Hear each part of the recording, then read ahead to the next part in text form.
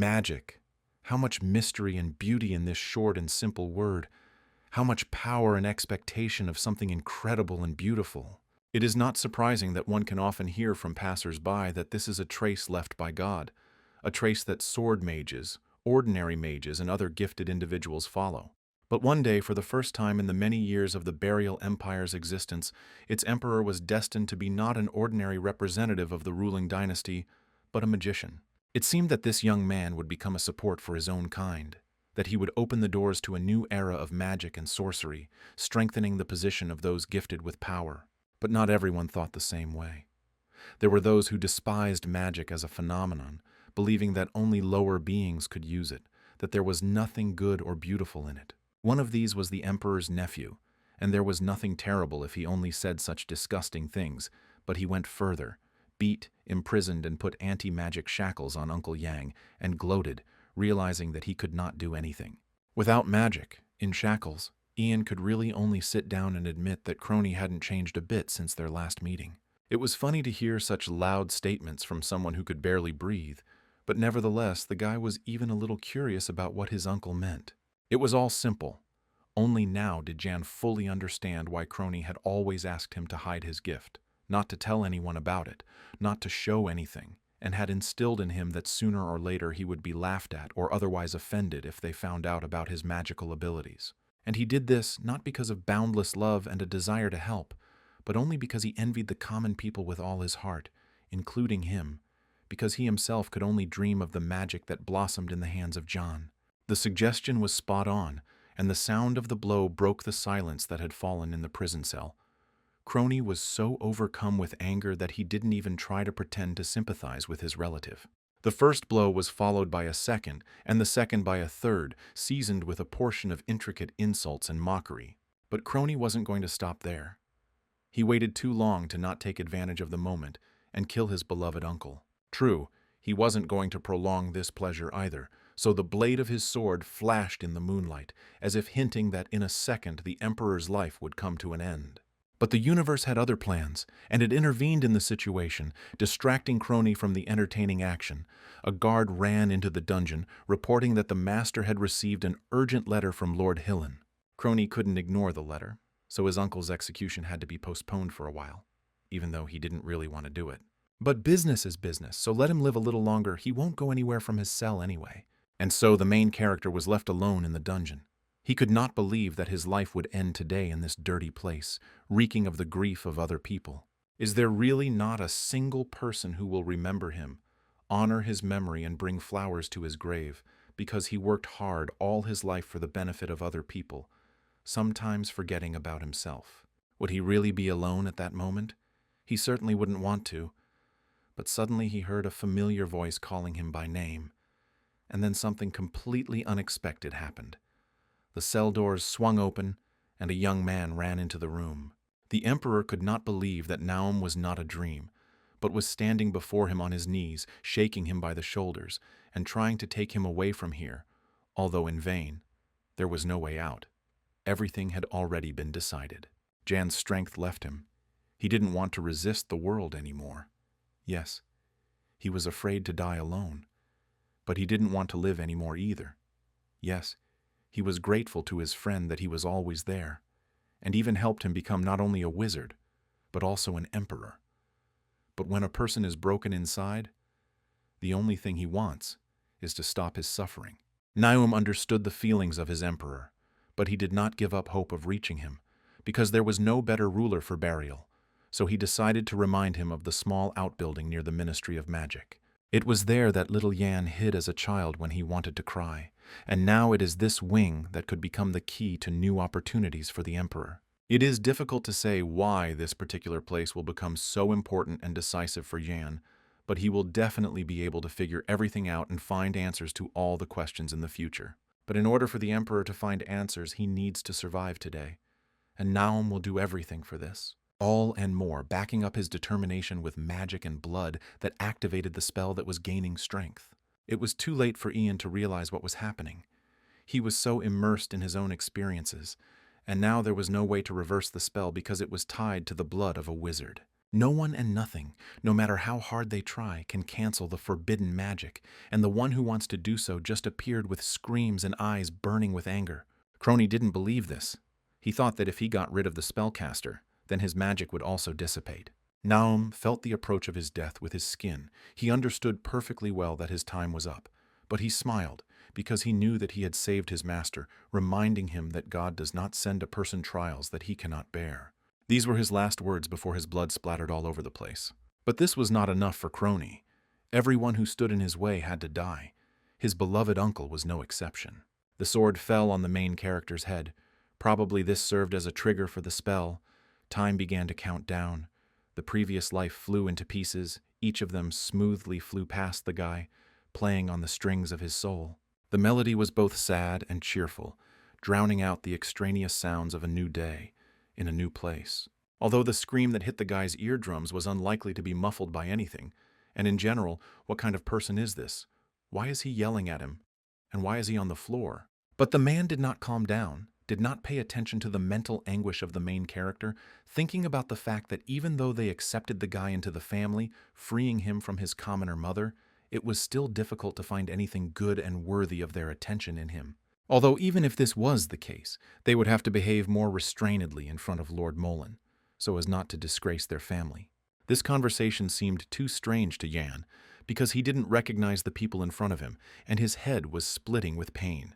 There was no point in lying on the floor, so he got up. But the place where he found himself was also unfamiliar to him, as was the teenager he saw in the huge mirror. To his credit, the young man in the mirror was handsome and healthy, but it was not this that caught the Emperor's eye, but the fact that this young man was himself. Meanwhile, the man, apparently the head of the clan, continued to spit words, saying that the guy should behave with dignity in front of the guest and make a good impression on Lord Molan, because if everything goes as planned, then he will help to officially adopt him. It sounded extremely strange, and the main character could not understand what was going on here. Seeing this, the man realized that it was better to show the document, the Emperor's decree, to erase the stupid expression on the guy's face. True, this broad gesture still could not help Jan in any way. He understood that he had not issued any decrees recently, but at that moment, when he looked at the date on the document, many things began to fall into place. This decree was issued 98 years ago, which meant that he had ended up in the past. The guy was unable to think about everything he had seen, because the document was brazenly snatched from his hands, mockingly noting that since he couldn't read, there was no point in trying to understand the words. Yes, and in general, no more attention was paid to him than to an ant, which seems to be there, but also seems to be not there. And okay, if only the new family behaved like that, it could be understood. But the servants also loudly gossiped about the main character behind his back, believing that he would most likely, as usual, alienate something during dinner. But Jan didn't pay attention to all this. He looked at his new self and understood that he wouldn't get used to the unfamiliar reflection anytime soon. But what is. And Naum would have to be thanked for this spell in the future. However, he again had no time to think, and the guy was already sitting at the table in the dining room, gracefully cutting a steak, and no less gracefully sending small pieces into his mouth, slowly chewing them. It is not surprising that such a performance did not leave the new mother and brother indifferent, although John did not strive for this, but was pleased with their eloquent reaction. This is the charm of a real emperor, although in reality everything was much more prosaic. He simply got used to eating small portions, or even nothing at all, from sitting in prison, but his leisurely pace was perceived by those around him as a sign of nobility, which delighted the guest of their house, because not every aristocrat could boast of such table etiquette. This was a sign to the master of the house to move on to a more important matter. He asked Sir Molan to put in a good word with the Emperor, since he liked John so much. The man did not refuse this request from the owner of the house, but he was still more interested in Jan, so he asked his opinion on philosophy, which had become quite popular. But noticing that the guy hesitated a little with his answer, he decided that he had not acted quite correctly by turning to his second son, and that he should have first asked the opinion of his first son, who was grimacing from the unwanted attention. After all, he could not answer even the most elementary philosophical question, and only made inarticulate sounds. But Jan appreciated the guest's thoughtful move, since he was trying to determine the level of education in their family in such a simple way. If so, the main character was not against playing by someone else's rules for now, noting that Filian's teaching was closest to him. He was particularly impressed by the humanistic theory that could be used as the basis for an ideal monarch, which greatly surprised Mr. Molina. Overall, the man was surprised by the level of education of the Count's children, and he should have been happy that he was praised, but still, it rather knocked the ground out from under his feet. But Mr. Molin didn't care much about this. He understood perfectly well that the smart Jan would attract the attention of not only the emperor, who valued such people, but also the barbarians from the neighboring state. Now this is interesting. Jan had learned very well in his past life to collect information bit by bit, analyze it, and quickly draw conclusions. And now he realized that we were most likely talking about the territory of Brack, where the border between the Empire and the land clan of barbarian warriors runs. In the past, the Count's family took the illegitimate son under their wing in order to sell him at a high price to the barbarians, and thus sign a peace agreement. Now that whole dirty story was repeating itself, only instead of the past Jan, there was an emperor mage. But even knowing everything in advance, the young man did not do anything. He had to smile for now and agree with everything, and then we'll see. The dinner ended, the guest left, and with him all the friendliness of the relatives who accused him of all mortal sins evaporated. And if the real John were here, he would have kept silent, but the main character did not do this, hinting to his brother that if it were not for him, the guy would have gone to the barbarians, but this burden fell on his shoulders. But realizing something so obvious was an impossible task for the Count's legitimate heir, so anger clouded his eyes, and a minute later he threw a vase at his half-brother. True, this outburst of anger did not make an impression on the main character. He remained standing with a stony expression on his face. This continued until the moment when the Count's son got personal and began to insult the mother of the departed Jan. The main character could not stand it and was engulfed in a golden magical whirlwind, who threw his opponent to the floor, and Jan slowly approached him, saying that even if the guy is still very young, he must weigh every word, because someone might misunderstand him and take revenge. Therefore, it is better for a brother to keep his long tongue behind his teeth so that there is no temptation to cut it off. The threat worked, a little more, and the fat man would have burst into tears, so frightening did Jan look. Perhaps Jan would have consolidated the achieved result. But at the wrong time, the doors to the room opened, and Mr. Molin offered the young gentleman some lemonade. After all, it was quite hot that day, and the man never expected to see echoes of strong magic in the room, swirling around the blonde. But it lasted only a few seconds, and seemed like a figment of the imagination, a figment of the light, but not what it really was. And besides, the Count and Countess did not notice anything. They didn't notice any magic, but they clearly saw that their son was being bullied by Jan. Moreover, it was difficult not to notice the eloquent huge puddle in which the fat man was sitting. Everyone understood perfectly well that there was no water underneath him. But even if this was the case, Jan decided to turn the situation to his advantage and continued to put on a show for the guest, offering his brother help and asking him to be careful with the vases so that such an embarrassment would not happen to him again. He even extended his hand to him, putting on a show, showing himself in the best light. But Daddy didn't appreciate his efforts and ordered the maid Hania to escort Jan to his room. The main character did not dare to disobey. Only strange bad feelings arose in his soul. There was something in Mr. Molin that made him turn around, but the answer to the question did not come into his bright head. But as soon as he opened the doors to his room, he no longer cared about Mr. Molin, because even the servants lived better, and he was still the Count's son, albeit illegitimate. The surprises did not end there. It turned out that before Jan was not allowed out of this room, he was constantly crying and asked Hannah to give his mother a letter from him, and now the girl was waiting for the treasured message to pass on to the addressee. The guy didn't have a letter, but he did have the realization that the life of the body's previous owner was terrible. Only the main character was not going to cry anymore, and he was not going to hang his head either. But the girl did not go anywhere and asked about her payment. It turned out that the guy gave the girl some of his food, which she fed to her brothers and sisters. So now she tearfully asked for help. Jan wasn't going to do it for free. He had his own conditions for the deal. When he needs help, Hannah will definitely do everything he asks. Only on this condition is he ready to continue sharing food. The maid was satisfied with everything. Left alone with his thoughts, the main character began to reflect on what had happened to him and why everything had turned out this way. In his particular case, time magic definitely didn't work right because he moved too far in time and space and ended up in someone else's body, which had never happened to anyone before. But be that as it may, there had to be a logical explanation for what happened. And if there was one, It would be in the Ministry of Magic, which meant he had to get there by any means necessary. True, that was later, but now he needed to deal with pressing problems. It was good that his new body was capable of using magic. It was unbelievable, but true. And one could also say that he was lucky, because this body and person had every chance of becoming a magician, and his potential was enormous. Besides this, an interesting coincidence was that the former owner of the body was named the same as the main character, Ian, which also raised questions, although perhaps he was too suspicious for no particular reason. At that moment he was torn from his thoughts by Hannah, who brought him food, although the portion was so meager that even if the girl took some for her services, there probably wasn't much to take there before that moment. But it wasn't even this that worried the main character, because only now did it dawn on him that neither on his plate now, nor during the dinner party on the table was there the very nutritious and filling gula fruit, which means that they haven't yet discovered a way to use it as food because its seeds are poisonous. And if his memory serves him right, everything will change in 50 years.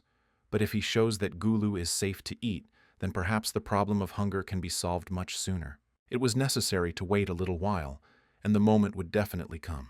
But for now evening had come, and the Count called the guy to his office for a talk. Perhaps such a moment would appear earlier than the guy expected, since in a few days another dinner party with high-ranking people was planned, which he should also attend, so he needed to prepare in advance and not disgrace the family name. And so, that he wouldn't forget about it, his father gave the boy a small package from his mother, which contained a letter and a couple of coins. Nothing special, but it could motivate the boy to behave well. And in general, if John is an obedient boy, then perhaps the Count will show him mercy and allow him to see his mother before sending him off to school. It was hard not to understand the hint, and the main character only nodded his head obediently in agreement.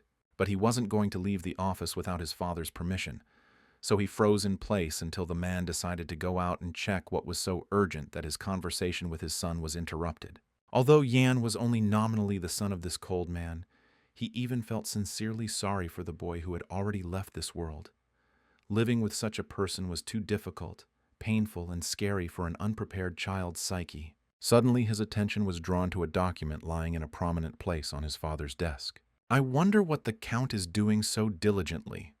And he was doing some very dirty and punishable things, because stealing from the state treasury is quite a pastime, especially when someone does it so obviously that they don't even hide the double-entry bookkeeping, but leave it in plain sight. Now it is clear why Mr. Mullen actually came from the capital to their provincial wilderness. But Jan didn't have time to continue his research, as the Count returned at the wrong time, and in order to prevent him from understanding anything, the guy even had to use magic to turn off the light in the room.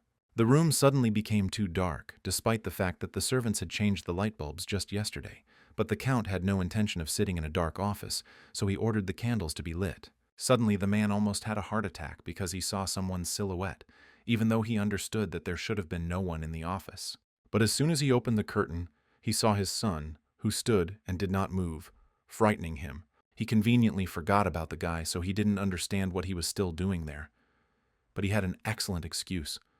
Like I wasn't spying, I was just standing there, since no one would let him go. This answer satisfied the man. Besides, he had one more thing to do with Jan. It turned out that he had just been called in for a conversation, during which it turned out that the land clan of warriors demanded a letter signed by the guy. Therefore, he needs to write them letters from time to time. If he cannot do this himself, the teacher will help him, but there should be no problems. Since Jan understood everything, he can be free and go to his room. Jan went, though he still couldn't understand why his mother was writing to him, and most importantly, she was doing it on very expensive and textured paper, so to speak, for the rich, while she never had and never could have money for something like that. It was a little strange, but the content of the letter was banal. He should treat his brother Chell well and be glad that he had a friend, and now lives with his father. But still, there was one interesting moment in this letter in which the mother had a small request for him, which confirmed the boy's fears that his position in this family was quite interesting. Meanwhile, slowly but surely, the day of the dinner party arrived, and important gentlemen, Mullen and Mac, came to visit the Count, immediately showing signs of attention to the mistress of the estate. The game began. Everyone gathered in the dining room and began to eat, engaging in small talk, avoiding sharp questions and angles for now, exchanging compliments. True, it was time to check how resourceful the guests were, so Jan, testing the waters, asked whether the guests were satisfied with the food on their table, since most likely, in the capital, they preferred other dishes. But this was not the case. In the capital, as in provincial towns, they ate approximately the same dishes. Although everything depended on the social status of people, the poor ate less, and their dishes were much more modest than those of the rich. But even the rich got tired of eating the same thing day after day, and sometimes they wanted some variety, which was nowhere to be found. The guest's reaction pleased the protagonist, so he asked the man what he would say if he suggested using something that had not been considered food before, and that this something could become an exquisite dish that would save the country from many problems. But as soon as the guy finished his heartfelt speech, silence fell over the table. True, this silence was not oppressive, and the guests were surprised that there was a second person in the country who thought so unconventionally. The first was the second Prince Gale. Now this was interesting. If Yana's memory did not fail, and he hoped that it did not fail him, then it was Gale who raised the first rebellion of the magicians, but unfortunately, it was unsuccessful. Nevertheless, it had enormous significance for the further course of history, and since these gentlemen speak so warmly of the second prince, it means they work for him. And yes, getting close to traitors to the crown is not the best option, but on the other hand, you can use them for your own purposes. Time flew by rather quickly, and towards the end of dinner Mr. Mullen turned to the Count with a small request. He would very much like to take a short walk in the park and talk with young Master Yang. But the Count did not want to let the boy go with the guest, but he could not refuse him either, so he sent Chell with them for a walk. But the boy couldn't refuse his father, and he didn't like the walk at all. And in general he was tired, and he wanted to sit somewhere, and not go to an unknown place, for an unknown reason. Noticing the boy's fatigue, Mr. Mack decided that it was time for them to really rest a little, and nothing bad would happen if they sat under the tree for a while and then caught up with the others. The idea appealed to everyone, to Chell, because they could sit down, to Jan and Mr. Mullen, because they could talk without witnesses. But they couldn't waste time, so they immediately got to the main thing. Mr. Mullen had noticed the characteristic gleam in the guy's eyes last time. Was he really a magician? Jan was in no hurry to confirm this, so he decided to play a game called I Don't Know Anything, and I Don't Understand Anything. True, the man had no intention of playing by the main character's rules, hinting that the second prince was always happy to meet new promising magicians. Perhaps that was the case, but Ian doubted that was the only reason for this conversation. Moreover, he was sure that the guest had many other questions for him that had not yet been voiced. And it would be good if they could discuss one of these issues right now, for example, about the waste of tax funds, and also discuss what a guy needs from a man. Mr. Mullen did not expect such a turn of events because it was not every day that he was offered deals of this kind, but he needed the Count's double-entry bookkeeping. But the young man wanted to know what he would get in return, because he understood perfectly well that his father's crimes could affect him, which he really didn't want. This was a business conversation, so Mr. Moline made Jan a counteroffer. He could slow down the process of his entry into the Brach family, which meant he would not have to go into exile, and here he would not be threatened with prison. The offer was tempting, but Jan needed something else. He wanted not only to avoid imperial punishment, but also to obtain land for his own use. And to carry out these plans, the guy was going to go to the clan of ground warriors without being adopted. He understood perfectly well what kind of people they were, but he also realized that he needed a place where he could wait out the storm, and his father would not dare to stick his nose into the clan, even if he wanted to, and he would want to, when everyone found out about his deeds. However, the clan of ground warriors would be an excellent shield and shelter for him, since its members dislike Count Brach, and they don't get along well with the imperial family, so they should have treated him well. Besides, the boy understood that Mr. Moline was not going to take him and his mother under his protection, so he would have to look for this very protection elsewhere. The man did not expect such words from Jan, so he did not answer and decided to retreat. The main character did not put pressure on the man, so he politely explained that he understood everything perfectly well, but he himself would stay in this quiet place for a little while longer. Looking at the straight back of the guest, the guy reflected on the fact that it was at this time that the Brach family suffered a collapse. Therefore now Jan needed to take advantage of any opportunity to protect himself and strengthen his status, because in order to get into the palace it was not enough to get into the Count's family. He needed to take possession of the Count's estate by any means necessary. But before that, he will provide himself with a reliable rear, with the help of a clan of ground warriors. A rough plan was drawn up and it was possible to return to the house, but suddenly the guy froze halfway. Still, he didn't expect to see his mother there, who had snuck into the garden. The woman, despite everything, was beautiful, albeit a little sad, but she was nevertheless interested in how he was doing. Although she didn't fully understand what was going on, because Hannah had conveyed her request to come here, and it was a little scary. True, she didn't have to worry about anything, since Jan was doing more than well, and he also decided to thank her for the letter and the coins. Although the main character understood that she did not have that much money, he nevertheless asked his mother to pack all her things, because they would soon set off on a journey. She would receive the details through Hannah. Fear gripped the woman's body when she heard her son, but she pulled herself together and asked him to run away from the Count's house. If he was feeling bad there, she would not say a word against him. The main thing was that he was feeling good. But Jan wasn't going to run away anywhere. He had completely different plans for his life. But he needed to know that his mother would do everything he asked her to do. That was the only way to succeed in the first part of his plan. Realizing from the slight nod that his mother understood him perfectly, the guy calmed down a little, and now it was time for him to go into the house with the guests. True. Before leaving, he asked the woman to collect more gula seeds. They would be very useful to them soon. A new day had arrived. Ian and Chell decided to change their usual daily routine a little and add some physical training to it. After all, they were not in the best shape. The idea itself was great, but as usual, the execution was disappointing, as their coach didn't look his best, and what's more, he was drunk. For this reason, he didn't give a damn now, and so he didn't show a drop of respect to the other gentlemen who wanted to inspect everything here and train. And in general, they should not explain the logic of their actions to commoners, and being able to stand up for oneself was very useful, considering that those who were supposed to protect them drank, ate, and slept, nothing more. Although the man didn't want to do anything, he had to please the gentleman, so he told them where everything was located. Jan thought that everything here was standard, but suddenly his attention was drawn to people who were standing on their heads. It turned out that this was a training session for orphans. And while most of the teenagers were already tired and their bodies were visible as if they were tense from pain, there was one guy among them who showed no signs of fatigue.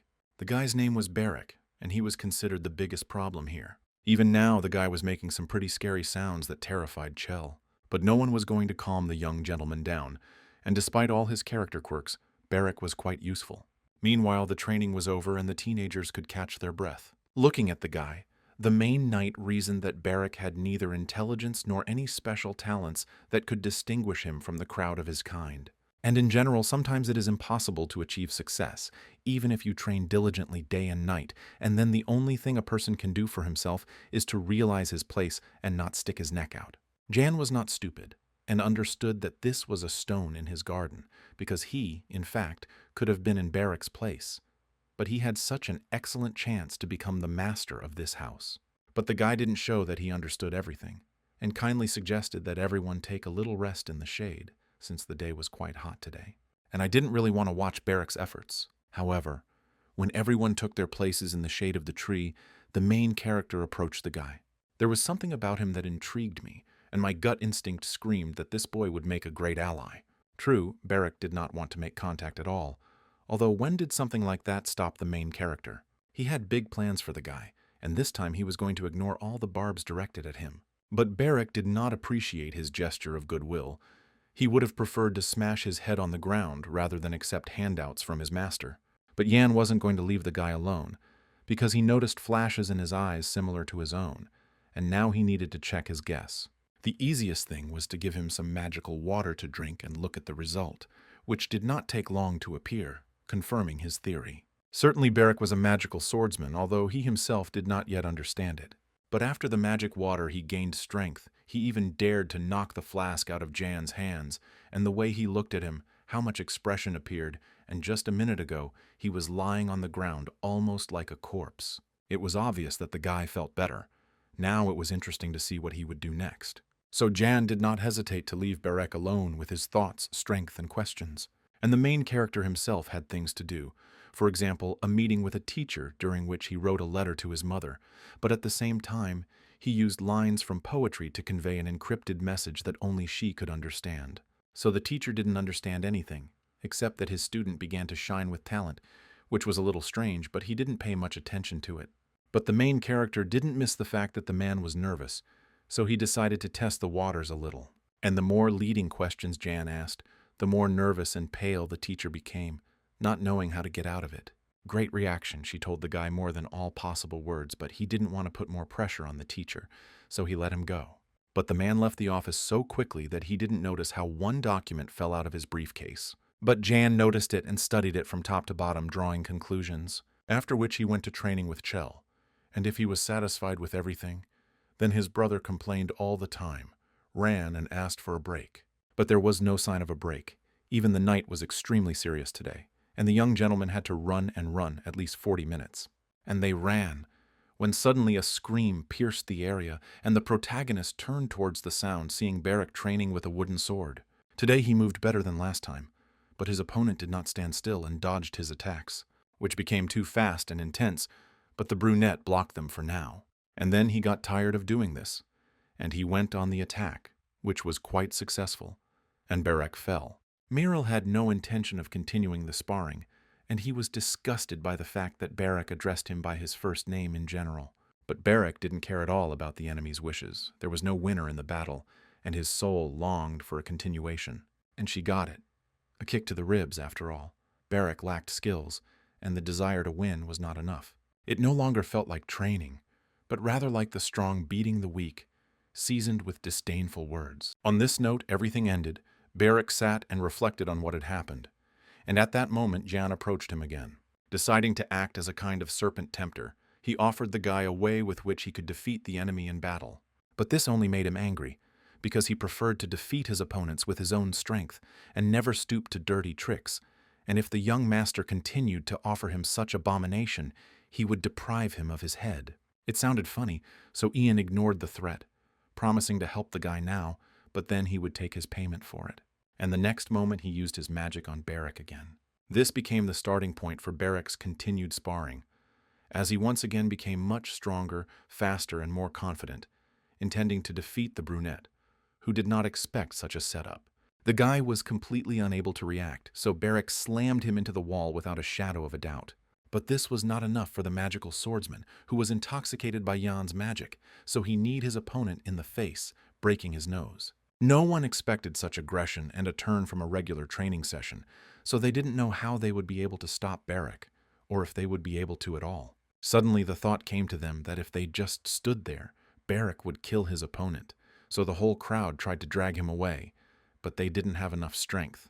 They fiddled around for a while and finally managed to twist the guy and throw him to the ground. But the guy seemed not to feel anyone else's hands on his shoulders. He was so happy that he managed to win in sparring for the first time. True, his joy was not shared by the chief knight, who ordered Barrack to be taken into custody. But suddenly he saw movement behind him out of the corner of his eye and realized that Mr. Yang definitely wanted something from him. True, the main character did not intend to make the situation worse, so he said that Barrack had not done anything bad to him. He had only said a few nasty things, but he was not the first, and he would not be the last. This was good news, and the knight exhaled, but decided to end the gentleman's training for today, because a very strange atmosphere reigned on the site now. Jan agreed, since he himself believed that training was no longer advisable, but he was curious about what kind of punishment was now awaiting Barrack.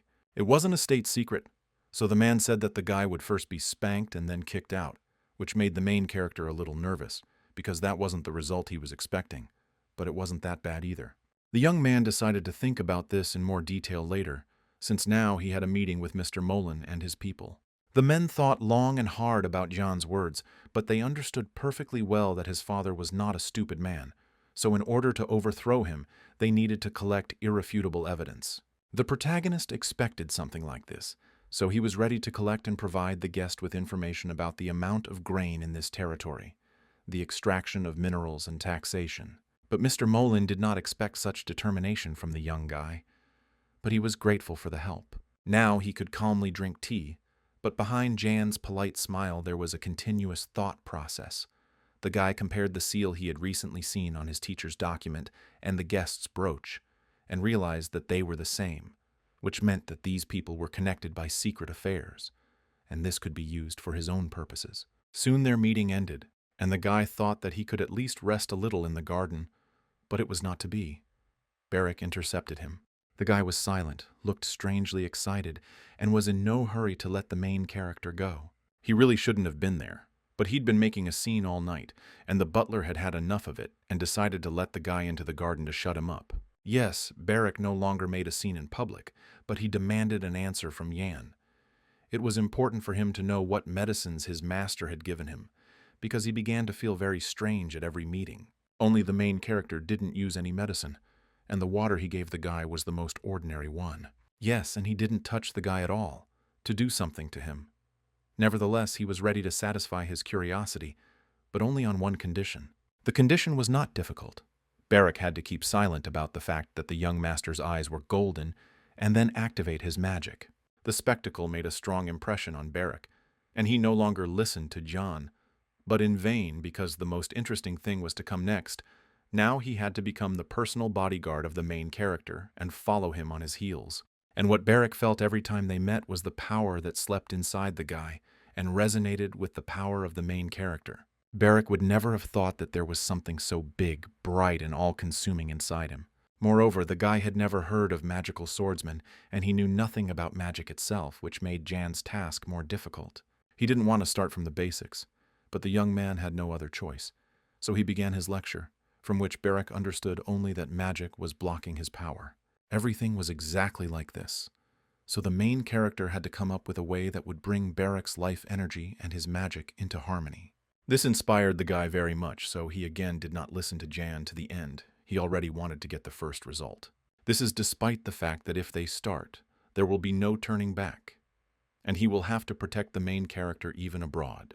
After all, he had no relatives who would worry about him, and besides, he was not afraid of death, because if he stayed here, he would simply die of hunger. So he, with a smile and a heart full of determination, sealed the agreement with Jan with a handshake.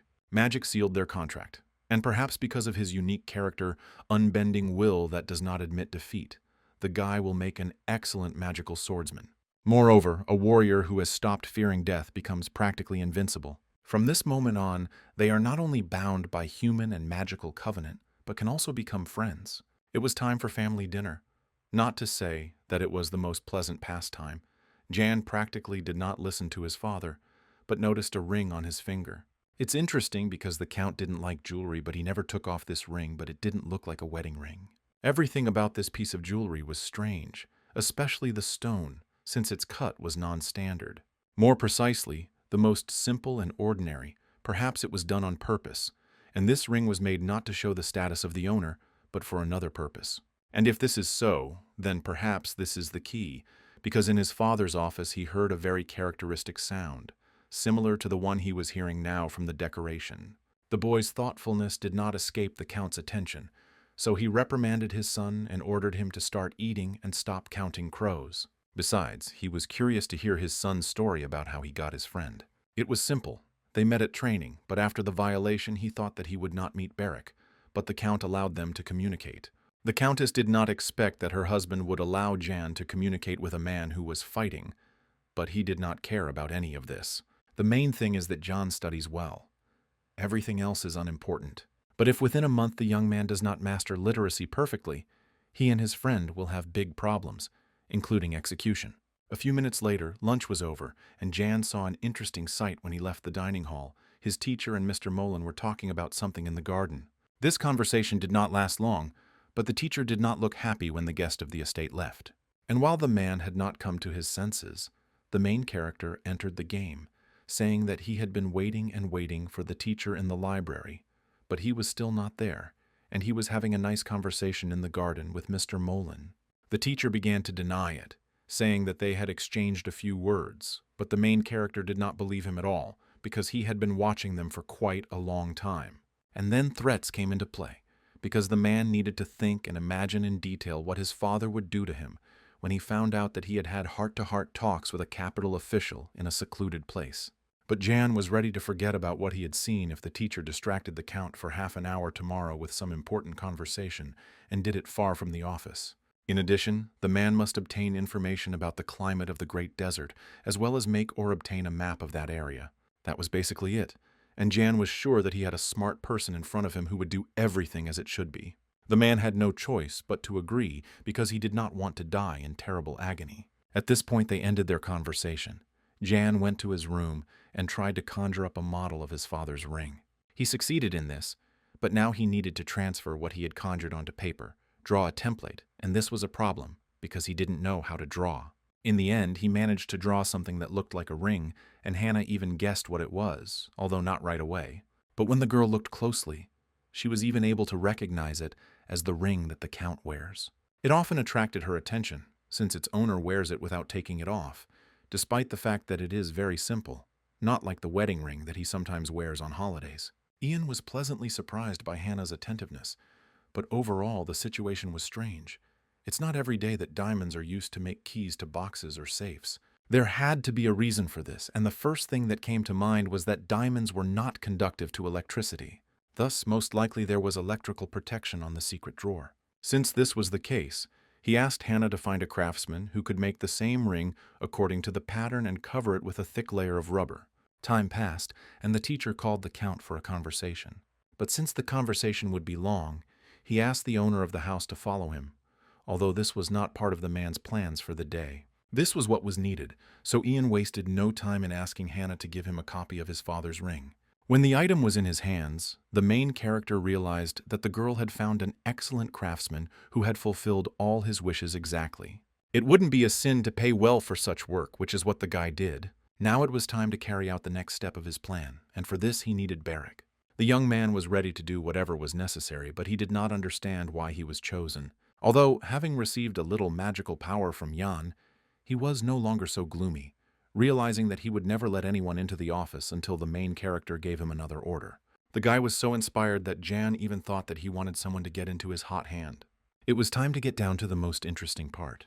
It didn't take Jan long to find the secret drawer. By and large, he thought that the device would be much more complex than what he now saw in front of him. Interestingly, the Count kept letters from the clan of land warriors in this box, but the problem was that the guy did not understand their language well, and not everything that was written was clear to him. But there was no time to go into details, but it was necessary to know more, so he decided to rewrite a few points to analyze them later. Next, he decided to do a little magic with the tax documents so that a full audit of his father's income and expenses would take place. That's all for now. Now you need to put everything in the desk drawer and close it. But the problem arose at the most inopportune moment, and one of the Count's assistants entered the office. There was nothing to do, and the main character had to use magic on the poor guy to protect himself. The result was interesting, but it gave the guy the opportunity to leave unnoticed, although the employee was threatened with dismissal. Not only that, the Count also ordered the confiscation of all the workers' property for his misdeed, even though he was not actually guilty, but no one would know about it. Barrick watched all this from the window. He was curious how this whole story would end. But Yana didn't care how it would end. The assistant himself was to blame for what happened to him. He shouldn't have come to the owner's office when he wasn't there. Although on the other hand, such mistakes cannot be allowed in the future, he did not expect the man to appear in the office, so he did not have time to cover his tracks, but only managed to neutralize the man. But the Count does not suspect him, and switched his anger to the worker. Already good. And by and large, the problem was not in this, but in something else. A short note that he found in his father's desk drawer. The question arose of who would become the successor in the clan of ground warriors, and why his father hid this information from everyone. What was so special about this Jan could not yet understand, and Barrick did not allow him to finish his thought. It dawned on him that the main character was holding paper in his hands, and the black thing on him was text. But that was where his knowledge ended. But this was not so bad, and the guy had a good memory, so he quickly remembered that he needed to hand over these papers to Sir Mullen and get gold from him for this, get rid of the key, and leave a message for Philia on the way back. And also find the main character's mother, ask her to hide and collect the gula seeds. With this, they had decided everything, when suddenly Jan looked out the window and saw a mysterious stranger. Something interesting was planned, so the young man decided to change their plans a little. Namely, Barrick had to change his route a little.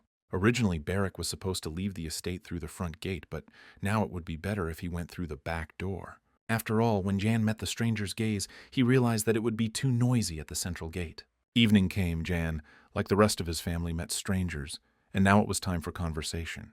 The stranger's name was Bellamy, and he was the son of the chief of the land warrior clan, Kakanthara.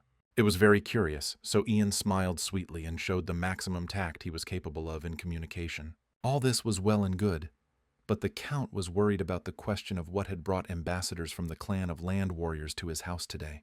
It was all quite simple. Since the deputy head of the clan was very ill, Bellin was going to continue negotiations on a peace agreement on his behalf. It was impossible to postpone it any longer, but at the same time, the solution to the issue required careful preparation. This did not surprise Jan at all. He remembered very well that in the clan of ground warriors, they treated the deputy head of the clan almost like a deity. He was a spiritual mentor for everyone, and his death would hit all members of the clan hard. And if this happens, the entire clan will be in mourning for at least a year, so the peace agreement must be signed before his death. But the Count had no intention of giving in to the previously planned negotiation process. He saw no need to adjust to some deputy head of the clan. But this was meaningless, since the deputy was a very important person. He guided all the warriors of the clan on the path of truth, and young Master Yang was obliged to meet with him, look into his eyes and try to gain his respect. There was no other way. This statement offended the Count. He did not understand how anyone could doubt his son's pedigree. Yes, the guy was the son from his second wife, but he was still his son. Jan listened to all this and just smiled sweetly. Balam continued to stick to his guns. For him and his clan, some paper documents didn't have much meaning, but the mentor's gaze was another matter. Moreover, the envoy noticed that the boy and the man were completely different from each other, which meant that the documents could be fake. The Count was worried that his plans could collapse today. Yes, he had Jan's entry in the family register, but that was clearly not enough, and at this rate he could forget about a peace agreement and profitable cooperation. The main character did not miss his father's thoughtfulness, but even he could not predict what was going on in his head, and the man could think of nothing better to do than to suggest that the ambassadors take a rest from the journey and continue the conversation tomorrow. He also sent Yana to his room, accompanied by a butler. The Count himself was urgently planning to leave for the capital and finish preparing all the necessary documents, while his family members were to entertain the guests in any way possible until he returned. Jan watched the carriage go by. He understood that everything was going quite well. Now it was possible to talk to Belimi one-on-one over a pleasant snack. Neither the guy nor his security had ever seen anything so delicious, so they even started drooling, so they lost their concentration a little. And Jan asked the ambassadors for a small favor. He wanted to take someone with him on the trip. But this was impossible because Jan is one thing, and all the rest are unnecessary ballast for the long journey. But the main character didn't think so. Moreover, he was ready to help the ambassadors and waited for Barrack's return. Bellamy did not believe that the main character's people could be skilled and useful on such a long journey. In general, such information sounded rather absurd and funny to the ambassador, since he did not believe a single word of his interlocutor. It was hard for him to believe that some kind of effeminate gentleman could be in no way inferior to ground warriors in skill. It was rather ridiculous to hear the proposal to take 2 people on the road who were not even resistant to poisons and could not survive long in the desert without water. But now Jan was not going to remain silent. He believed that the help of his people would be very useful. Perhaps Barek is not the smartest young man, but he is quite strong, so there is no need to worry about them. They will cope well with the journey in the desert. Such persistence was commendable, so the ambassador decided to give one chance to the main character. If he could defeat one of them in battle, he would be able to take his people on a journey. If he could not, he would abandon his idea. Meanwhile, Barrack had already returned and was supposed to accept a challenge to a small duel with one of the members of the ambassador's group. The girl was not eager to enter into a duel, and in general she believed that she was being exploited because she was the youngest in their group. Nevertheless, she was ready to spend 5 minutes of her time on such an event. Barrack watched her movements closely and could not understand why he had to fight with some underage girl. And in general, how could you call something like this a fight and not even come to watch? But the main character did not share his comrade's mood, because he had to be extremely attentive and not pay attention to the fact that there was a young girl in front of him, because if he lost due to his own inattention, he would regret it very much. In addition, Jan was well aware that the rest of the Bellamy group did not come to the site to watch the fight, realizing that the strength of Barrack and Sue were not equal. The girl was stronger than the guy. But Barrack seemed not to hear him, because he was offended that some unknown people, calling themselves great warriors, were underestimating him. But these were all unnecessary emotions, because the young man simply needed to win, nothing more. In order for this to happen, the protagonist shared his magic with the bodyguard and asked him to listen carefully to the new instructions. This time, like many others, Barrack was extremely surprised by what was happening, since he could not get used to this. However, now he was absolutely ready for any twists and turns of this fight. The essence of the competition was that the guy was given 5 minutes, during which time he had to make the girl lose her senses by any means necessary. If he did it in that time, he won. If not, he lost. The rules were absolutely clear, and the young man was confident that 5 minutes would be enough for him to win. He was absolutely confident in himself, so he believed that the girl would lose, and this loss would be extremely painful for her. Without thinking twice, he attacked Sue first. But everything went wrong right away. The girl easily spun on one leg, saying that the only one who would shed tears here was him, not her. And in just a moment she disappeared from the young man's field of vision, moving away from the line of attack. All this in order to get close to him the next moment, leaving no chance to think. But the guy was in his element and immediately went on the attack, only to waste his energy on it because Sue easily dodged. And all in order to gracefully turn around and kick the young man in the face. Now Bereg began to understand that his opponent was not so simple, because physical strength alone would not be enough to defeat her. He needed at least a second's respite.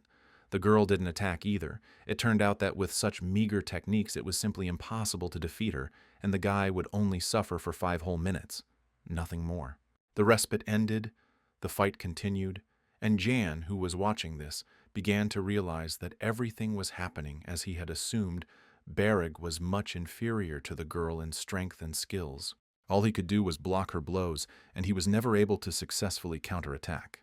However, the outcome of the battle was not yet decided, since now a small grain of the protagonist's magic was in play. Feeling this, Bereg entered the game, intercepting the girl's leg, which she was about to hit him with.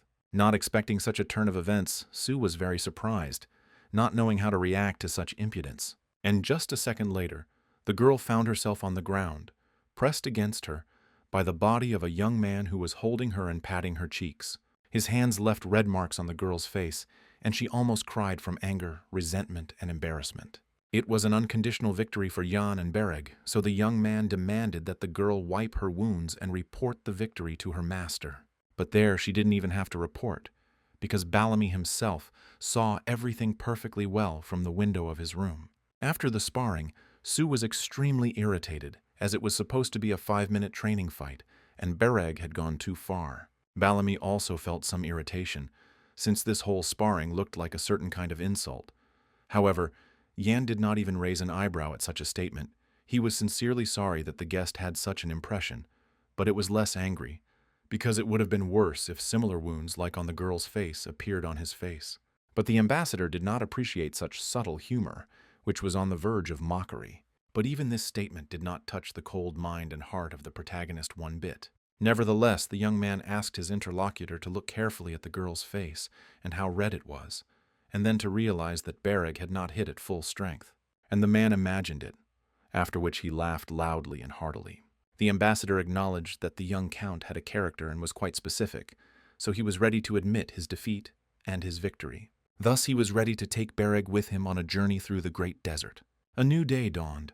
The count returned home and continued negotiations with his guest. Now he was ready to accept his conditions and set out in a week to conclude a final peace treaty. This was the solution Bellamy had been hoping for, so he thanked the man from the bottom of his heart for his understanding. A whole week passed after this conversation, and the main character was getting ready to leave, saying goodbye to Hannah. The girl was sincerely worried about the young gentleman, and promised that everyone would wait for him, and when he returned, they would prepare something delicious for his birthday.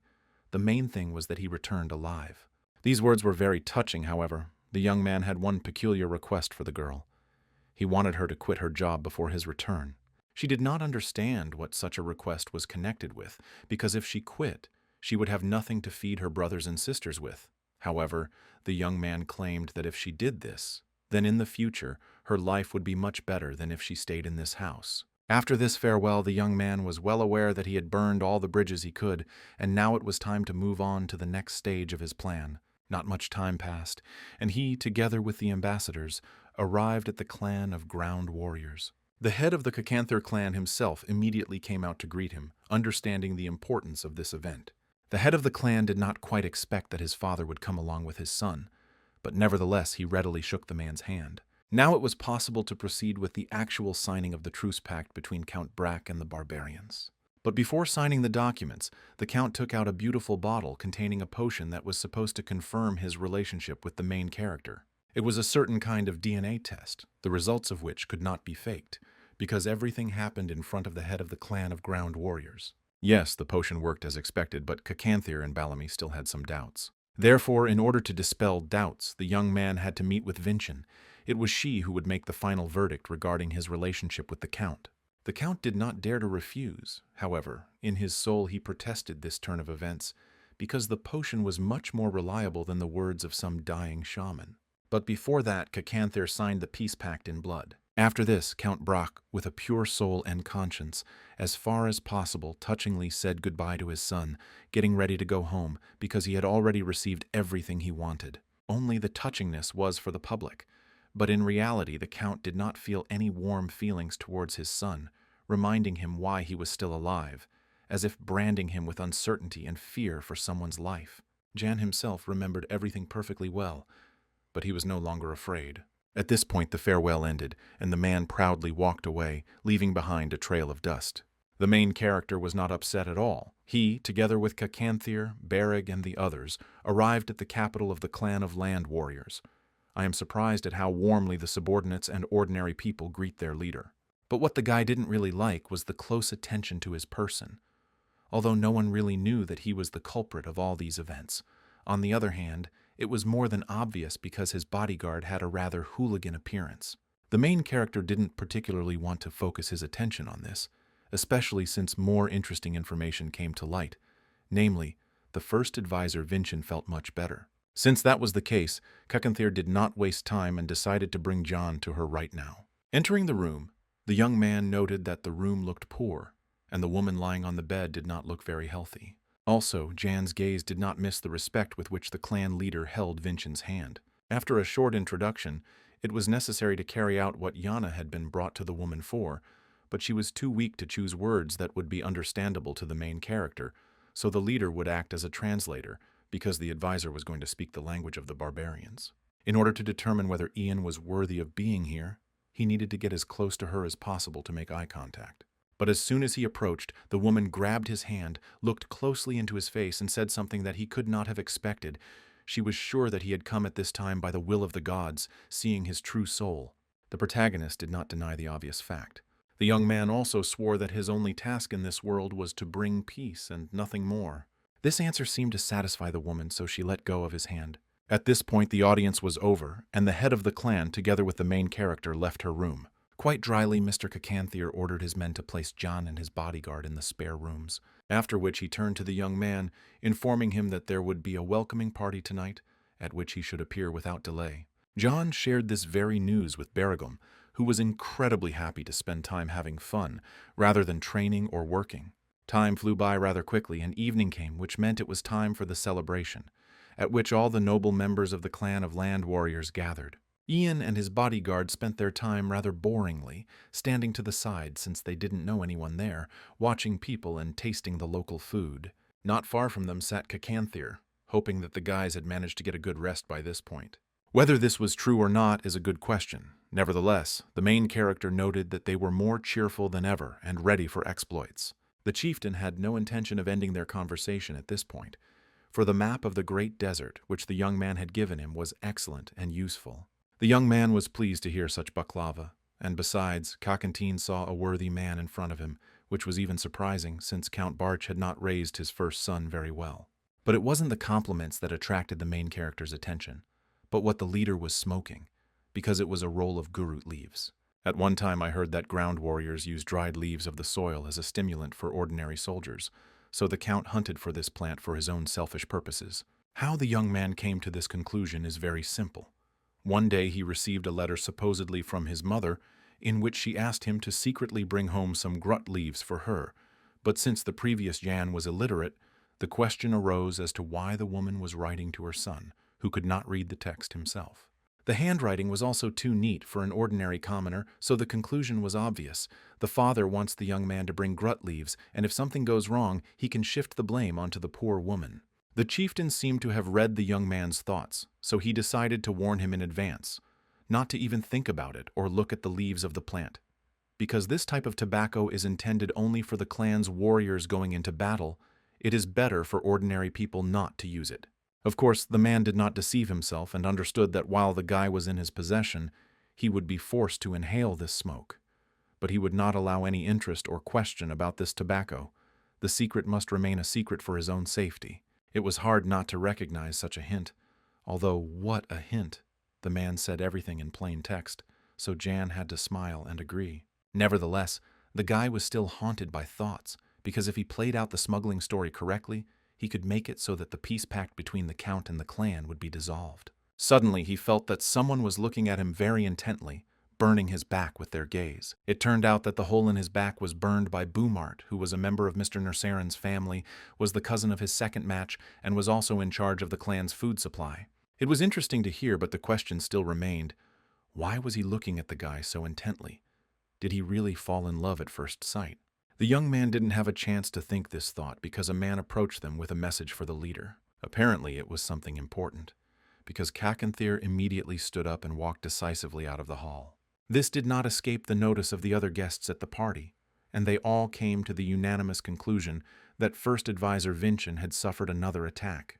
Sue was of the same opinion, because the person who reported this to the chief was the clan's attending physician, so she looked very upset, because no one could guarantee how much longer their spiritual mentor could live. Sadly, the woman was likely in a very serious condition, and it is unlikely that there was a doctor or medicine that could help her cope with the disease. On the other hand, there was one way, but it was hard to say how viable it was. After all, they said that only the mythical flower Silask could help Vincent. The legend said that this is not only a healing flower, it is magical and never fades. And at that moment something clicked in the memory of the main character. He remembered the strange flower that his mother had recently given him. The holiday ended, the night came to an end, and morning came in the city of the clan of ground warriors. But this morning was far from good, because the first advisor was still unconscious from the previous night. Something had to be decided, and the first thing that came to mind was to continue searching for the magic flower, but it was not so simple because the first group that went on this search had not yet returned, which led to very sad thoughts. At this moment, Balami brought Yana to the chief's house, although it seemed that there was no reason for this, but it only seemed so. After all, the young man was sure that he knew the location of one such magical flower. This was a real surprise for the leader, although he was in no hurry to believe what he heard. Moreover, he flared up and ordered the young man to go to his quarters and not to interfere in the internal affairs of the clan of land warriors. But the main character wasn't one of those who would just give up, so he decided to ask if the magic plant was red. But this made the leader turn around and look at his guest in a completely different way, because only the one who saw this flower could know that it was red. It seems that the young man saw the plants on his father's property, but this is only an assumption for now. But before he shares more details, he has a request for the chief. So, based on the fact that the peace treaty was concluded with the knowledge of the Emperor of the Burial Empire, the young man decided to ask for respectful treatment and protection as a representative of this very empire, and not only as the son of a count. It was a rather curious proposal, which caused Kakantir to grin like an animal. And a second later, he was standing next to the guy and squeezing his throat with a steel grip. He didn't like the blackmail. He didn't like the guy's demands. He didn't believe that if he killed him, the Empire would send its people here. Yes, perhaps the man was right about this, but he forgot that with Jan's death, problems would come to his clan. After all, his body is John from the Brach family, but inside this vessel is the soul of the imperial palace, which has passed through time and space. So if this body is harmed, the soul will also perish. It sounded so realistic that the man laughed in disbelief. And then he grabbed him with force and pulled him into the room of Mrs. Vincent, who had just come to her senses. She was weak, but it was important for the leader to know whether the guy was telling the truth or had made up a beautiful story to blackmail him. She didn't really have a choice, so she used her special vision on the main character again, but this time something went wrong. She was in pain and couldn't speak. A new attack of illness gripped the woman's body, and there was no more time for unnecessary conversations. Jan could not bear to watch her suffer, so he confessed that the magic plant was found in the Count's house in his old room. This served as a trigger for Kakanthir, so he quickly gave orders to his men to bring the flower immediately. Bereg came running into the room at the cry, not understanding how he could help his master. But the guy didn't need help. Everything was, in his opinion, more than good. After all, this flower will be his first gift to the clan of ground warriors, which they will not be able to ignore. Some time passed, Quite quickly, the clan members brought the plant. Now, Kakanthir felt guilty before the guy for his reckless actions, so he asked him for forgiveness. Yan didn't react to this in any way, only noting that one flower would not be enough to create the medicine. This was true, but the leader did not lose hope that if the guy managed to help him once, then he would be able to find other components of the medicine. But it wasn't that simple, yes. This plant was his, but he started growing it too long ago, and now he didn't remember the details of this process. But there was a person who could help them. But there was a problem here too, since this person would only get in touch after the full moon. Jan did not want to go into details because he did not receive any guarantees or positive answers to his requests. In any other situation, Kakanthir would have ignored the guy or killed him, but not in this one. So he decided to listen to him, and it turned out that he wanted to get the full support of the Ground Clan in future negotiations with the Brach family. And again, John surprised the leader. He did not expect that the guy would want to overthrow his father, but the main character did not see anything criminal in this. After all, the strongest should always be in power. There was some logic to this, but the guy had no real power in his hands and couldn't give them the grain they needed, so giving him preference in the negotiations would be difficult. The leader was right, so the main character had to tell that soon the Brach family could completely disappear, since within a month the Holy Inquisition would come to their lands, and the Count would be accused of treason. And again surprise pierced Kakantir's consciousness, and with it the question was born of what would happen to the guy, because he was also part of the Brach family, which meant that this situation would affect him too. It was a fair point, but there was no need to worry, since he was only the son of Count Brach by blood, and on paper he was simply Jan. Thus, the Empire has no reason to consider his humble person a traitor. This way he gets out of trouble and has a chance to become the head of the family. Only now did the leader clearly realize that Count Brach had deceived him by giving him a son who was not even officially a son. His whole posture and look betrayed an extreme degree of tension, but Ian hoped that the man would make the right and wise decision. Besides, the young man was sure that his father would soon be gone, and then it would be wonderful if Kakanthir invaded the county of Brach with him. This decision seemed absurd, but the leader did not need to worry about the Imperial troops. After all, no one wants to deal with the deadly weapons of the desert, and even if an unforeseen situation arises, you can always retreat into the desert. And as a result of this plan, it would be great if Kakartir openly supported it, since he intended to become part of their clan too. And after the power passes into the hands of the main character, he will turn that territory into the most prosperous part of the Empire, and will not forget about those who helped him, and will show the clan of ground warriors true power. Besides, it's time for Kakanthir to realize that their relationship is no longer about trade and money, but about two leaders leading their people to a peaceful era.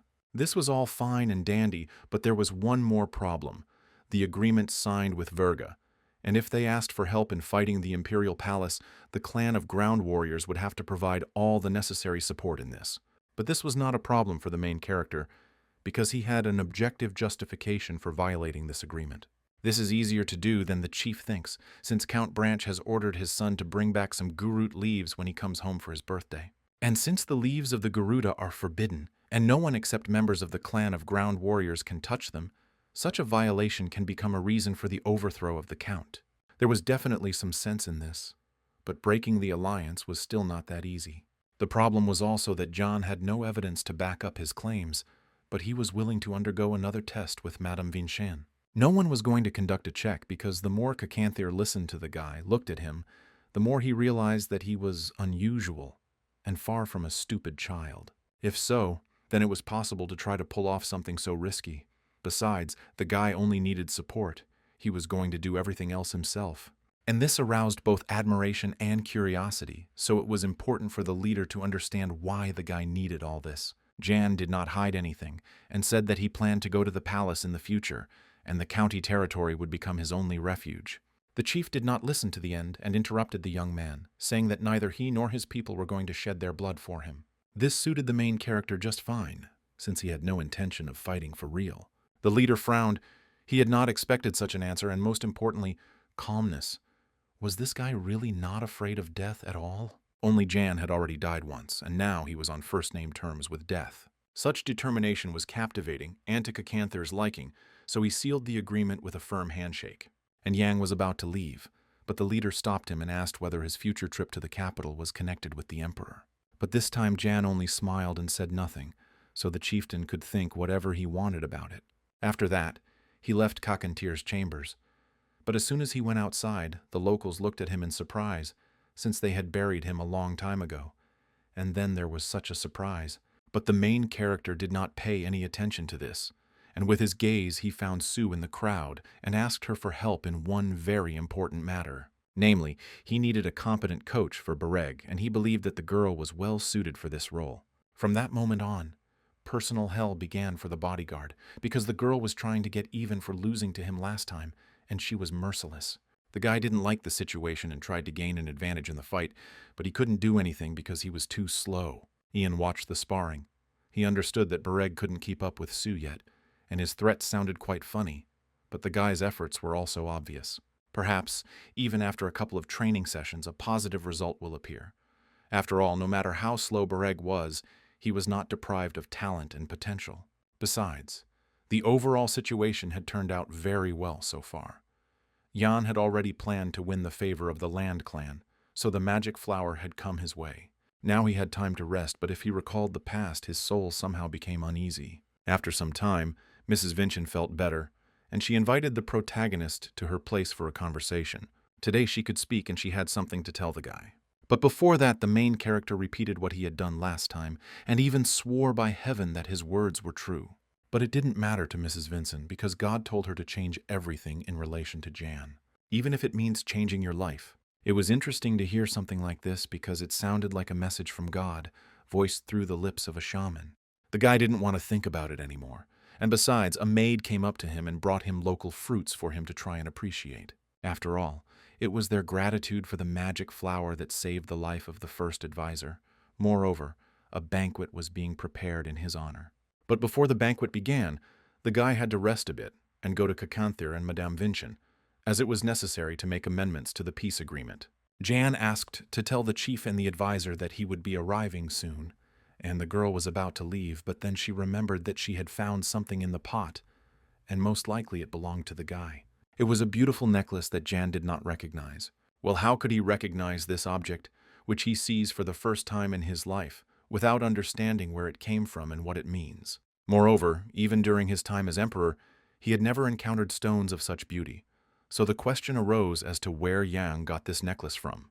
The situation with the flower was strange in principle, because the guy grew up in a brothel all his life, and grew a magic plant on the window, and hid such a treasure in the pot of this plant. There was clearly something wrong here, but it was hard to say what. If you think about it logically, then most likely Jan knew nothing about the decoration, because if he had this information, he would have definitely sold the necklace and received decent money for it. But since the decoration was still in the flower pot, it was most likely not the boy who grew the plant, but someone else, and that someone only asked Jan and his mother to take care of the flower. Unfortunately, the main character's information about Yana's past was fragmentary, so he simply could not draw any more complete conclusions now. All that was left was to hope that this lack of knowledge would not harm his plans. At that moment, Bereg, who had just finished training, ran up to the main character, claiming that he was equal to Sue in strength and had just not received a beating from her. It sounded extremely unconvincing, but it was time to move on to other things. And after they finish with the main business for today, the main character will need to ask the bodyguard about everything he knows about the warriors of the clan of Ground Warriors, because the guy wants to become the strongest warrior in the world, although now he is very far from this. But the main character understood that if the young man trained hard, then sooner or later his desire would take shape, and now it was necessary to move on to fulfilling the new point of his plan. Meanwhile, something strange was happening in the Count's house. Trouble came from an unexpected place. And it was no sin to tear the gentleman away from his important affairs because the tax inspectorate arrived from the capital. There was nothing good to expect from this, but there was no point in resisting what had happened either. If one were to look closely at the facial features of Batty Erica, the captain of the tax police, one would see only cold determination, integrity, and incorruptibility. Count Durgabarch read all this very well, so he was somewhat disoriented and did not know what to do. Meanwhile, Erica introduced herself and said that her group was sent here by order of the emperor, and she would personally conduct an investigation into embezzlement and treason, and she swore to conduct this very investigation honestly and impartially. How this outraged the man, because he had served the empire faithfully and truly for so many years, defended it from the barbarians, and now such distrust was expressed towards him. And perhaps, in other circumstances, someone else would have believed in such a wonderful performance, but not Erica. And besides, she had a document with the seal of the Count's house. It was not even a document, but a kind of complaint addressed to the Emperor, which stated that someone knew about the Count's tax fraud and asked for a thorough investigation of this matter.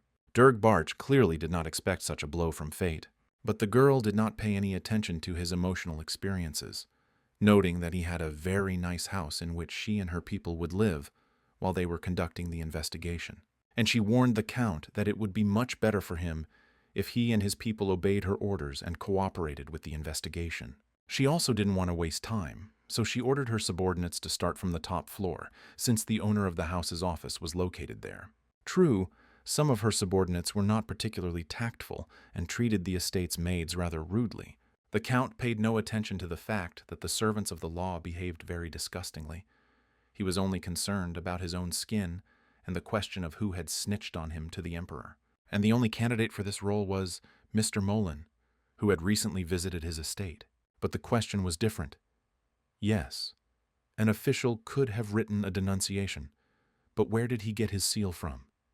This simply could not have happened, which meant that one of his people was a traitor. The secretary still hasn't come out of his coma, so who, if not him and Mr. Molen, could it have been Jan who did this? It was hard to believe, but there was no one else to betray him. Nevertheless, it was necessary to find a way out of this situation, and the man could not think of anything else but to send a messenger to the clan of ground warriors. The message stated that Durga Barch was asking the chief for help in solving this problem. The envoy confirmed this, and added that a false denunciation had been written against the Count in the name of the Emperor, and that investigations were being conducted in his estate on charges of treason, so the Count needed military assistance from the clan of ground warriors. Only Cacanther was not sure that the denunciation was false, and he understood that if they helped the Count to stand firm, and it turned out that the accusations were true, then the clan of ground warriors would automatically become an enemy of the Empire. The messenger understood that he needed to see the leader by any means necessary and come to his aid, and added that Durga Barch had asked him to convey that he would prove his innocence at the cost of the life of his ardent beloved son. Cacanther understood the secret meaning of this message perfectly well, so he even felt a little funny, and he said that now he needed to rest a little, and he would continue the conversation a little later.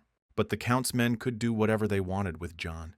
He didn't really care about that. After all, the guy was just a hostage in the name of peace, but the leader of the earthly warriors would not treacherously kill another warrior who had lived with him for so long. At this point, the conversation with the messenger ended for now, and the leader summoned the main character. However, the messenger was still standing next to Cacanther, who quite cheerfully stated that this man was going to kill the guy right now. But this news didn't surprise the main character at all, because he expected something like this. At this point, the knight began to gradually realize that something very strange was happening and clearly not in his favor. But for now, the knight did not need to worry too much, because if he wanted to kill the young man, he would need a place, and the leader kindly provided that very place. But the messenger was very, very scared. He realized that the leader knew perfectly well that he would come to ask for help, and this was very strange and bad. But no matter how scary it was, the knight had a task that the Count set for him, to kill Jan, which he tried to do, but his attempt failed. And all because in order to kill the young man, the knight will have to defeat Bereg, his personal bodyguard. And so they changed their location. Jan was well aware that Bereg could become a truly strong warrior only in the heat of a real battle with a worthy opponent. The knight in front of the young man was just such an opponent, but he did not consider Bereg to be one. Meanwhile, Cacanther and Jan took the best seats in the front row to watch the progress of the fight. The ordinary members of the clan of ground warriors laughed and teased the guy. But it wasn't just Bereg who got the extra attention, but also the knight, who was irritated by it, because he wasn't a gladiator to enjoy something like that. But it wasn't only the warriors who were behaving defiantly, but also Bereg, who asked to give him a little head start, since this was his first serious battle, and a master class from an older comrade wouldn't hurt. True, the time for talking was over, and Bereg was the first to attack the enemy. But he was prepared for this, so he was able to dodge. And then he suddenly and with all his might hit the guy in the stomach, knocking the wind out of him. And the very next moment, Bereg, choking on blood, fell to the ground. But this did not stop him from jumping up and using a dirty trick, avoiding immediate defeat. The knight's momentary hesitation was enough for the guy to punch him in the jaw. It was certainly a painful blow, especially to one's pride, but now the real fight had begun. And no matter how diligent and hot-blooded an opponent Bereg was, he lacked the experience of real battles, so he missed the blow and was wounded. On the one hand, the audience always liked such turns in duels, but not in this case. The clan warriors did not understand why the knight did not kill Bereg, but inflicted a serious wound on him. In their opinion, this was not a duel, but some kind of parody. Meanwhile, Berega was pierced by pain and fell to the ground at the feet of his opponent. Considering that the duel was over, the knight approached Jan, intending to kill him, saying that by his death he would prove his father's innocence. And perhaps this could have been the last moment of the protagonist's life. But at that moment, Bereg came to his senses and raised his sword over the knight's head. Only through experience and instinct was the man able to jump aside, and the boy's sword passed within a millimeter of his head. And it was incredible, but true.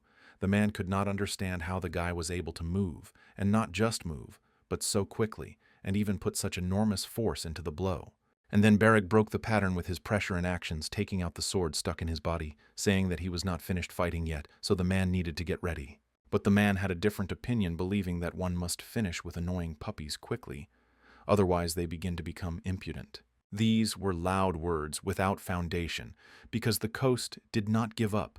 It moved faster and more precisely, because only in the heat of battle, having cast aside pain and fear, could one surpass one's limit and rise to a new level. And the very next moment the guy inflicted a serious wound on his opponent. It was beautiful and brave, but Bereg spent all his strength to win, so it is not surprising that he fell to the ground unconscious. The fight was over, Bereg was carried to the infirmary, and Kakanther only now realized why John took this guy with him. He certainly had all the potential to become a first-class warrior. Meanwhile, a tense and even oppressive atmosphere reigned in the Count's house. The man paced the room with pomp, while his wife and son choked with tears. This continued until Sue crept into the room through the window. Durga hoped that the girl had arrived at his estate not alone, but with reinforcements. But suddenly he realized that neither the reinforcements nor his knight were with her. But the gift from the leader in her hands was for the Count, which she handed over to him. After which, without saying another word, she went out the window to continue her business, paying no attention to the Count's angry questions. The gift that the Count received was truly unforgettable. The first thing the man read was a letter that said that the leader knew very well that he had been given an illegitimate child as a sign of peace. Firstly, secondly, that with his help the Count wanted to get the leaves of the Garuta, and thirdly, he was breaking all their agreements.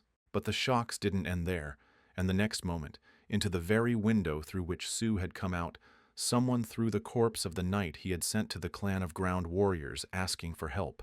This behavior of the leader of the clan of ground warriors made the Count very angry, and he promised to kill everyone and everything.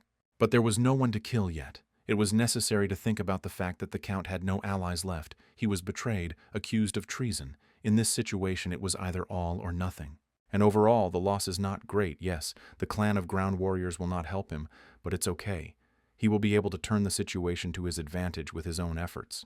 But first he needed to save his wife and Chell, so he made and secured a rope, asked them to climb out the window and hide in the closet, and sit there until the worst is over. With minutes counting down, the man forewent a tearful, long goodbye and watched as his wife and son found themselves on the street. Now it was necessary to get rid of all the evidence, cover up the tracks, and do all this before the arrival of the capital's army. His manipulations did not go unnoticed, and one of the tax office employees reported this to Erica. Everything happened very quickly.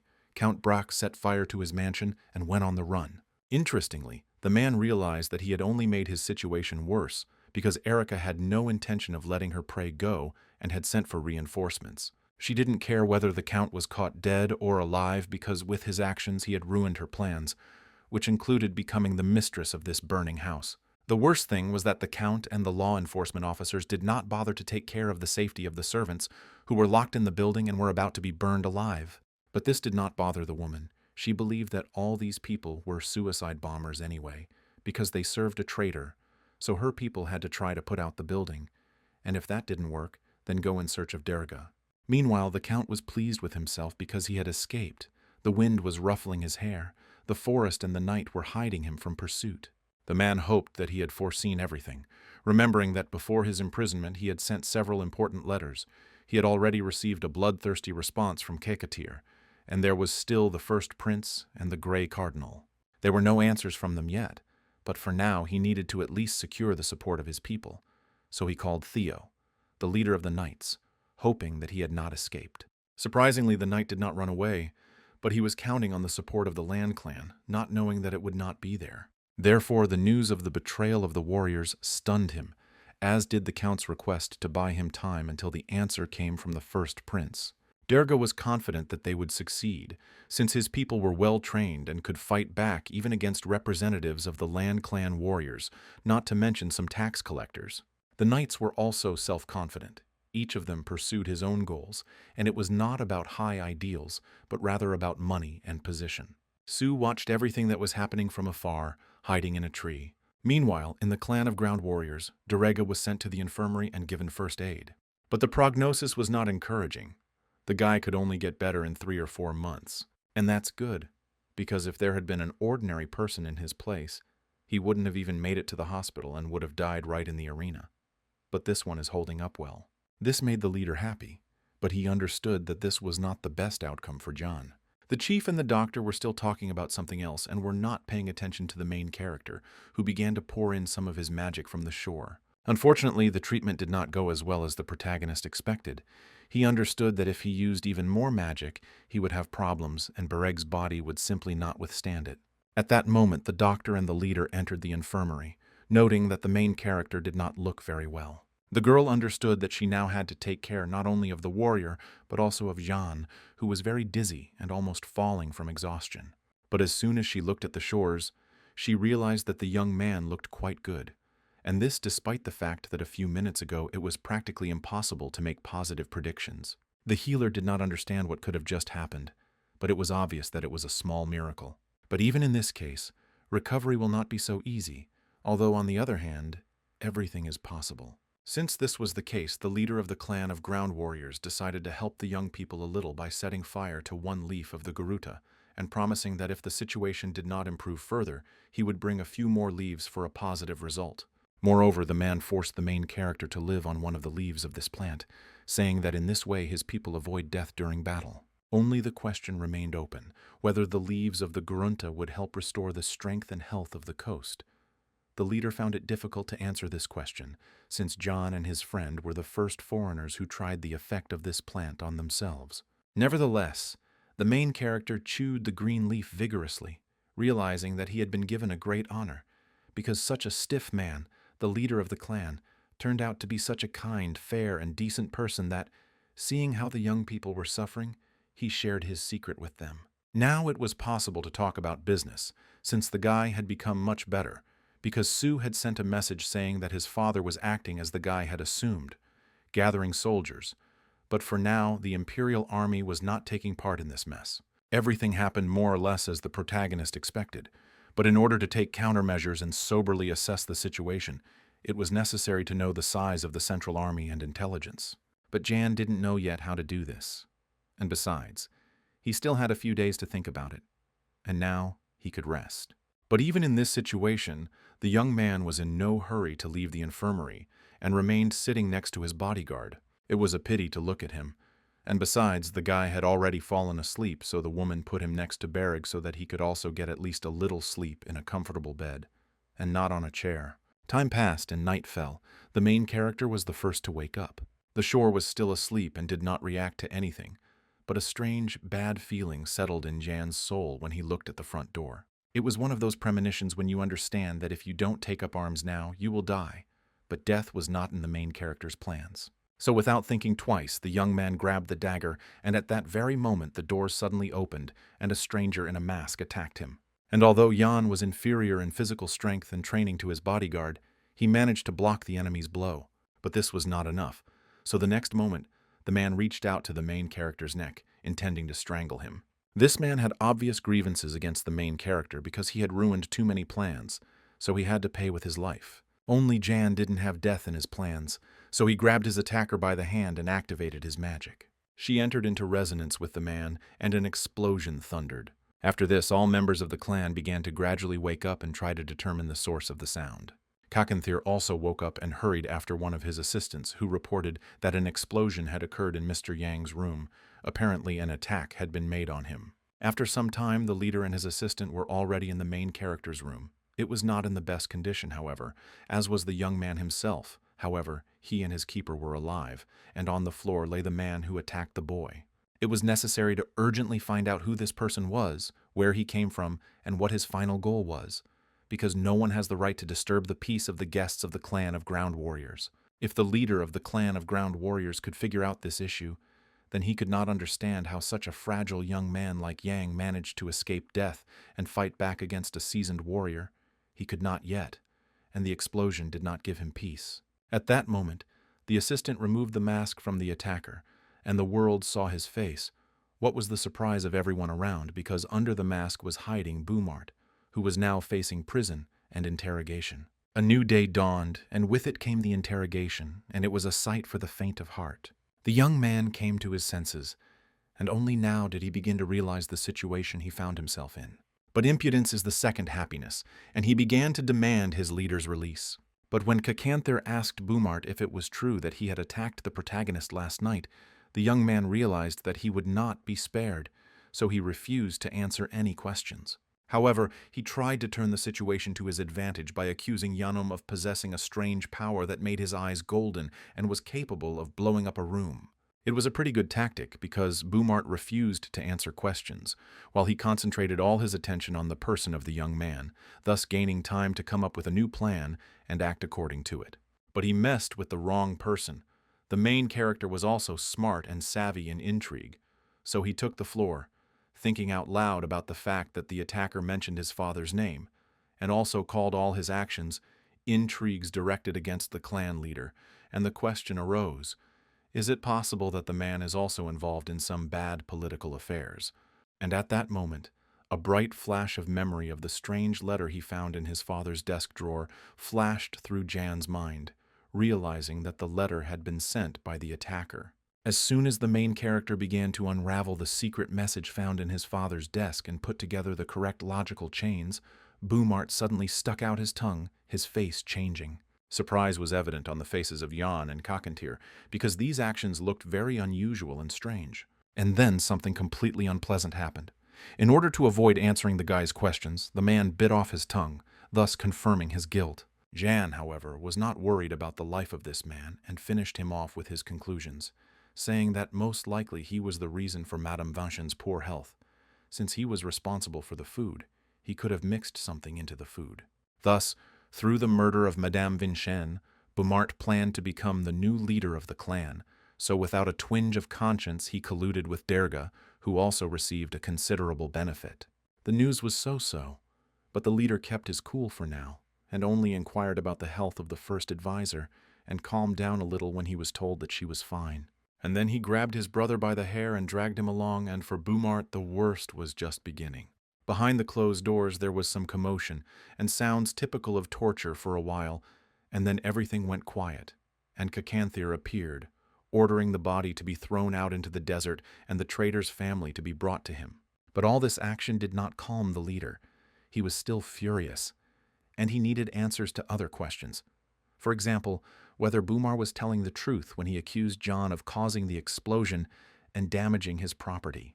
The main character did not deny this, but he could not tell the truth yet, but he promised that when the time came, he would reveal all his cards to the leader first. After all, now was not the right time and place, and in general, it would be difficult for Kakanthir to perceive information for now, but everything would change soon. Jan had no idea how quickly, because at that moment, the leader decided to change all his plans regarding the main character. Initially, he wanted to deliver him to the estate of Count Brach and provide silent support. But Durga Brach angered him too much by trying to kill the first counselor under the cover of a peace pact, and thus he signed his own death warrant, which cannot be appealed. But the man could have problems with lynching, since the emperor's men would be the first to reach him with the hands of justice and execute him for treason. However, if all power over the county passes into the hands of the main character, then he will definitely help bring justice to the leader. Definitely, Jan needed Kakanthir, and Kakanthir was needed by Jan. They pursued similar goals and were not going to bend to circumstances, so they came to an agreement quite quickly and sealed it with a handshake. A little time passed from that moment, and Jan received good news. Bereg came to his senses. True, as before, he felt extremely bad, could not get out of bed, and was throwing up right next to his bed. Overall, the guy looked a little pale, but the regeneration of all MVGO swordsmen should be higher than that of ordinary people. But even if so, the wounds on the shore healed too quickly. It was necessary to understand what this was connected with, so Jan asked the guy to tell about his parents. But the guy didn't remember much about them, since they had died a long time ago, and Ian thought that either the guy's mother or father, or maybe both, were representatives of other races. This will need to be clarified later. But now the main character told Bereg that he and the clan of ground warriors are leaving for the county tomorrow, but Bereg himself will remain here, since he is still not in shape.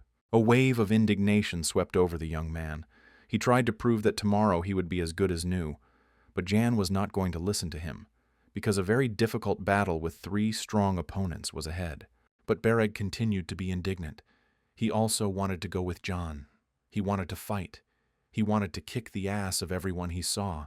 He didn't want to be here alone and lie like now with a wet compress on his head. And in general, Jan couldn't leave without him, since he promised to teach him how to use magic, and now he just wants to abandon him, which is not how it's usually done. But the most interesting thing was that Bereg spontaneously managed to use mana on his own during the last battle, and now he had happily forgotten about it. But the main character didn't have time to tell the details. Bellamy came for him. It turned out that several messages had arrived from the county, and they needed to be dealt with urgently. So, the first one said that the Count ordered his soldiers to clear out the estate where the tax service representatives were located, and there was an active confrontation between them. The rest of the people gathered in the city center near the bank, and this was not surprising, since the bank itself and the area around it were considered neutral, where no one could harm people. But it was necessary to move into the county right now, since the people who could not reach the bank would take the side of the Derg. Meanwhile, all sorts of things were happening in the county. The Count's men had actually laid siege to the hot estate, and were constantly adding fuel to the fire, trying to destroy everything. Durga and his faithful knight were watching everything that was happening from the nearby bushes. They were discussing the fact that the lord of the neighboring estate was in no hurry to send his people to help, and that he did not accept a single one of their messengers, and then close the city altogether. The Count did not like this cowardice of his neighbor, but he could do nothing about it. But he promised that after they sorted out all the problems here, he would definitely pay, so to speak, a courtesy visit to his neighbor. And at that moment the sound of a horn pierced the area, and this was a very bad sign which indicated that either the Imperial Army or a clan of ground warriors had arrived. Durga understood that he had nowhere else to go, so he ordered his men to block the bridge to the city in order to somehow buy himself a little time. Meanwhile, in the city itself, some rather unpleasant events were also taking place. People crowded around the bank and asked to be let inside, but the employees were not eager to do so. Hannah didn't try to get inside the bank, realizing the hopelessness of this matter, so she hugged her little brother and sat in the abandoned building. Suddenly the boy saw a huge, beautiful bird in the window, which seemed to be circling and looking for someone. It was not just a bird, but a trained falcon of the leader of the clan of ground warriors. Now he was collecting information for the main character. The young man, along with Kakanthir and several other members of the clan, had already arrived in the city. The picture they saw before them was unsightly. Children were crying, adults were fighting over a piece of bread, everything was burning. A terrible sight. Even the heart of the leader of the clan of ground warriors trembled from what he saw. He understood that there was nothing good to expect, but something like this was too much. But the main character was not surprised by what he saw. He expected something like this. The city's inhabitants believed that the worst thing that could happen to them was Kakanthir and his people, who had sneaked into the city, so they ran away from them as fast as they could. This kind of behavior irritated the clan members because they were not barbarians or monsters to react to them like that. But to tell the truth, the barbarians and monsters were the people of the Count, the tax police, the Imperial Army, and the leader of the ground warriors paid attention to the smallest details, and seeing a small child lying on the road, asked his people to be extremely careful not to hit him with the hooves of their horses. Jan had already dismounted, extended his hand to the little boy, and asked him to stand up since the ground was too cold, and it was not safe to lie on the road. At that moment, Jason, who was a relative of this child and had previously worked as a groom in the Count's stable, ran up to the boy and the young man. Jan did not immediately recognize the man, as quite a lot of time had passed since their last meeting. But the man did not pay attention to this and showed impudence by asking what was happening in the city now. The main character did not hide anything from his former servant and told him that the clan of ground warriors came to the county to help the civilians, so there was no need to be afraid of them. And so, a few minutes later, the young master, together with the clan leader and his best warriors, approached the doors of his family estate. The most interesting thing was that the main character had to tie up and drag Barrag along with him, because if he hadn't done this, the guy would have created a lot of problems in the clan. But the time for talking was slowly coming to an end, as one of the representatives of the tax police came out of the building, who was extremely hostile towards the main character and his companions. But his pathetic attempts to stop one of the sons of Count Brach failed, because he came to his home legally, albeit accompanied by warriors, who are usually called barbarians here. By and large, he came home not to fight, but to talk. If so, then a few minutes later the leader and Jan were already sitting in one of the estate's living rooms waiting for Erica. They didn't have to wait long. The girl approached them with her head held high, indicating that she had already heard about the young man from Mr. Molina. The main character was not particularly concerned with the fact that the girl was working in some way for Mr. Molina. It was important for him to understand what was currently happening in his estate. It could have been long and tedious, but Erica only evasively stated that they had unexpected problems. But nevertheless, everything should be resolved soon, since the fact of embezzlement was confirmed. Unfortunately, the investigation dragged on because before everything could be thoroughly checked, her people had to deal with the Count's knights. At this point, she finished her story, but she was worried about the question of why the young man had returned home. On the other hand, she had heard out of the corner of her ear that he had personal scores to settle with his father, so it was logical to assume that the guy wanted to watch his father's execution. Ian wasn't going to answer directly, but he wasn't against playing with Erica, so he told a partial truth that after learning what was happening here, he became worried and decided to return, and the land clan of warriors gave him all the support they could. But she didn't believe it one bit, because in the capital, every dog knows that the land clan of warriors and the Barak family were sworn enemies. And the main character himself served as a clear proof of this fact, because he was the illegitimate son of a count from a prostate woman, whom his father sold to a clan of warriors. She shouldn't have touched on a sore subject, so the young man decided to hit her harder, hinting that the person in front of him was quite arrogant, and he was surprised by the fact that the tax police now accepts people of such low origin. Erica was angry, but quickly sat back down in her seat, as Cacanthir towered over her, saying that she had done her job. Now she needed to execute the Count and get out of here quickly. Everything else would be decided by Jan and him. No one was welcome here, and she definitely did not belong here. The woman lost her temper, shouted at the menacing man in front of her, insulting him, hinting that she was the boss here, since she represented the interests of the Empire. He was not impressed at all by something like that. And overall, she is only alive because he decided so she had better watch what she says and how, because he might change his mind. But Erica decided that she was smarter than everyone else and switched back to Jan, saying that everyone around knew whose son he was, so he should also be afraid and not be impudent. It was funny to hear, because the guy knew perfectly well who his father was and did not deny it, but the girl forgot that he was not officially part of the Brach family, and also became the only person in the entire empire who had gained the favor of the clan of ground warriors. But Erica forgot herself, because she is a simple tax inspector. Her main task is to investigate Durga's crime, which she did. Now she must execute him, and cleaning up the estate is not her business. At that very moment, Cacanthir threw the text of the peace agreement to the girl, saying that peace was more important to him than anything else. Only the Count turned out to be a criminal, which means the clan is not obliged to fulfill the terms of the pact. Nevertheless, they are ready to make concessions and support both the county and the empire, but on their own terms.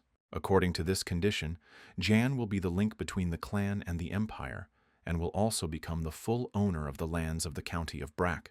Erica couldn't believe her ears, because no one had ever demanded that some illegitimate child become the owner of the property of an aristocratic family. It looked like a joke, but the problem was that it wasn't a joke. But the worst thing about this situation was that John had no sins other than his blood relationship with the Count. He was the only heir to the family, so he could calm the rebellious people. In addition, the barbarians cover his back, which means that the borders will be calm.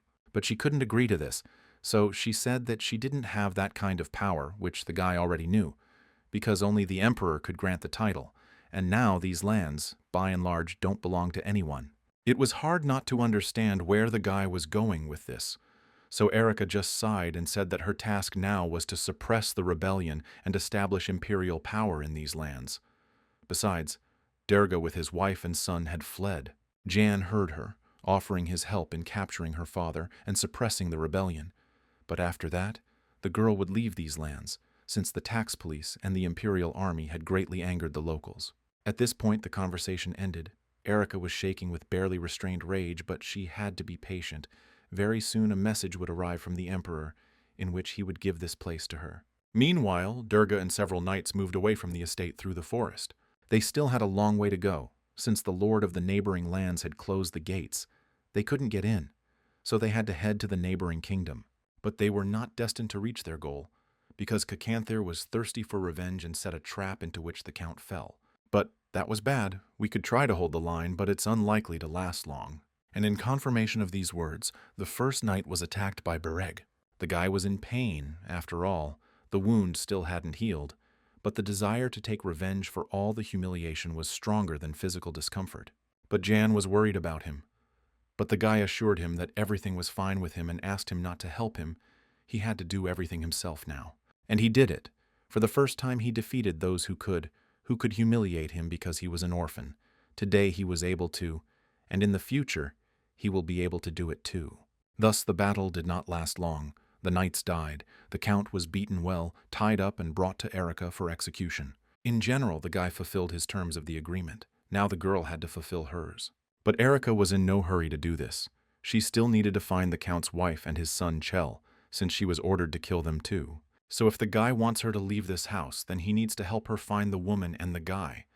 They should have been somewhere nearby, since no one crossed the border. After that, she left the room and ordered her man to find the woman and her son first, and then hide them so that Jan would never find them. Meanwhile, the main character, Cacanther, and his son settled in one of the rooms. It turned out that Erica was waiting for a letter confirming her appointment as head of intelligence, so she was stalling for time. Based on this, one could conclude that her becoming the mistress of this territory was only a matter of time, in which case the people of the clan could suffer great losses if they entered into open conflict with her. But the main character wasn't upset about this, because he had another plan in reserve, with which they would gain more time for themselves if everything happened as he assumed. It is known that it will take a homing pigeon at least 15 days to fly from point A to point B, so this situation can be turned to your advantage. Moreover, the girl herself admitted that her mission is still not finished, which means it can still be replayed. The reason why the law enforcement officers are still in the city is that the Countess and Chell could not have gone far and are either hiding somewhere nearby or have escaped. But if they have escaped, then when Erica's people find out the exact direction of their movement, they will start chasing them. Therefore, all Yana needs to do is find the Countess and her son first, hide them, and use them as bait. This idea seemed very interesting and viable to the leader of the clan of ground warriors, so he was ready to observe its implementation. But before starting to carry out the assigned task, the main character asked his now friend to rest a little, and he himself was going to check on the well-being of his bodyguard. Moreover, the young man understood perfectly well that most likely the Count's wife and son were somewhere in the mansion, and as they say, the darkest place is always under the candles. The only problem is that all the servants who could give a clue to where such a place might be were dead. But the main character was going to think about this a little later, since Bereg was already running towards him, saying that he had completed his master's order, checked the forest, and everything was in perfect order there. It turned out that somewhere in the forest lived the young man's mother, and to tell the truth, she really liked this kind of solitude. This was good, but there was one more person to find, namely the good servant Hannah, who lived somewhere in the slums, but where exactly the young man did not yet know. True, this matter turned out to be not as simple as one would like. Jan did not know the exact location of the girl, and therefore he had to ask passers-by and look into the most disgusting corners of this wretched area. But at some point, luck turned to face them, and the main character unmistakably found the house in which the girl was hiding with her little brother. Hannah cried, as did the baby in her arms, but her tears were tears of relief, for she had seen her young master, and he was well, and had returned as he had promised. But Jan was looking for the girl, not only out of the kindness of his heart. He needed information about the secret passages in the mansion. For some reason, he was sure that Hannah could know about this since the other servants were dead. But a new problem arose. The girl had never heard of anything like this. Indeed, a problem. But there was still hope that the butler was alive. But here, too, he was in for a disappointment, since the man also died when he tried to cross the border for his own survival. Everything was clearly not going as expected, but suddenly Ian noticed that the girl was feeling a little constrained and guilty. It turned out that she had stolen one little thing before her dismissal, although at that moment many were leaving the estate, since Lady Mary had begun to get violent, which was surprising in itself. Yes, the woman was never kind, but she did not beat the servants. Unfortunately, Hannah did not know all the details of what was happening with the mistress, since she did not personally serve the mistress, although some rumors reached her. They said that all this was due to overexertion, since the mistress's body had some strange spots. So the girl thought that if she left the mansion with the other servants and took a small box with her, then no one would notice the loss and accuse her of stealing. But when Hannah got home and opened the box, she saw only letters and drawings, and that's why she felt terrible, because she had stolen someone else's memories. The girl handed this very box into the hands of Bereg, who immediately opened it, and all the letters that were inside fell to the floor. One piece of paper caught the attention of the main character. It was a plan of the estate, and it looked quite interesting, as it was different from what the guy had seen earlier. It was also strange that there was nothing in the garden. Natural objects are usually removed from the plan because it is too difficult to draw all the details of trees and flowers, and they are constantly changing. But if you look at this plan, you can see one large, clearly drawn tree. Meanwhile, Mary and Chell were hiding in a deep basement. The guy was capricious as usual. He was cold, hungry, and he was already too tired of dried meat. He wanted something fresh and tasty. But they couldn't leave this room now, because if they left it, they would immediately fall into the hands of law enforcement officers, who would not spare them. So for now, they had to sit here and wait for the right moment to escape. But as usual, something went wrong, and a man entered the room. The woman really hoped that her husband had come, although she understood that this was most likely not the case. And she was right. Instead of her husband, the main character came to the secret room. It was definitely not a meeting that brought joy to the woman and the young man. But what is. But Mary couldn't come to terms with this, so she decided to attack and kill Ian. But her attempt failed, since the young man came to this meeting not alone, but accompanied by Sue, who protected him. Yan looked at his stepmother and did not understand what had happened to her. She had not been known for her reserved character before, but now everything had gotten worse, and much worse. However, he didn't want to hurt this woman, so he asked the girl to let her go and call the leader of the clan of ground warriors here. But the woman still did not calm down. She cursed the main character, not realizing that there were law enforcement officers in the house, and if they heard them, they would understand where to go and where to look for her. Then the young man would have no other choice but to hand her over to the authorities. But he really didn't want to do this, so he suggested to his stepmother and brother to behave quietly, gather their thoughts and strength, and at dawn, with help, go to their parents and live there for some time. But the journey will not be short. You will need to spend at least 2 weeks on the road while avoiding all large cities and not staying anywhere for long. Mary could not understand why they would have to go around the neighboring county. She did not know that the local lord had closed his gates to everyone, and this despite the fact that his wife, her friend, promised to help, but betrayed. All this seemed like a dream to Mary. She did not want to believe it, did not want to understand, and demanded that they definitely try to break through to the neighboring county. But the main character didn't want to listen to all this nonsense. There wasn't a drop of common sense or logic in it. Meanwhile, outside, under a beautiful tree, stood the leader of the tribe of land warriors. On the one hand, he helped the main character, but on the other hand, he had his own game, so he ordered his people to find a remote place and bury the corpses, or rather, future corpses, as best they could. Meanwhile, one of her employees came to Erica, stating that the wife and son of the former count had been found. They were spotted at the northern gate, where they passed the guards and fled. There were 4 fugitives in all, and they split into 2 groups. Erica thought hard. She understood that Mary would most likely go to her parents, but she needed to think through all the details of the operation to catch her, and approach it quite sensibly, because it could be a trap. Therefore, she decided to send about 20 of her subordinates to search for the woman and the child, and gave them the order to save the lives of the fugitives, But if this could not be done, then at least the bodies would need to be brought to the estate. By and large, even in such a situation, the girl saw what was happening as a good opportunity for herself, because if she could catch the Countess with her son, then no one would oppose her becoming the mistress of this place. Only everything definitely didn't go according to plan, and all the fighters that Erica sent to capture the Countess and her son ended up dead. Only one participant in those events was lucky. The rest died in a matter of seconds, one after another. The situation was clearly out of control, but at least Erica needed to understand where all this happened, because her subordinate was sure that along with that strong knight was the Countess and her child. There was nothing to do, and the girl had to give a new order, to gather a second squad and send it to capture the escaped criminals. But the worst thing was that there was still no response to her letter from the capital. The only consolation for her was that Jan and Kakentir were not replaced by political activity. They were engaged in physical labor, repairing houses that had been damaged after the recent events. Thus people began to trust and obey Jan, and this was not in the girl's favor. At that moment, Erica suddenly realized that something was clearly wrong here, because neither she nor her people had seen Lady Mary with the child all this time. And now they suddenly appeared and were able to escape. Something was wrong here.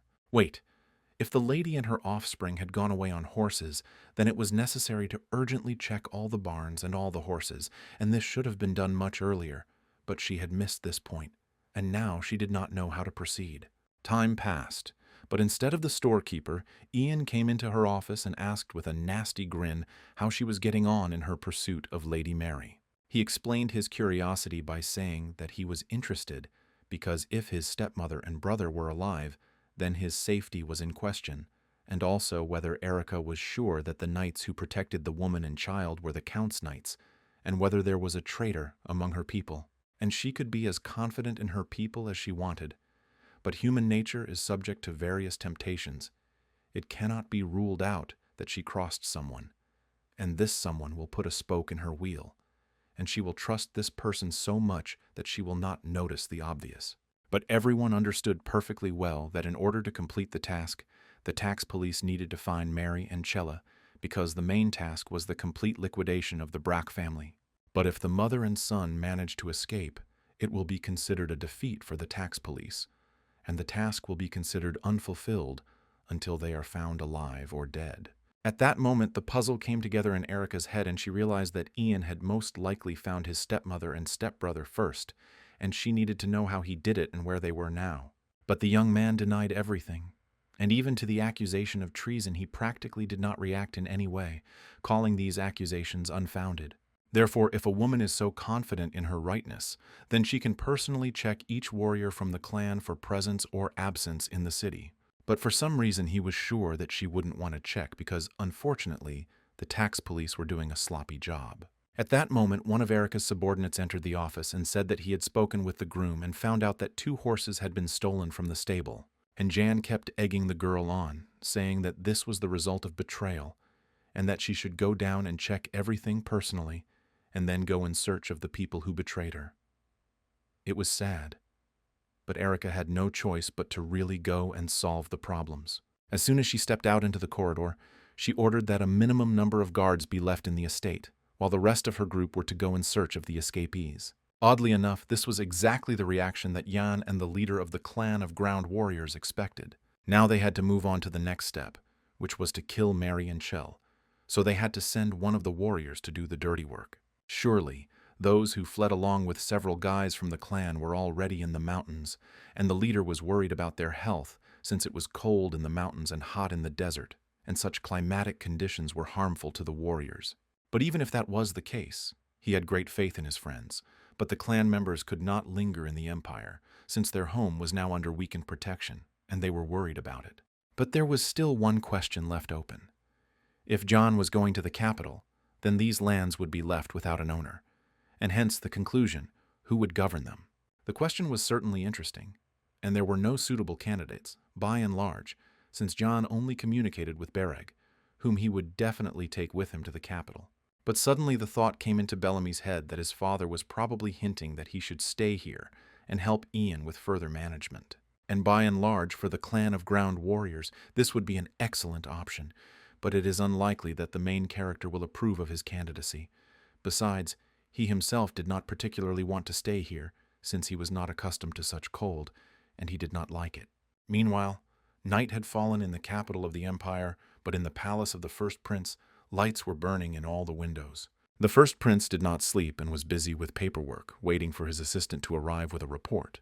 The man did not keep us waiting long and brought a secret letter from Count Brach, although there was no seal on the envelope. But a family heirloom was sent along with the letter, so that there would be no doubt about its authenticity. Oh, it was an interesting letter, in which it was difficult to determine where the lie was and where the truth was. Everything was so mixed up.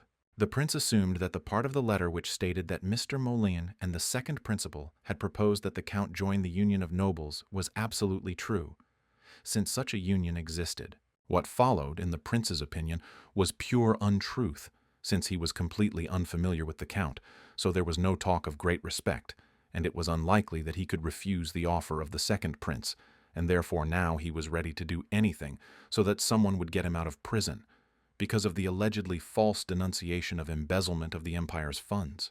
It was also interesting that Erica, who was partly a person of Mr. Molina, and therefore the second prince, was sent to investigate the count's case. Moreover, the logical question now arose that it was quite possible that the second principal was actually preparing a rebellion and gathering loyal nobles around himself. But the first prince was not 100% sure of this. Nevertheless, he was ready to find out more about Count Brach and all his recent affairs before making any decision. By burning the letter, Prince Marev hoped that his brother would not do anything stupid. The next morning, the prince came to the meeting of aristocrats without warning anyone about his arrival, so all the participants were incredibly nervous when they saw his straight back and the cold look with which he cast everyone in the hall. Everything was going quite smoothly, and now it was time to discuss the last issue, the case of Count Barch about the embezzlement of treasury funds, which was proven by the tax police, and the rise of resistance, which was suppressed after some time. Now the lawyers have everything under control, but the first principal had one question: who is subject to execution for this crime? It is clear that the count, the countess, and his legitimate son, but everyone knows that he has another child named Jan. It is clear that he also needs to be punished, but since he was considered an unworthy heir, they were not going to execute him, but they could sell him into slavery, and besides, the guy was already given to the clan of land warriors as a guarantor of peace. The prince listened thoughtfully to this information and said nothing demonstrative, although he himself began to worry quite a lot, because it was quite possible that this boy was also on his younger brother's side. But he would think about this a little later. Now it was necessary to decide what to do with the county itself, because it could not remain without an owner. Besides, it would be a big problem if it was conquered by a neighboring county, and then it would become too powerful and unprofitable. But it was also irrational to appoint someone from the capital to manage these lands, since the tax police had already had clashes with the local population, so the people there do not trust any of the servants of the law, and accordingly, they will work worse, and the quality of the products will drop sharply. We must also not forget that this territory borders on the clan of land warriors, and it was necessary to find a person who at least knows their language. While everyone else was silent and thinking about this question, Minister of Magic Wesley asked Prince Marev about his vision of a solution to this situation. And he really had his own opinion and proposal regarding this issue. He wanted to postpone the appointment of a manager for the time being. But the minister was not happy with this decision. She found it unfounded and stupid. In principle, it would be possible to appoint a temporary manager and see how he would cope with the task, whether the inhabitants of these lands would be satisfied, and if everything went well, then he could be granted a title and made a lord. But could such a person be appointed as the captain of the tax police, who was currently on the territory of the county and was carrying out his official duties? No, in the prince's opinion, this was the worst candidate that could have been found, because in the eyes of the population, she was a ruthless killer. And besides, she was only assigned to execute 3 people, and she managed to miss 2 of them. So it was quite difficult to choose a candidate for the position of manager. Several more opinions were expressed on this matter, and the moment X arrived. Meanwhile, there was celebration in Brack County as the Imperial Army began to withdraw. Local residents believed that the soldiers were going in search of Countess Mary and her son. No one envied her fate, yet everyone was glad that the soldiers had left, and no one wanted them to return here again. Meanwhile, Erica watched all these events and hoped that her people would not return empty-handed and would find the woman and her child. True, she rejoiced a little too early, because one of the warriors of the desert came into her room and asked her to leave the estate, because now it belonged to them. He was unperturbed, serious, and calm, saying that since all the emperor's soldiers had left, and there were only 5 people from the tax police, it was irrational for them to be in such a large house, so they could settle in tents in the garden. But the girl was not going to put up with such impudence. Without knocking, she practically opened the door to the room where Cacanthir was talking to John, declaring that she was not going to live in some tent. If anyone was going to live in it, it would be the barbarians, and she would remain in the house. She hoped in vain that her emotional speech would somehow change this decision, because the men remained calm. They were not frightened or disoriented by such antics. Jan even went to meet the girl, allowing her to live in the storage room at the end of the corridor. At that moment, one of Erica's assistants ran into the room. He was happy because a letter had arrived from the palace. Erica also asked. She hoped that she would become the next Countess of Brack, and all this would be hers. Only this letter was in the simplest white envelope and arrived by pigeon post, and vague doubts crept into the girl's soul. And looking at this snow-white envelope with a red wax seal, all of Erica's hopes were shattered into dust. And the text of the letter said that the girl had no chance here, so her hands were shaking and she wanted to tear the sheet of paper, but she had to restrain herself. Although Cacanthir did not particularly understand all the subtleties of capital etiquette, it was clear to him that no one would send important documents by pigeon post. This means that Marev outplayed everyone. He appointed managers, namely Mr. Romandro, Molin, Mac, and Dagor, who will have to execute the count, restore order, rebuild everything, and a new count will be chosen sometime later. This struck his nerves like a bolt from the blue, so there was silence in the room, which greatly annoyed Cacanthir, so he snatched the letter from the girl's hands and began to read it. True, he didn't understand what was written very well, so he passed it on to Jan to read the text, after which he explained to his friend that the managers would supervise the restoration work and establish power in the county, and also report on every step of the main character and the clan of ground warriors to the capital. At that moment, it dawned on Erica what situation she was in. She had been stripped of almost all of her powers, and now she would only be looking for the Countess and her child. She couldn't even execute the current traitor count, and she had no chance of becoming the ruler of these lands in the future either. She did not expect such a turn of events, nor did she expect the main character to approach her with a business proposal. He was ready to reserve for her the right to execute his father, but in exchange, she would have to do something for him. The guy hasn't said what exactly he wants yet, but he has said something else. He, the girl, and the leader need to pretend that they haven't received this letter yet and execute the count before the observers arrive. They have about 2 weeks to do everything. But there was one most important condition. The fatal blow to the count had to be dealt by someone from the clan of ground warriors. Erica wanted to think about this proposal for a bit, although when she left, she already knew that she would agree, since she had no other choice anyway. Meanwhile, Sue brought her leader another, albeit dead pigeon, which had flown in from the imperial palace and brought a message. Now this note was from Mr. Molin Ares, in which he asked for forgiveness for everything going wrong, because Derga managed to write a letter to the first prince who showed interest in the council and ruined all their plans, but he will try to fix the situation as soon as he arrives in the county. This note did not particularly excite Jan. He expected something like this, since everything was going too smoothly, and this never happens when it comes to politics and the struggle for power. So now he made another very unconventional and very well-founded decision to make friends with Romandro, who would arrive as one of the managers, because he did not need the reputation of the second prince's man.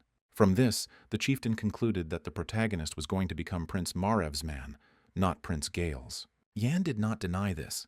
Besides, he understood perfectly well that the first prince was very smart and was the legitimate heir to the throne.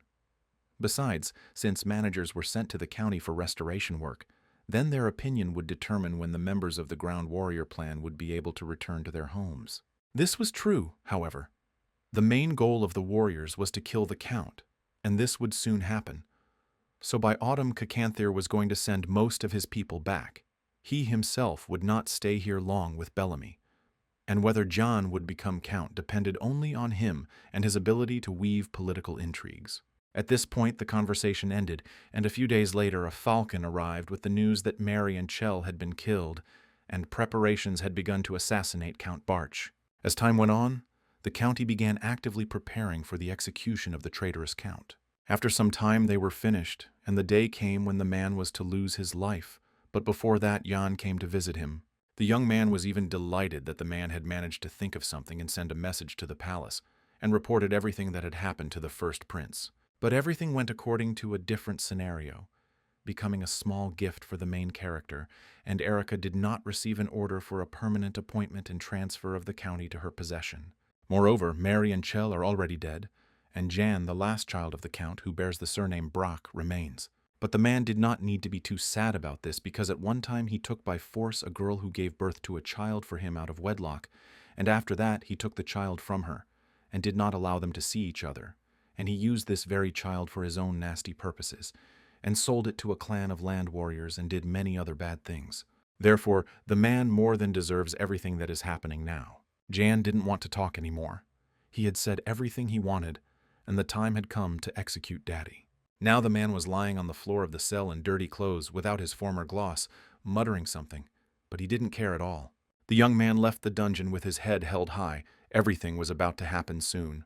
At that moment he felt with his skin that someone was watching him, so he turned his cold gaze to the windows of the mansion, where a female silhouette loomed. Erica watched him closely, not hiding her dissatisfaction with the current situation, but she could do nothing.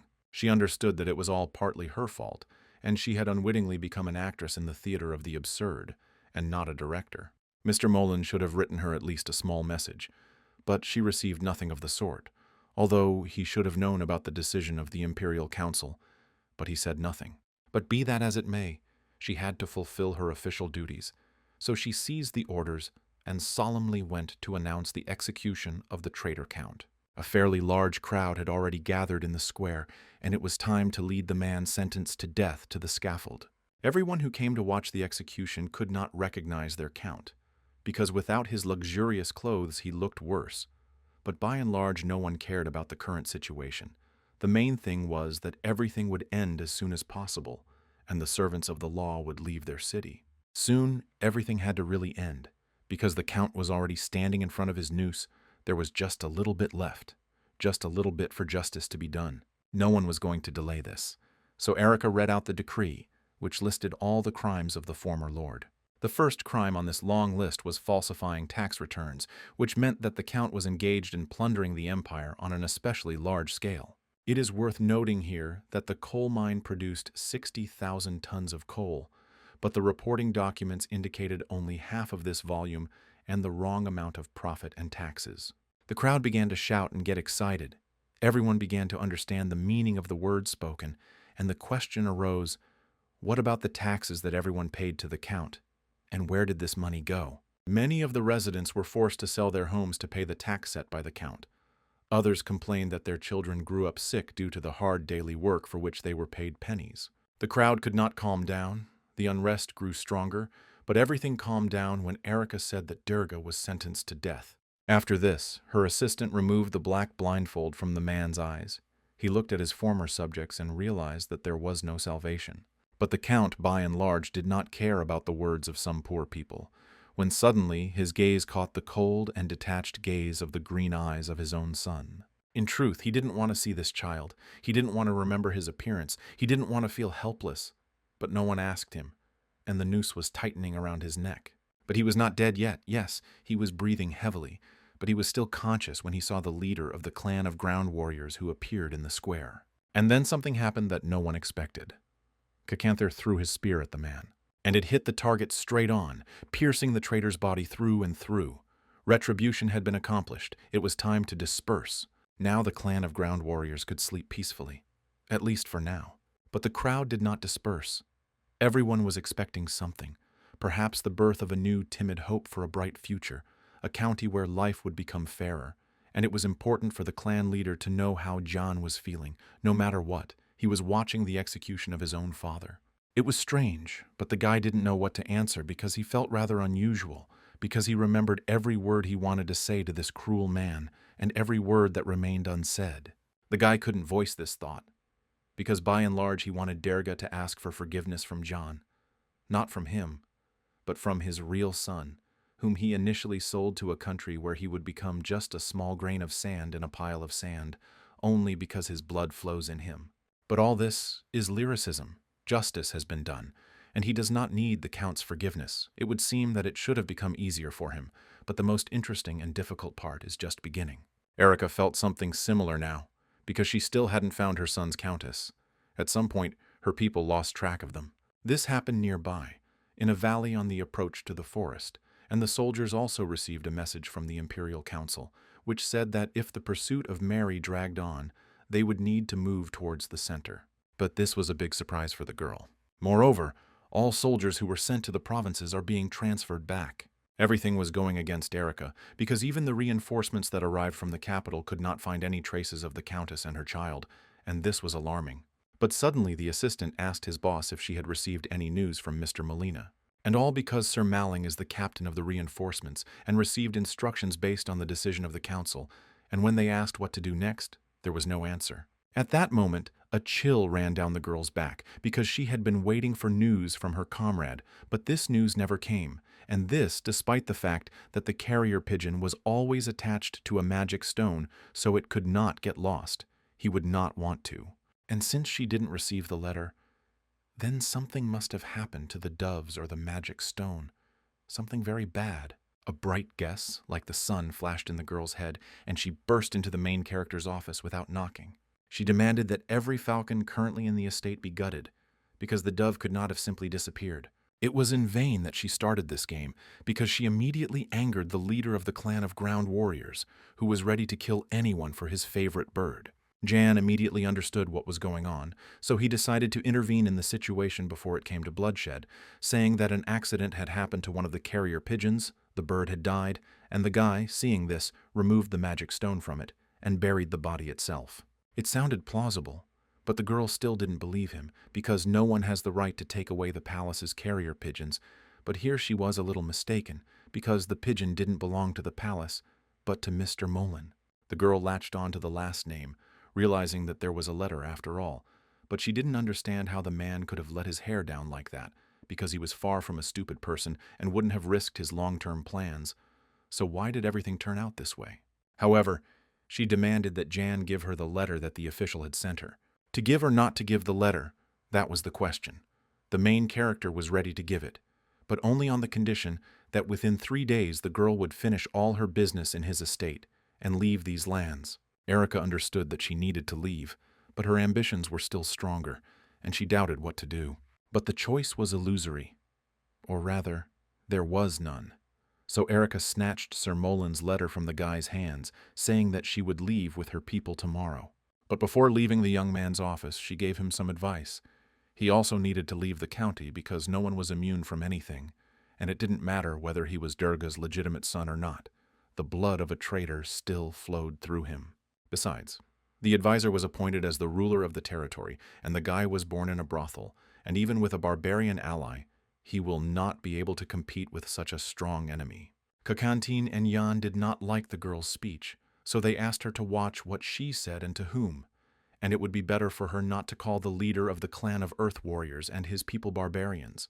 Otherwise he would have no choice, and when the advisor asks where the girl is, he will have to answer, dead. And now Erica is angry? Yes, she will leave now. Yes, she will leave tomorrow.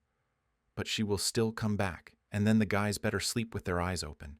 But she was very much mistaken, and the next moment Jan activated his magical power, showing that she was not welcome here, and it was not for her to threaten anyone. It would be better to find Mary and Chella, if of course she could, and then leave for the capital and never remember the county of Brack. The guy didn't use any spells on her, and even let her go. But leaving his office, she clearly understood that she couldn't compete with him. It was hard to believe that this child had magical abilities. Now it was clear why he was so self-confident. She didn't want to have anything more to do with him, so she ordered her men to pack their things, take the traitor's body, and get out of here as quickly as possible. Erica didn't have to be told twice, and within a few minutes the things were packed and the squad was leaving the city. Jan was pleased because he had dealt with one problem, and now he could go to an important meeting. He didn't really want to go himself, so he took Bareg as his guide, who walked confidently ahead, clearing the way for his master. But the further they went into the forest, the less it seemed to Jan that they were on the right path, But for now, luck was on their side, as the shore found its secret marks. And after just a few minutes, following these very marks, the guys approached a small wooden house. Only the house turned out to be absolutely deserted. There was no one around either. It seems that the woman went somewhere, but the question is where. Thank heavens, she didn't have to puzzle over this question for long. Soon the woman herself returned home and was extremely surprised to see her son on the threshold of her secluded home. Before, she was very happy to see her son. No matter what, she missed him very much, and now it seemed to her that her child was not eating well, and therefore was very thin. It took too long to explain, so the young man asked his mother to sit down, after which he began to tell what had happened in the city. The woman listened to him very attentively, but did not expect to hear that, although the count had died, the problems were still not over. And soon her son would leave these parts again, only now to go to the capital together with the imperial subordinates. The woman was bitter to hear that she might not see her child again soon, but she hoped that he would now have the opportunity to be free, and at least come to her sometimes. But Jan wasn't at all sure about this, and he didn't want to give his mother hope. But even a ghost of hope would be enough for her, and she liked this place, because every morning she began to breathe deeply, enjoying every sunrise. Besides, she is proud of her strong, smart, handsome boy, who has already brought a lot of good into the world. Her words reached Jan's heart, and he promised that the nightmare would soon end, and then she would be free and could live the way she wanted. She was pleased to hear this, but her soul was warmed by the fact that God heard her prayers, and her child was alive despite the war, the rebellion, and other troubles. The time for pleasantries was over. It was time to talk about serious things, so Jan asked his mother where she got those red flowers in a pot that she had recently given him. The woman thought for a moment, and then replied that she had received the plant as payment for completing a task for the Merchant Guild. She couldn't remember the name of the guild, but the organization was quite large, and there were a lot of orders there, so there was work for her, and they even paid her very well and gave her a flower as a bonus. Not much, but maybe the woman will remember at least something else. But she didn't remember anything. Nevertheless, the guy understood that if the guild was big, then they had definitely heard about it in the city, and the person who owned the flower and necklace was connected with this organization. Time with his mother flew by quickly, and it was time for him to leave, as there were still many important things that no one else would do. But his mother stopped him because he had forgotten something, namely the gula seeds that she had been collecting for him all this time. But Jan didn't expect that she would collect 3 huge bags of these seeds. After all, there wasn't much entertainment in the wilderness, and so she felt useful to her child, but she didn't understand why he needed them, not expecting to hear that these seeds could be eaten. But no one believed him, so he decided to show his mother and Bereg that nothing would happen to him if he ate 1 grain. Bereg didn't immediately understand what had just happened, but when he did, he began to force Jan to spit out the poop because he thought the plant was poisonous. But nothing happened to the main character, moreover. He was happy and gave new orders. For example, Bereg had to move and hide these bags of gula seeds to the mansion. Meanwhile, Ramandra was riding in a carriage along a forest road in the direction of the Brach mansion, cursing Prince Marev for his latest brilliant idea. He wanted to cry, to run away, to be with his wife, to hug her, to kiss her, and not all this, because he had just finished the reconstruction of the temple, and again, this was Brach County. He probably should have been glad that he wasn't traveling alone this time, but someone was bothering him, and Mr. Moline was asking him questions. He also had to answer. He understood that the situation in the county, although still under control, was very serious, so it was difficult to predict which way the wind would blow and what would happen next. Mr. Moline himself understood all this, but he hoped that the surprises were over, but he was wrong, and he realized this when he saw the foreign warriors. But if Moline was at least a little prepared for this, then Ramandra was completely frightened and no longer wanted to get out of the carriage. He would have continued to be afraid and twitch, but at that moment Jan, who had already returned from his mother, approached the carriage. He smiled charmingly, bowed, and introduced himself to the guests, clarifying that he had recently stopped using the surname Brach. A few minutes later, the guests, or rather the managers, entered the house, where Ian introduced them to Cacanthir and Bellamy. It was time to talk about business. Everyone took their seats, and the main character began to selflessly tell a fairy tale version of recent events. But Ramandro noticed that the main character described several events that were not in Erica's report. How the girl was not in the room. It turned out that she went to look for Mary and Chell. At this point, Mr. Moline took out an order that should regulate Jan's further actions. The guy read the document, but was not particularly saddened and was calm. Yes, he is now in the Empire, and yes, the blood of the Brock family flows in him, but according to the documents, he is a resident of the desert, and if someone decides to harm him, he will simply return there. Mr. Mullen exploded at such impudence, but the man would have been better off keeping his outburst of anger and threats to himself, because Cacanther, who had been sitting silently and not interfering until that moment, but could not stand it, intervened in the conversation and said that he would gladly take Jan with him, and would not ask anyone for permission. A little more and a fight, or more precisely the murder of the elderly official, would have been unavoidable, but Ramandro intervened and stopped their squabble. Moreover, having studied the documents and reports, the man believed that the situation in the county was as bad as it could be, and there was still work to do, but he could definitely handle it. But this was bad, at least for Mr. Molina, so now he began to accuse his colleague of all mortal sins, as well as the fact that he was voluntarily giving these lands to the barbarians. And in general, the county is part of the empire, and the laws here are the same for everyone. And even if John runs away to the desert, the man will get him from there, and make him answer for everything according to the law. But Jan himself wasn't going to run away, and if he went to the desert, problems would arise, but he didn't specify what kind and from whom. But the official did not understand the hints, although he saw that he had become more cold-blooded than he had been at their last meeting. But he needed to return Erica, which meant it was time to get rid of this child. And Jan got tired of listening to all this, and he released a stream of his magic, surprising and frightening everyone who was in the room.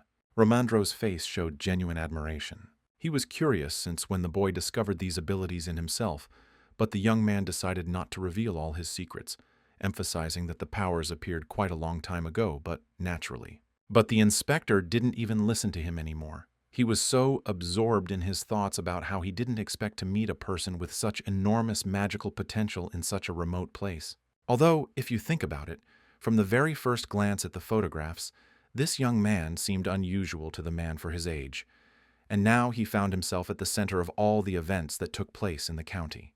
That's why now he really wanted to shake the main character's hand, so to speak, to touch something so special. Moreover, he considered it an honor, so he was now absolutely confident in the successful completion of his mission in the county.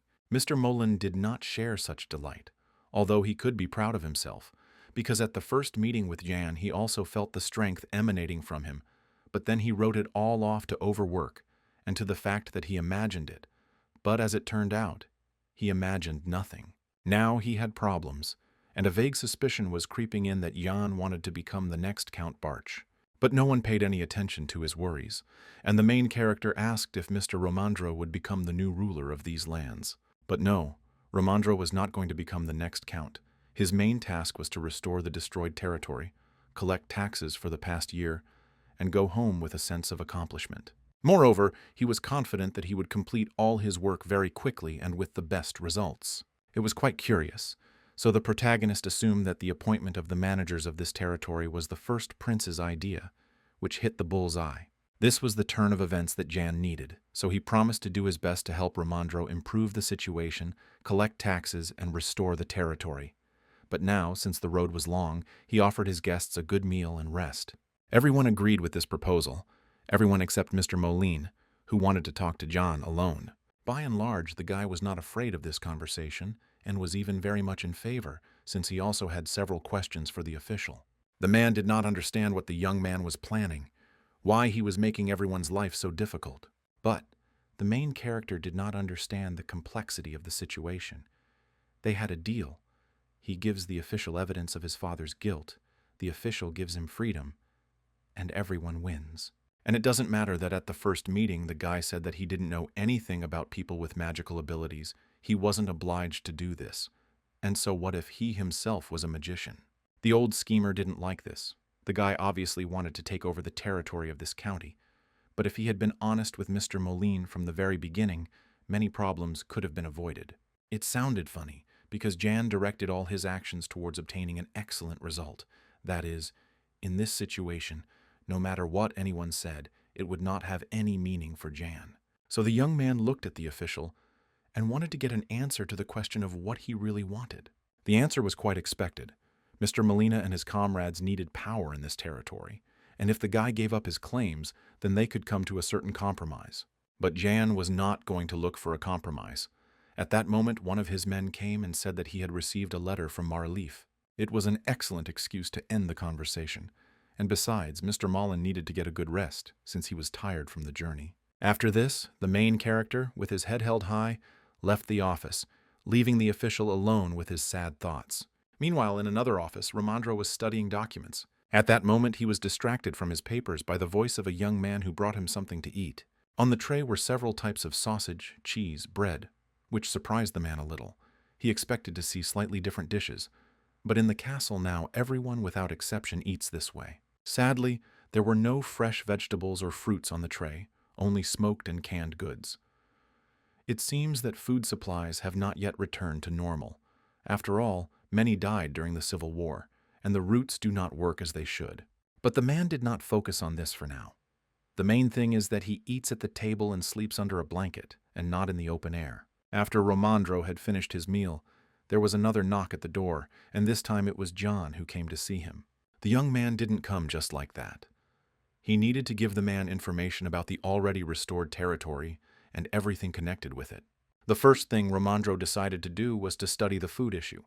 It turned out that the situation in this regard was not the best, because an investigative team from the capital was stationed here, so the supplies were greatly depleted. First of all, they used the mansion's storerooms for food, but soon these supplies will also run out. Therefore, this winter it would be better to take only a quarter of the harvest as tax. Jan also said that the residents say that this year they have collected half as much harvest as last year, and they also need funds to restore their lost property. And if the capital exempts the county from taxes this year, they will be able to give half of the harvest next year. This proposal was quite reasonable. But most of all, the calculations that Romandro saw in the documents were astounding, and he also believed that the guy in front of him was illegitimate, that is, from a lower class. But at the same time, he was able to make such calculations, which were considered the height of skill, and gave the man the opportunity to begin performing his task right now. But Romandro couldn't take advantage of this offer, which upset Jan a little, but he had a plan B. Not long ago, a boy wrote a letter to the Lord of Marleaf and asked him to sell them some food. The Count agreed to participate in this and promised to send a list of food and prices. However, their corn and wheat reserves are also not the best, so Jan expects grain prices to be higher than usual. Romandro listened and listened to the young man, realizing that at this rate he would be able to return home before the first snow. And it seemed like the man agreed to Plan B, but for some reason this didn't particularly please the main character. But as soon as the guy went out into the corridor where his friends were waiting for him, he told them that Romandro was not the kind of person who could adjust his goals and acted strictly in pursuit of a specific task. It is clear that to some extent the main character expected the same development of events, but still hoped that he would not have to use Plan B. But he was wrong, and now he would have to contact Marleaf earlier than Jan thought. And if that was the case, he needed to prepare well for it. Besides, it was quite interesting to see how Romandro would act within the framework of the new plan, because this man was much friendlier than the other officials, so it was doubly strange that the first prince sent him here to deal with such matters. On the other hand, it is not easy to do business with honest people. But it will be interesting, and besides, Mr. Mullen and Romandro are in conflict with each other, so if they work a little more in this direction, they will be able to secure his complete favor. And it was quite good. Besides, the expert treats the main character with reverent respect and childish delight as a magician, not believing his luck. But if everything was more or less clear with Romandro, then Moline and company did not trust the main character, so they needed to be closely monitored. For this, Bereg threw magic stones into their chambers for surveillance. Meanwhile, Mr. Mullen and his people discussed the situation, but could not come up with a single creative solution. It all came down to the fact that Jan turned out to be a magician, and with quite a lot of potential, and his attitude towards the people of the second prince had sharply worsened. But they needed a loyal person in this territory. But where to get him, that was the question. In addition, Mac understood that this young man had secured the support of a ground-based class warrior, and had also established relations with Romandro. Moreover, having analyzed the situation, he realized that Mr. Molina and Romandro were in conflict with each other. Therefore, given the current situation, it might be ideal to find another candidate for the post of future ruler of these lands instead of Erica. The girl was driven by a thirst for power, not loyalty to Prince Gale, and if they did not give her the position of governor of the territory, No one could predict how the situation would turn out. There was some truth in these words, but by and large this was not the main problem, but the young man who constantly bothered them, like a splinter in a soft spot, and in order to get rid of the discomfort you need to pull the splinter out of the body and throw it away. Besides, if Jan, being a magician, showed hostility towards Mr. Moline, then this would be the best option. Mr. Mack agreed with this. If they couldn't control Ian during his development as a mage, then he would hinder Prince Gale in the future. The plan was perfect. If Jan was not in the county, then there would be no land clan of warriors here either, so Ramandro would have no support, which meant he would not be able to use the full extent of his powers.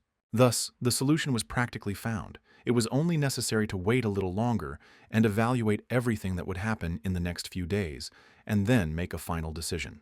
But the men had no idea that their secret conversation had been overheard and recorded by Hannah. In principle, this was one of the moments of the implementation of the main character's plan. He collected information about the county of Maralif and its count and countess. It turned out that on the one hand, it was a rather prosperous county in terms of trade. On the other hand, Countess Brach and Maralif were very friendly with each other. And by and large, the relations between the two neighboring territories were sharply broken off during the unrest. But now the main character and his team have come here to improve relations. It is clear that Kyle most likely planned to seize the territory of the county of Brach, but since the manager arrived from the capital of the empire itself, he was unable to do this, and now he must play the role of a hospitable host of the estate. And so the acquaintance of the count and the illegitimate heir of Durga and the imperial inspector Ramandro began. He was finished and negotiations began. Ramandro announced that there was currently a crop failure in the Brach territory, so he would like to ask for help from the county of Maralif. By and large, everything in the county, except for problems with food, was going on as usual, and Ramandro was even confident that all the problems could be solved in about 2 months, and by winter the territory would be almost completely restored. The statement was certainly loud, but it was quite possible that such a result could have been achieved. But Kyle was not going to take off his last shirt and prepared a list of products and prices for them that he could provide to the neighboring county. But Ramandro was in no hurry to agree with such a list. Moreover, he would like to discuss it alone with the main character. As much as Kyle wanted to stay in the room, he still left, and Ian began to study the list. This list did not include the most essential items, such as wheat, corn, or root crops, and other goods were declared to be 5 times more expensive than the average for the empire. However, Jan was not too upset and asked the expert to trust him, and then they would be able to use the subsidies that the empire had allocated for the restoration of Brach County wisely. By and large, the man had no choice, so he decided to listen carefully to the young man. Count Carlo was surprised when he was informed that the guests from Barch were leaving for home. This meant that the delegation did not accept their conditions and decided to go home empty-handed. Nevertheless, the Count was sure that as soon as the cold weather came and hunger began, then unrest would come with it, and the branches would simply have no other way out. In general, Maralif was located far from the imperial palace, so the influence of the ruling family here was significantly lower. But if the county of Brach is ruled by the emperor's man, then the palace will expand its influence here, and the laws will become stricter. For this reason, Carlo made insidious plans to seize the county of Brach. Meanwhile, John and Ramandro were waiting for the owner of the estate downstairs to say goodbye, but since the butler was late, they realized that no one was going to see them off. But the countess came out to say hello, or say goodbye, it's not clear yet, to the guests. Jan showed the height of gallantry when they met. He knew that his stepmother and this woman had communicated, so he assumed that they were the same age. But he was wrong. Countess Maralif was younger than Mary. Moreover, she emanated the aura of a true aristocrat, which could not be hidden. She didn't hide it. She behaved with restraint and dignity when getting to know Ramandro. At this point, the pleasantries began to end, and the man informed her that they had to go, as urgent matters had come up, so they would not be able to stay for dinner. At that moment, Rienne's attention turned back to Ian. She was curious as to who was currently living in Mary's private quarters. The question was rather strange, but the woman explained that not long ago she had lent a valuable thing to her friend, but Mary had not returned it, so she was asking what was happening to her friend's quarters. She didn't want to lose her property. At that moment, a memory from the basement flashed in the boy's mind, when his stepmother rushed into her room, as if the world had converged on her. This made him wary, but the guy nevertheless suggested that Rienne come visit them and pick up her thing, since no one had entered the countess's chambers yet. At that moment, the butler came to them, who did not expect to see his mistress but behaved extremely politely, saying that the count had important business and could not go out to see his guests off. But Romandro and Jan themselves understood that the man would not come out to them, so they said goodbye to the countess and got ready to leave. Already in the carriage, the man and the boy relaxed a little and exchanged impressions. Both felt that Lady Rienne was somehow strange. But in Romandro's opinion, it was not as interesting as an agricultural crop that produces a harvest almost all year round. This was such an incredible and valuable discovery that the man wanted to hear the name of this miracle right now. But what disappointment was written on the inspector's face when he heard the name and realized that Jan was talking about the hum. Not just disappointment, but a real black hopelessness, because everything seemed like nonsense and all I had to do was pay the count and buy some normal food. But Jan continued to insist that gula seeds were the best option, and free they could be used to make many different dishes, and they were rich in nutrients, and the growing season was 1 month, so winter would no longer be a problem. Time flew by while they talked, and they had already arrived at the city square. It was there that they were supposed to pick up Barega, who had arrived just in time, pleased with himself, as he had managed to complete the task up to that point. But Jan's keen eye did not miss the fact that his friend was a little drunk, and all because the owner of the bar kept pouring him more and more alcoholic drinks. And Bareg drank, but not for pleasure, but for the benefit of the common cause, since over a glass of beer the locals listened to him more attentively, and he told them about the profitable work, and also posted ads, since the main character's plans included hiring people right here. In these advertisements, the guy promised to pay everyone who collected 1 bag of gula for him 1 gold coin. It sounded wrong and strange, but by and large the payment was reasonable, since people would be more willing to drop what they were doing and go into the forest to collect gula. This way people would have motivation, but there was also a time limit, so they wouldn't be able to grow the gulu. The time for that hadn't come yet. At this point, the topic of gula could be put aside for now. Now John asked Bareg to tell him everything he had heard about this year's harvest. Things were not going well here. The harvest was worse, the river was polluted, and foreign traders had raised the prices of their goods. Meanwhile, Romandro tried to understand the main character's train of thought, why he was talking about the ghoul, why he needed it, like everything else. But he couldn't understand it yet, and so they went home, and at home a surprise awaited the man. The cook had prepared dishes with gula, especially for him. Everything looked divine, but the cook was not sure of anything. But he had carried out the order, and now he was almost losing consciousness from fear. But Jan was calm and even joyful. He assured Romandro that nothing bad would happen to him if he tried something so aromatic, beautiful, and tasty. Hunger is not an aunt, and no matter how scared the man was, he tried the first spoon. And lo and behold, it was so delicious that the man turned red, and if he could, he would have melted into a puddle. Seeing the man's reaction, the protagonist invited the rest of the service staff to join the meal and try these dishes. But the servants were frightened and did not dare to repeat Romandro's feat. However, at that moment, Hannah came into the dining room, saying that she wanted to try gula seeds in honey. And as soon as she tasted the treat, she too almost cried with pleasure. She had never eaten anything like it, but the flavor here was very deep and rich. Her example was infectious, and besides, the girl was not dead yet, so the younger cooks became bolder and decided to try the treats too. And here the result was the same. The guys really liked what they tried, but they didn't fully believe that they were eating gulu, and if they hadn't taken part in the cooking, they would never have guessed what they were eating. Jan watched his happy workers with a smile. He didn't just feed the servants with gula seeds for no reason. It was important for him to gain the trust of ordinary people in order to later establish the production and cultivation of gula. In fact, he has already started a process that cannot be stopped, since one worker will tell another, and so on, about what he tried, and eventually the news will be known to everyone in the county. Now it was a matter of time to establish the process of growing gula. Preparing for winter, they planted a plantation of gula, and while they were doing this, they were collecting ripe fruits. Meanwhile, Romandro ate all the dishes that were on his plates. He was sure that if everything would be fine with him in a few days, then he was obliged to tell the first prince about the hum. If Jan did not mind, the guy was all for it. Besides, the man was going to lay everything out in great detail, leaving nothing out, so that the government would understand what had led the county to such a decision. Jan liked the man's decision. So he switched to the servants and asked them to strictly control the consumption of gula and check the supplies, because they do not have as much of it as they would like. Meanwhile, the darkness of night fell on the capital of the empire, and the emperor called his eldest son to him for a talk. Kyle was worried that Marev hadn't been visiting him lately, being all busy with work and worries. There was anxiety and concern for the child in his voice, so the prince did not get upset, but sat down next to him and asked what was bothering the emperor. And the old man was worried that not only Marev had completely forgotten about him, but Gale too. So Kyle hoped to find out about the younger one through his eldest son. But Marev had nothing to answer his father, and besides, he did not understand where such concern came from.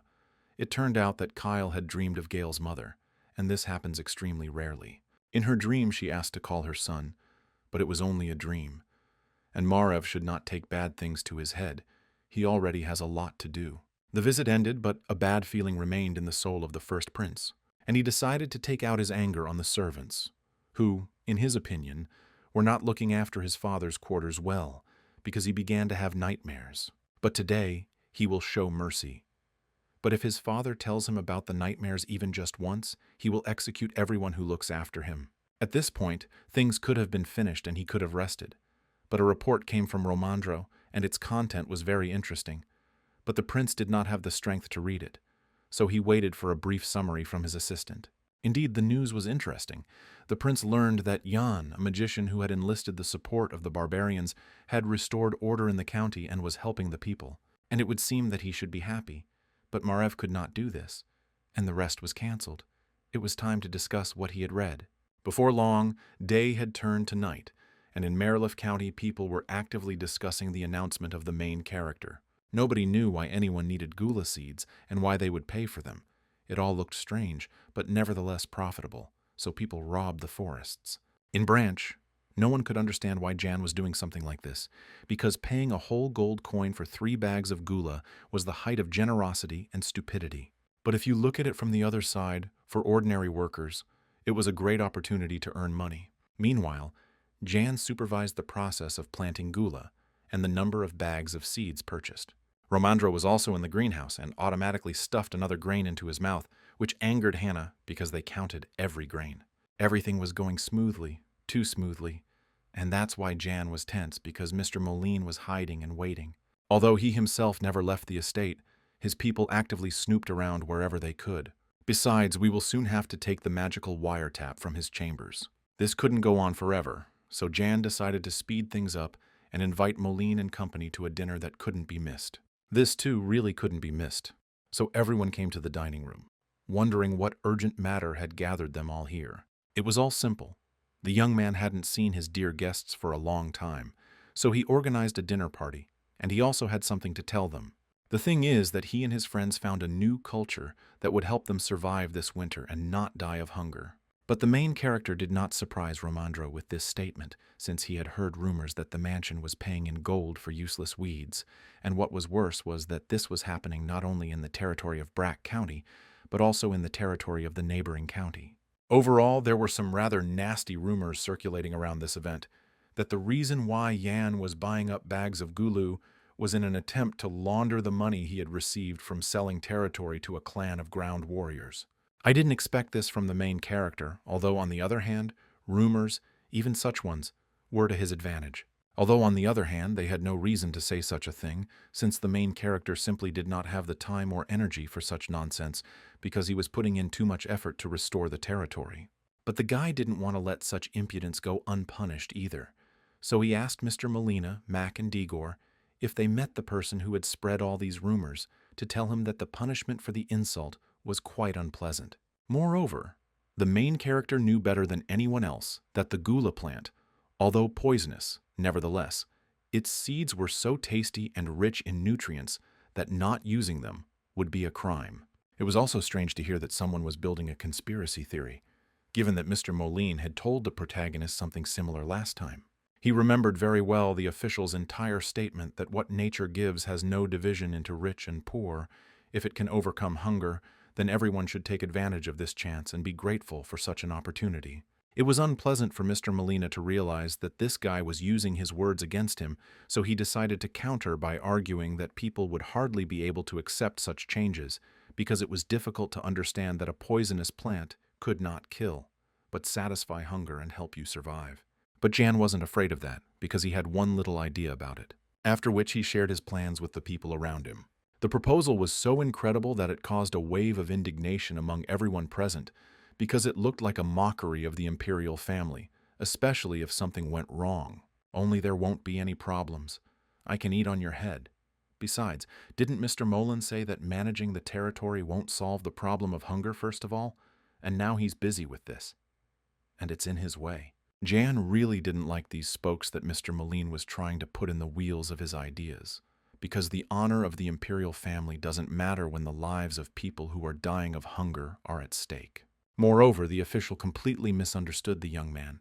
He did not ask anyone for permission for his actions. If he and his comrades think that they can stop Jan, they are deeply mistaken. They had better leave the county territory. And if they do not do this, then he will order the warriors of the Land Clan to throw them out of here by force. He didn't care about the indignation of the officials, because they themselves were to blame for the current situation, because while he was looking for a solution to the problem, they sat in the room, ate his food, and did nothing else.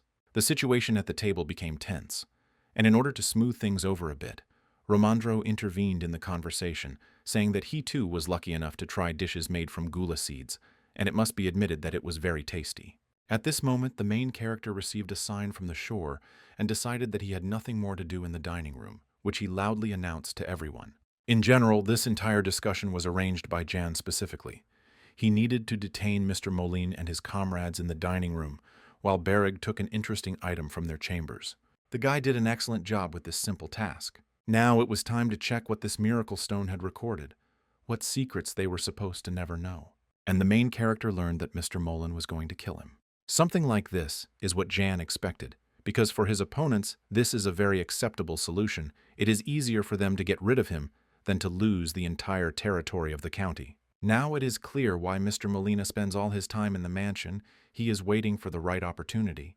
And because the main character works a lot, he is rarely alone, which complicates their task. But after today's performance, Mr. Molan will definitely make his night's move.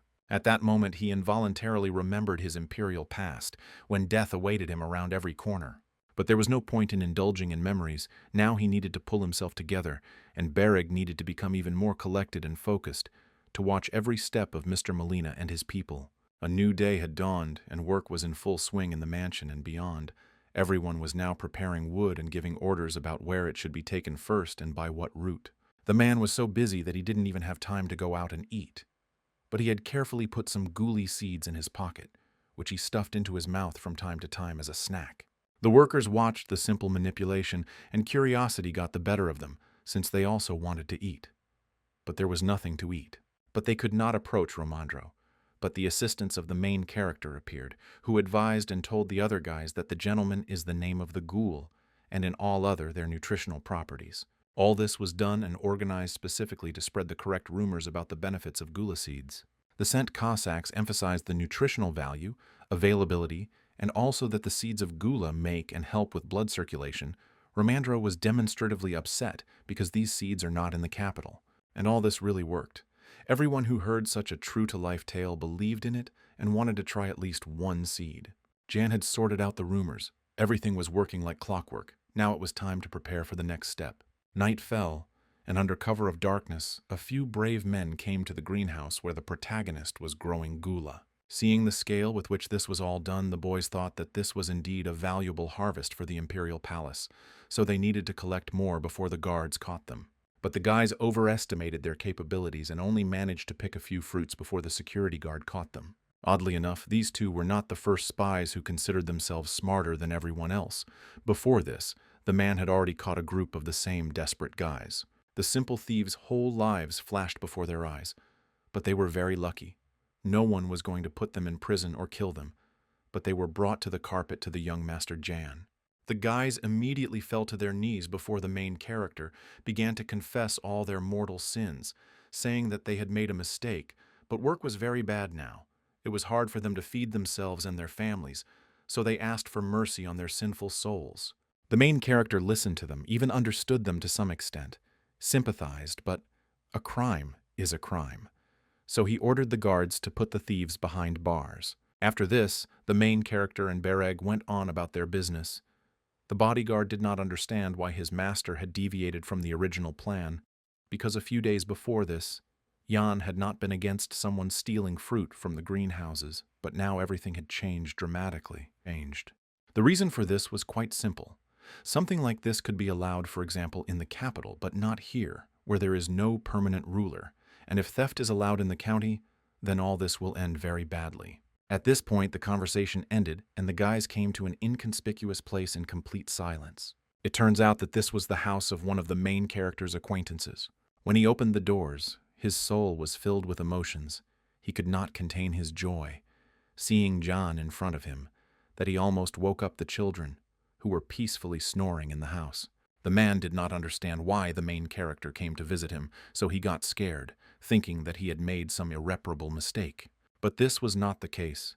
The main character came to visit him, as he brought a small gift in the form of gula seeds. Yes, it does not heal people, but nevertheless it is a tasty and nutritious product that will be useful for a man who has so many children in the house. Jan also noted that the gula seeds are currently under strict control of the mansion, while Romandro does not yet know about his brilliant idea of spreading the seeds around the world.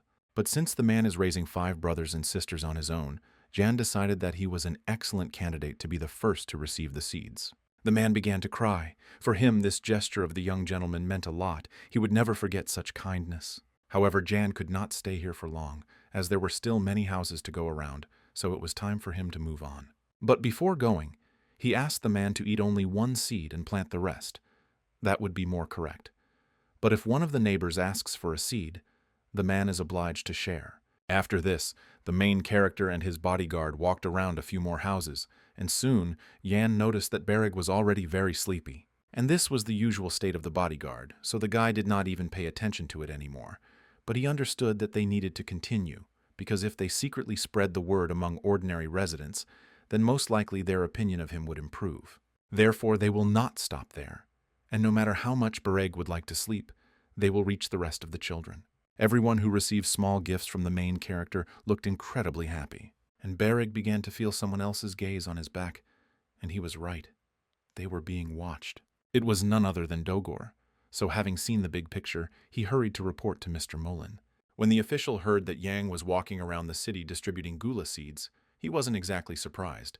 Something like that was bound to happen, but it would be absolutely perfect if the guy finished his walks late at night, since that time was ideal for eliminating undesirables.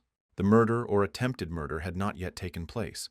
A new day had arrived, and Romandro and the main character were discussing the ongoing restoration work of small villages, which had been completed, but the supply of goals was still in the development stage.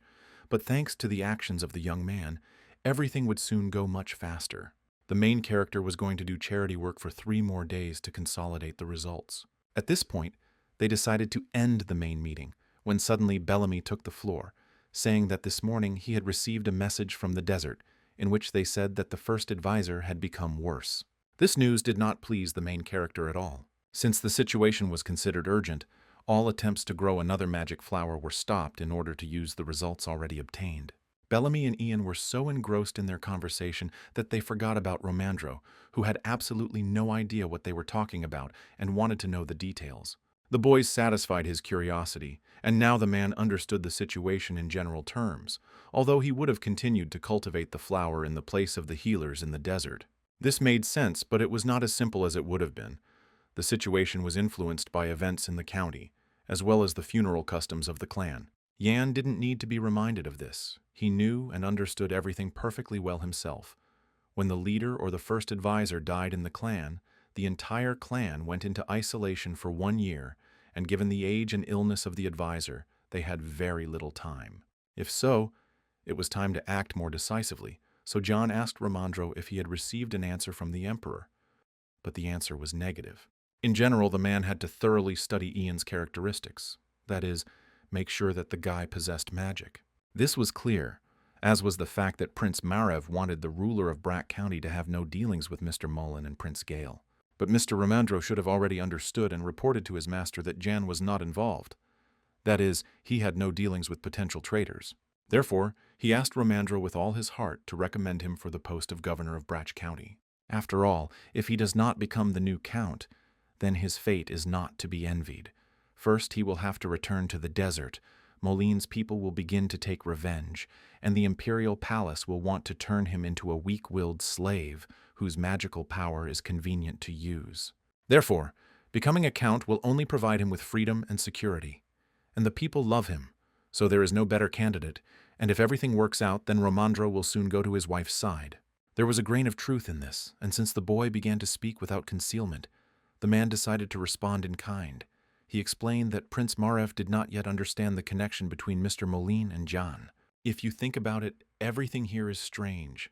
The denunciation of his father through Moline, the opportunity that arose to make one of his people a count, the accidentally awakened magical abilities that scream about a connection with the Ministry of Magic and a future conspiracy against the king.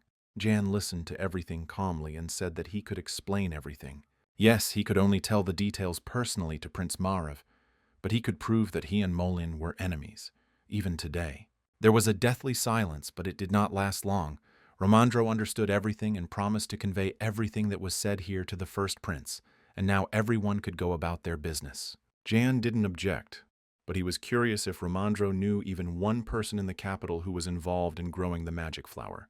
Unfortunately, the man did not have such information, but he knew people he could ask about it. On this note, the meeting ended and everyone went their separate ways. Jan and Bereg also had things to do. They had not yet finished distributing the gula seeds to those who needed them so much. And everything went according to the previously perfected pattern, house after house, family after family. But today Jan did not look very well, which the townspeople noticed. Nevertheless, the process was going quite quickly, and it was already possible to go home. But Bereg suddenly froze in place, sensing something was wrong. Today, 3 bad people came for the main character's soul at once. This was what the guys were waiting for, but there was still some excitement. They had to at least lead the bandits away from the houses of civilians. But they didn't manage to get far. The bandits decided not to hide in the shadows, but to declare themselves openly. And without thinking twice, they decided to attack the main character. The attack of 2 bandits was blocked by the shore. But suddenly another man jumped on top of the guy.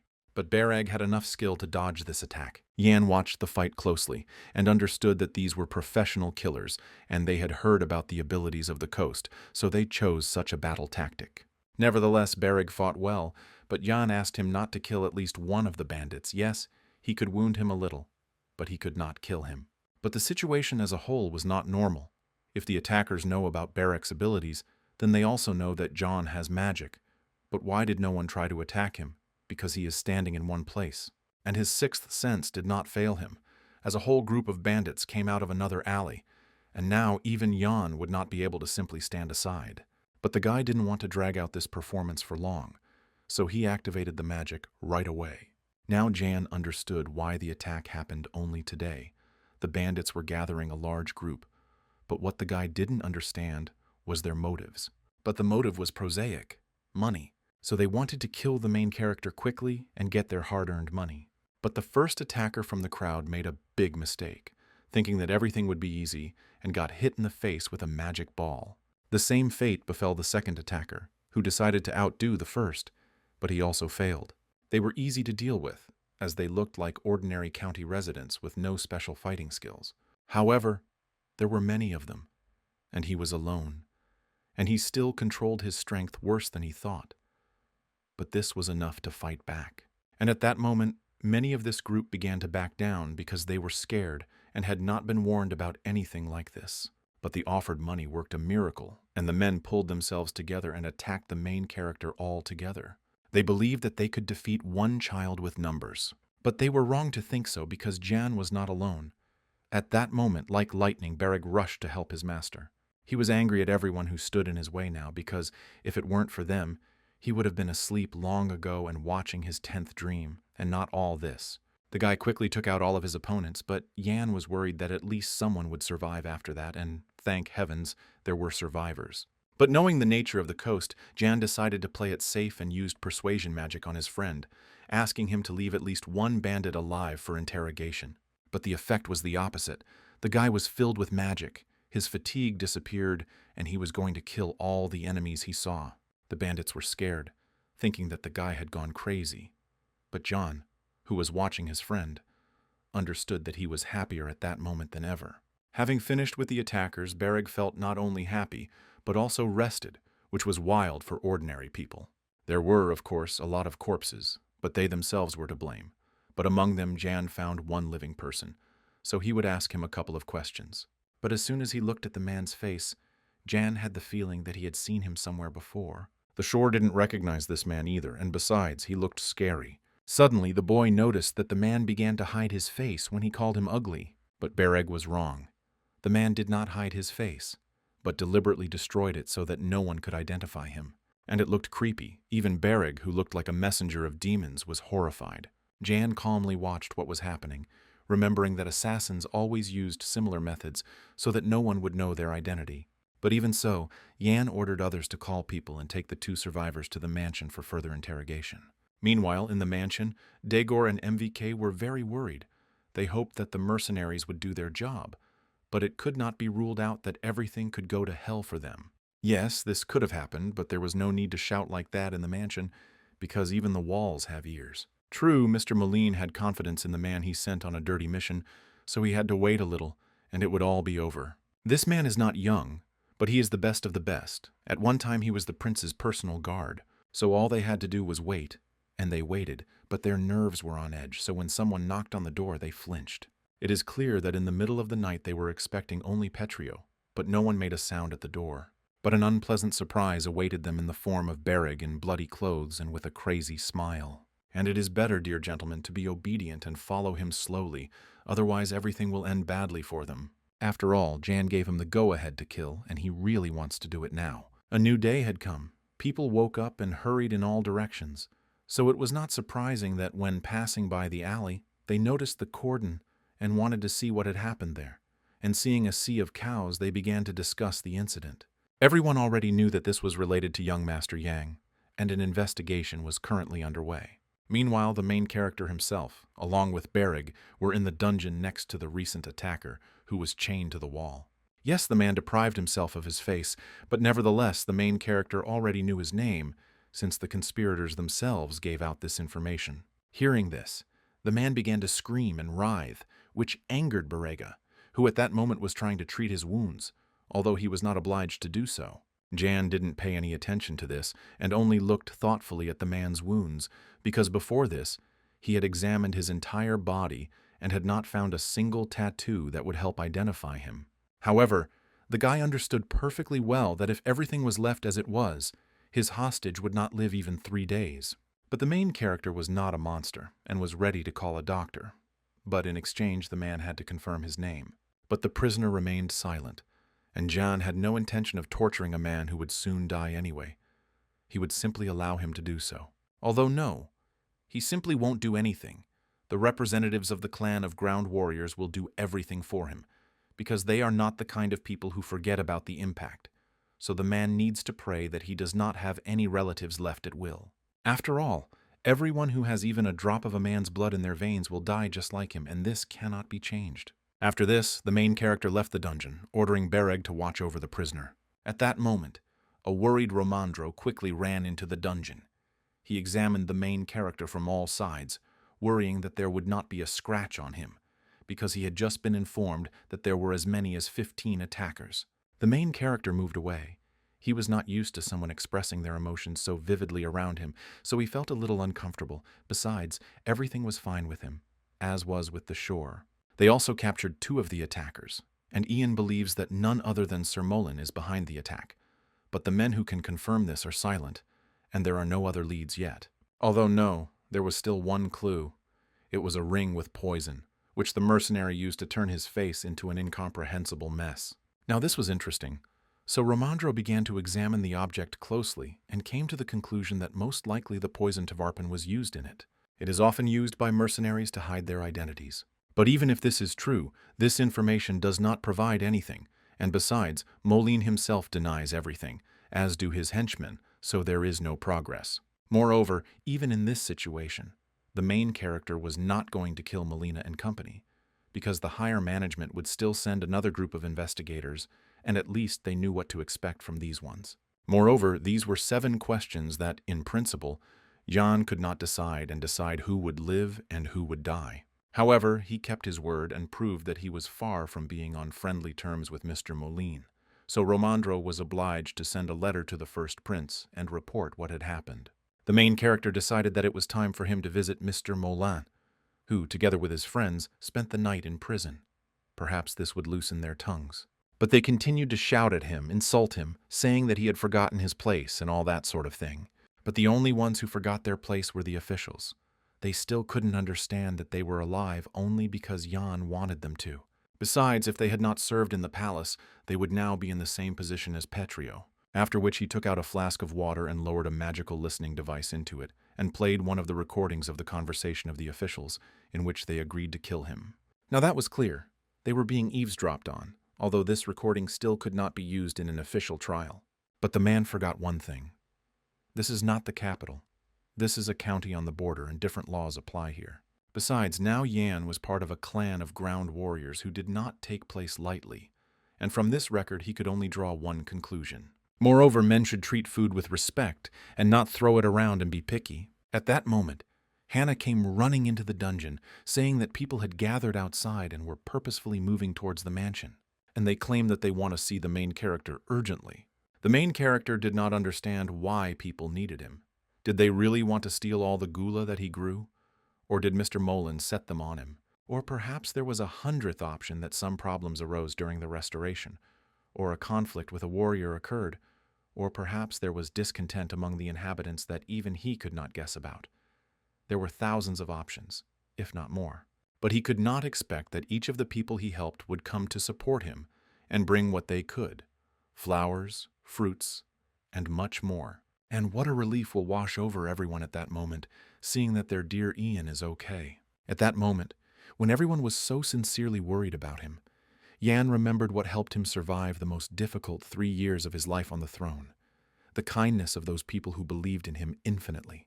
Now he felt lighter, and asked everyone to gather in the square because he had one announcement. Romandro had officially allowed the cultivation and distribution of gula. A lot of people actually came to the square, and Romandro began to explain to everyone the rules according to which everyone would be given seeds and seedlings of gula. Everything depended primarily on the size of each person's garden. Now the main character is giving them away for free, but next year during the harvest, everyone who gets seedlings today will have to give a 10th part as a tax, and the guy hopes that everyone will share with each other the method of growing and preparing gula. But no one has the right to buy or sell to residents of other territories. Everything must happen only through the mansion.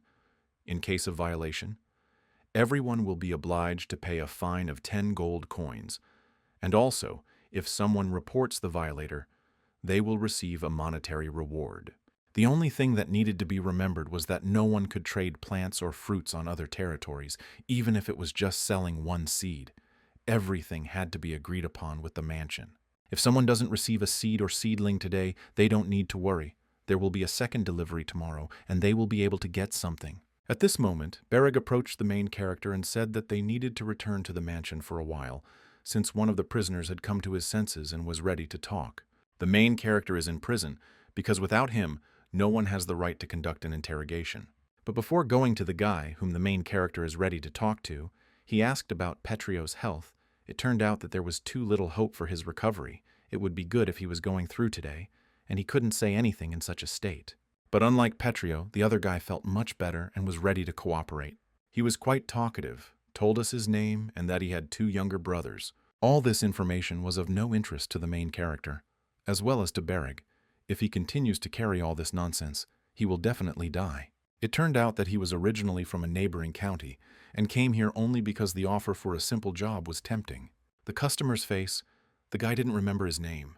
And no matter how much Jan and Bereg tried to intimidate him now, he still couldn't answer anything, since he hadn't even met the client, and he had to receive the money from intermediaries. The main character had nothing else to do here, but he nevertheless asked the swordsman to leave this guy alive for further clarification of the circumstances, or for prevention.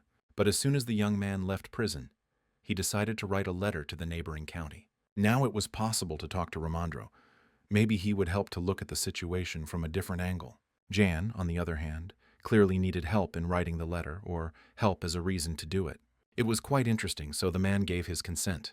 Before they moved on to writing this letter, the man told us that he had just finished composing the text of the letter to the first prince, And it was not an easy letter, and with a report and recommendation, and it concerned the main character. Moreover, the man even gave it to his boyfriend to read, who was very pleased with what was written. But this letter also needed to add a few lines about the fact that not long ago the next lord of the territory had been attacked by criminals from Maralif. After that, they began to compose a letter to the neighboring county, since one of the attackers confessed to committing the crime. Then this very crime must be investigated properly, so they asked for Kyle's active cooperation to clarify all the circumstances of the case. The letter was indeed very good, but to tell the truth, Romandro hoped that the people from Maralif would not answer, although winter was coming soon, so they would crawl to them like little darlings for gula. And if so, then it will need to be sold to the neighbors at a higher price, recalling all the prices that they put on the products when they came and asked for help. So far, Yana was doing quite well, and the main character hoped that it would continue like this, especially if Prince Marav would help them, but Romandro had serious doubts about this. Meanwhile, the first prince himself was having a pretty good time hunting in the forest. After all, he also needed to rest. Only there he once again missed his victim, and the people around him wrote off such things as a waste of time.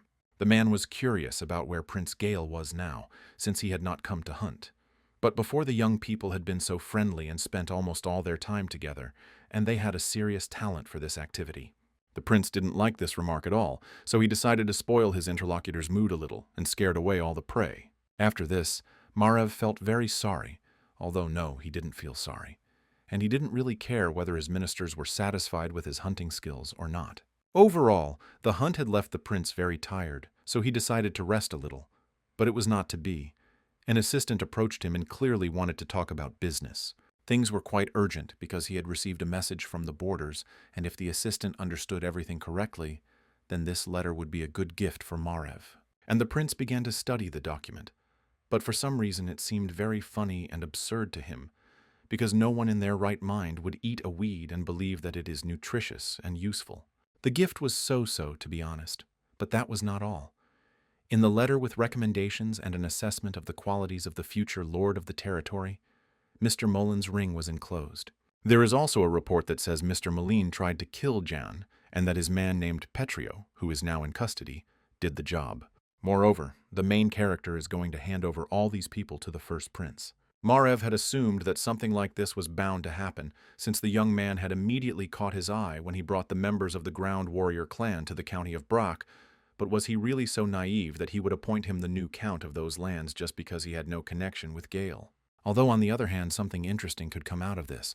So the prince ordered his assistant to write a reply letter in which the owner of magical abilities would become a lord, but he would have to move to the capital. Having given the order, Prince Marav went to his ministers and was even in a very friendly mood.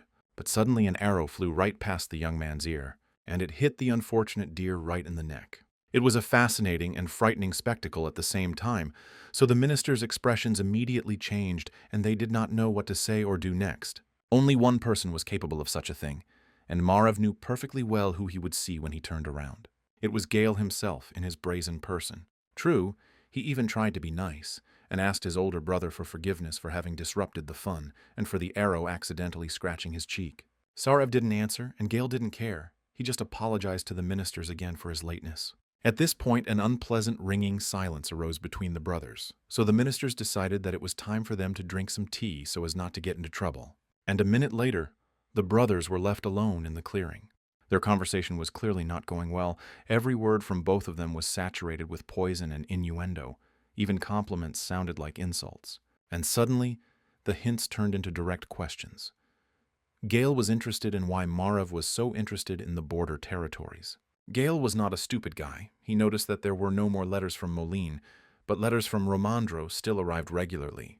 The only thing he couldn't understand was whether Marav understood his true motives and desires or not. But the older brother did not react to the younger brother's words, although he saw that, although he was trying not to show his nervousness, he was nevertheless worried.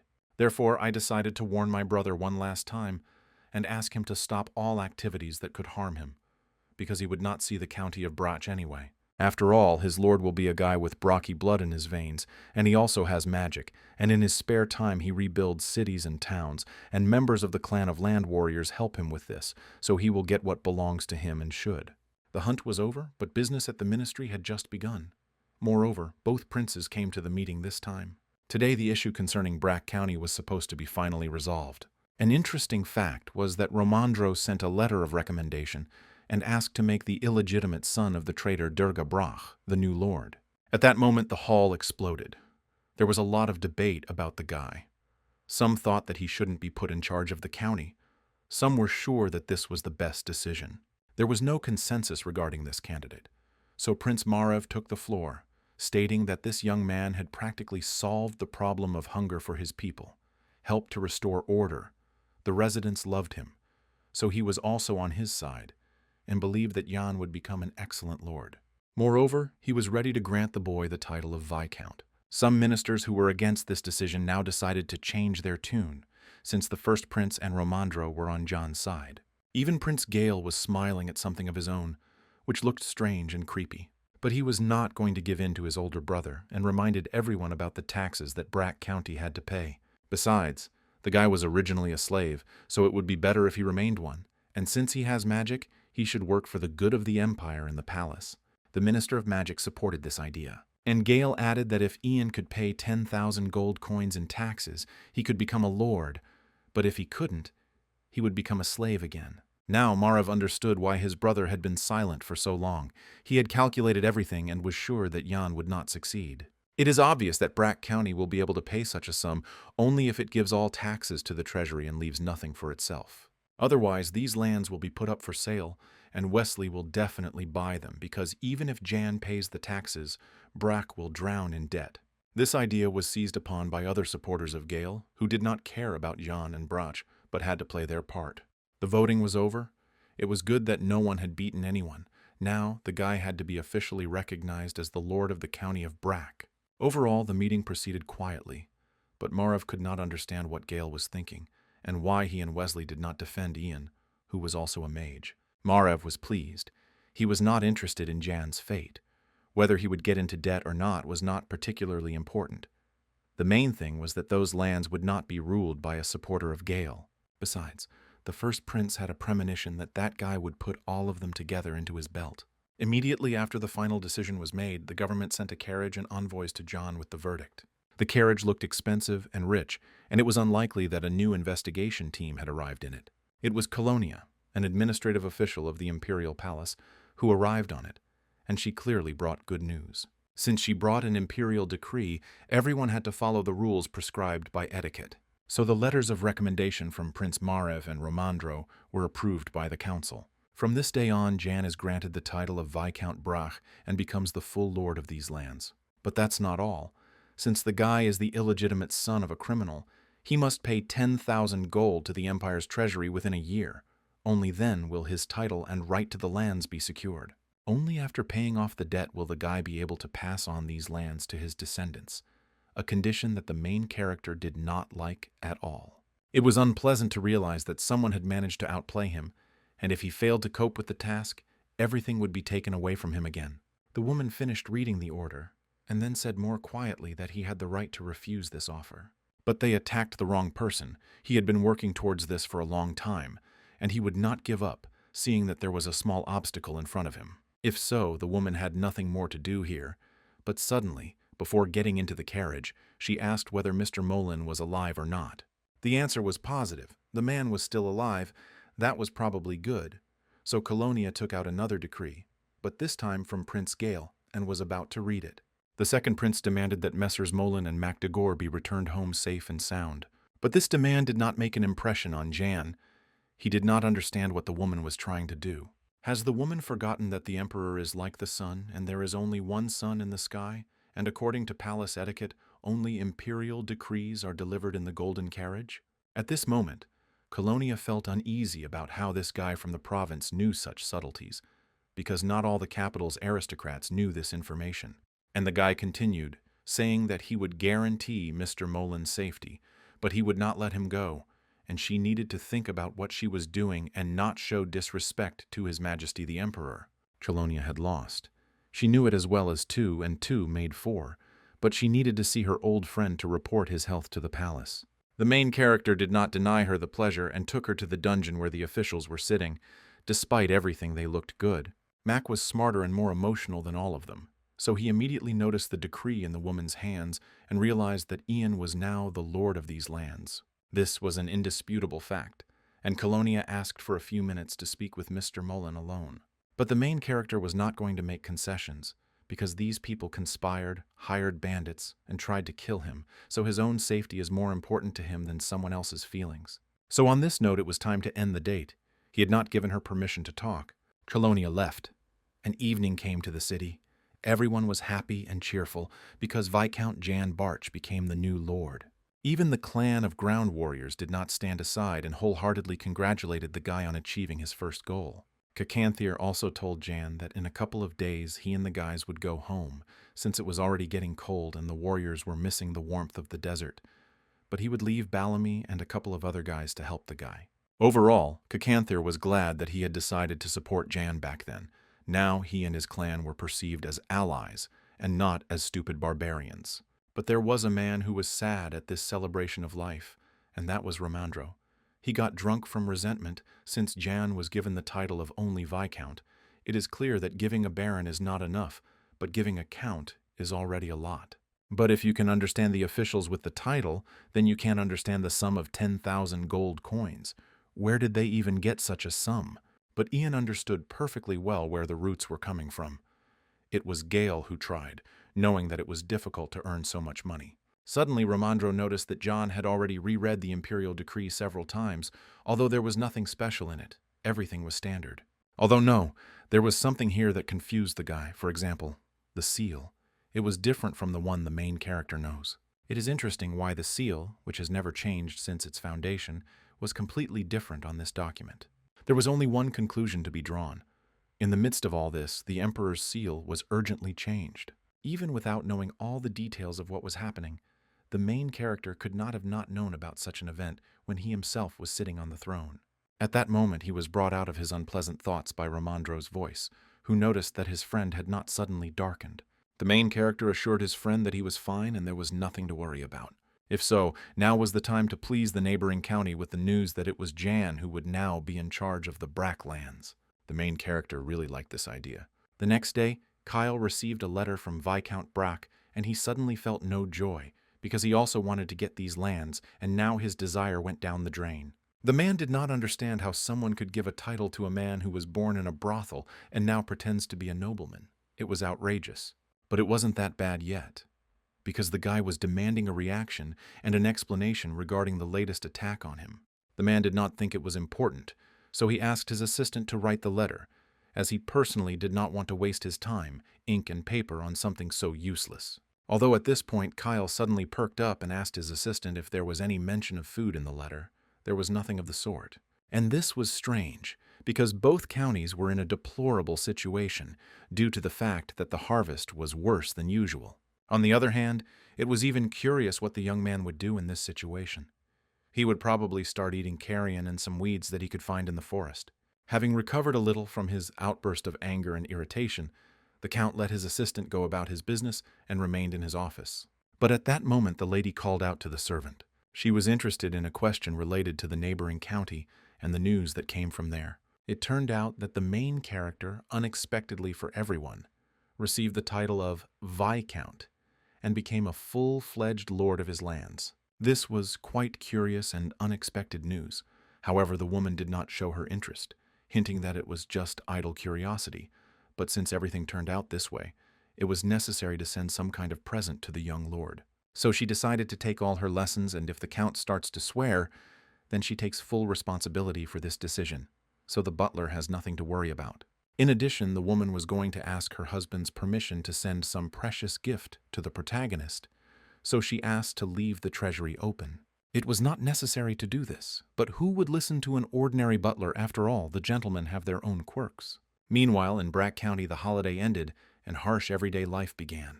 The celebration the day before was so bright and long that in the morning Jan really wanted to drink some water to come to his senses. Although, by and large, the guy felt great, and these new sensations inside gave him confidence in the future, because it seemed to him that with the help of just one title, he was able to overcome a huge mountain. But this was only the first mountain on the young man's path. Now another one had arisen, which is what Romandro wanted to talk to him about, because the conversation had to be about the financial support received from the palace. And although the remainder of the subsidy is usually not returned, but their case is not quite ordinary, nevertheless, the man is ready to use the remaining amount at his own discretion, and for this he needs to draw up an estimate of all the county's expenses. It was a great idea and a huge gift that Jan really appreciated. But for him, it was all in the order of things, and it was the least a man could do for this guy who had opened the gula to everyone. Besides, Romandro was sure that Jan would be able to spend the remaining money usefully and not let it go down the river of life. Moreover, the man was grateful to the main character for letting him go back to the capital because he really missed his young, beautiful wife. It was not hard to guess that the man was thinking only about his wife. He was glowing with happiness because his wife had announced that they were expecting a baby. But their mood was spoiled by the news that a letter had arrived from Maryliff County, and just a few minutes later, a messenger entered the dining room with some interesting little box in his hands, saying that it was a gift from the Count and Countess in honor of Ian receiving the title of Viscount and taking office as Lord of these lands. A gift is of course good and wonderful, but why did it come first? Since first John sent a complaint, and everyone successfully forgot about it. But the messenger had nothing to say to the main character, so he simply handed over a letter of congratulations and a box. But before leaving, the guy opened the box, showing an interesting mechanism that was made in another country. The problem was that the young man had no idea how or why to use this mechanism. But the main character knew perfectly well what he was holding in his hands. It was a dripper. But the most curious thing about this whole situation was that it was a gift from the Countess, not from the Count. Moreover, the woman was sure that this device would definitely help the main character. And even though it costs a lot of money, she does not want him to feel like he is in her debt. The pause dragged on. Romandro did not understand the reaction of his now comrade, and by the way, the Countess, who sent some trinket as a gift. It is clear that soon, Maryliff had to start acting and be indignant about the cultivation of the gula. And this gift is a kind of provocation, so it was curious to see how the main character would react to this. But the young man still remained silent, and when he spoke, he asked the messenger to stay a little while.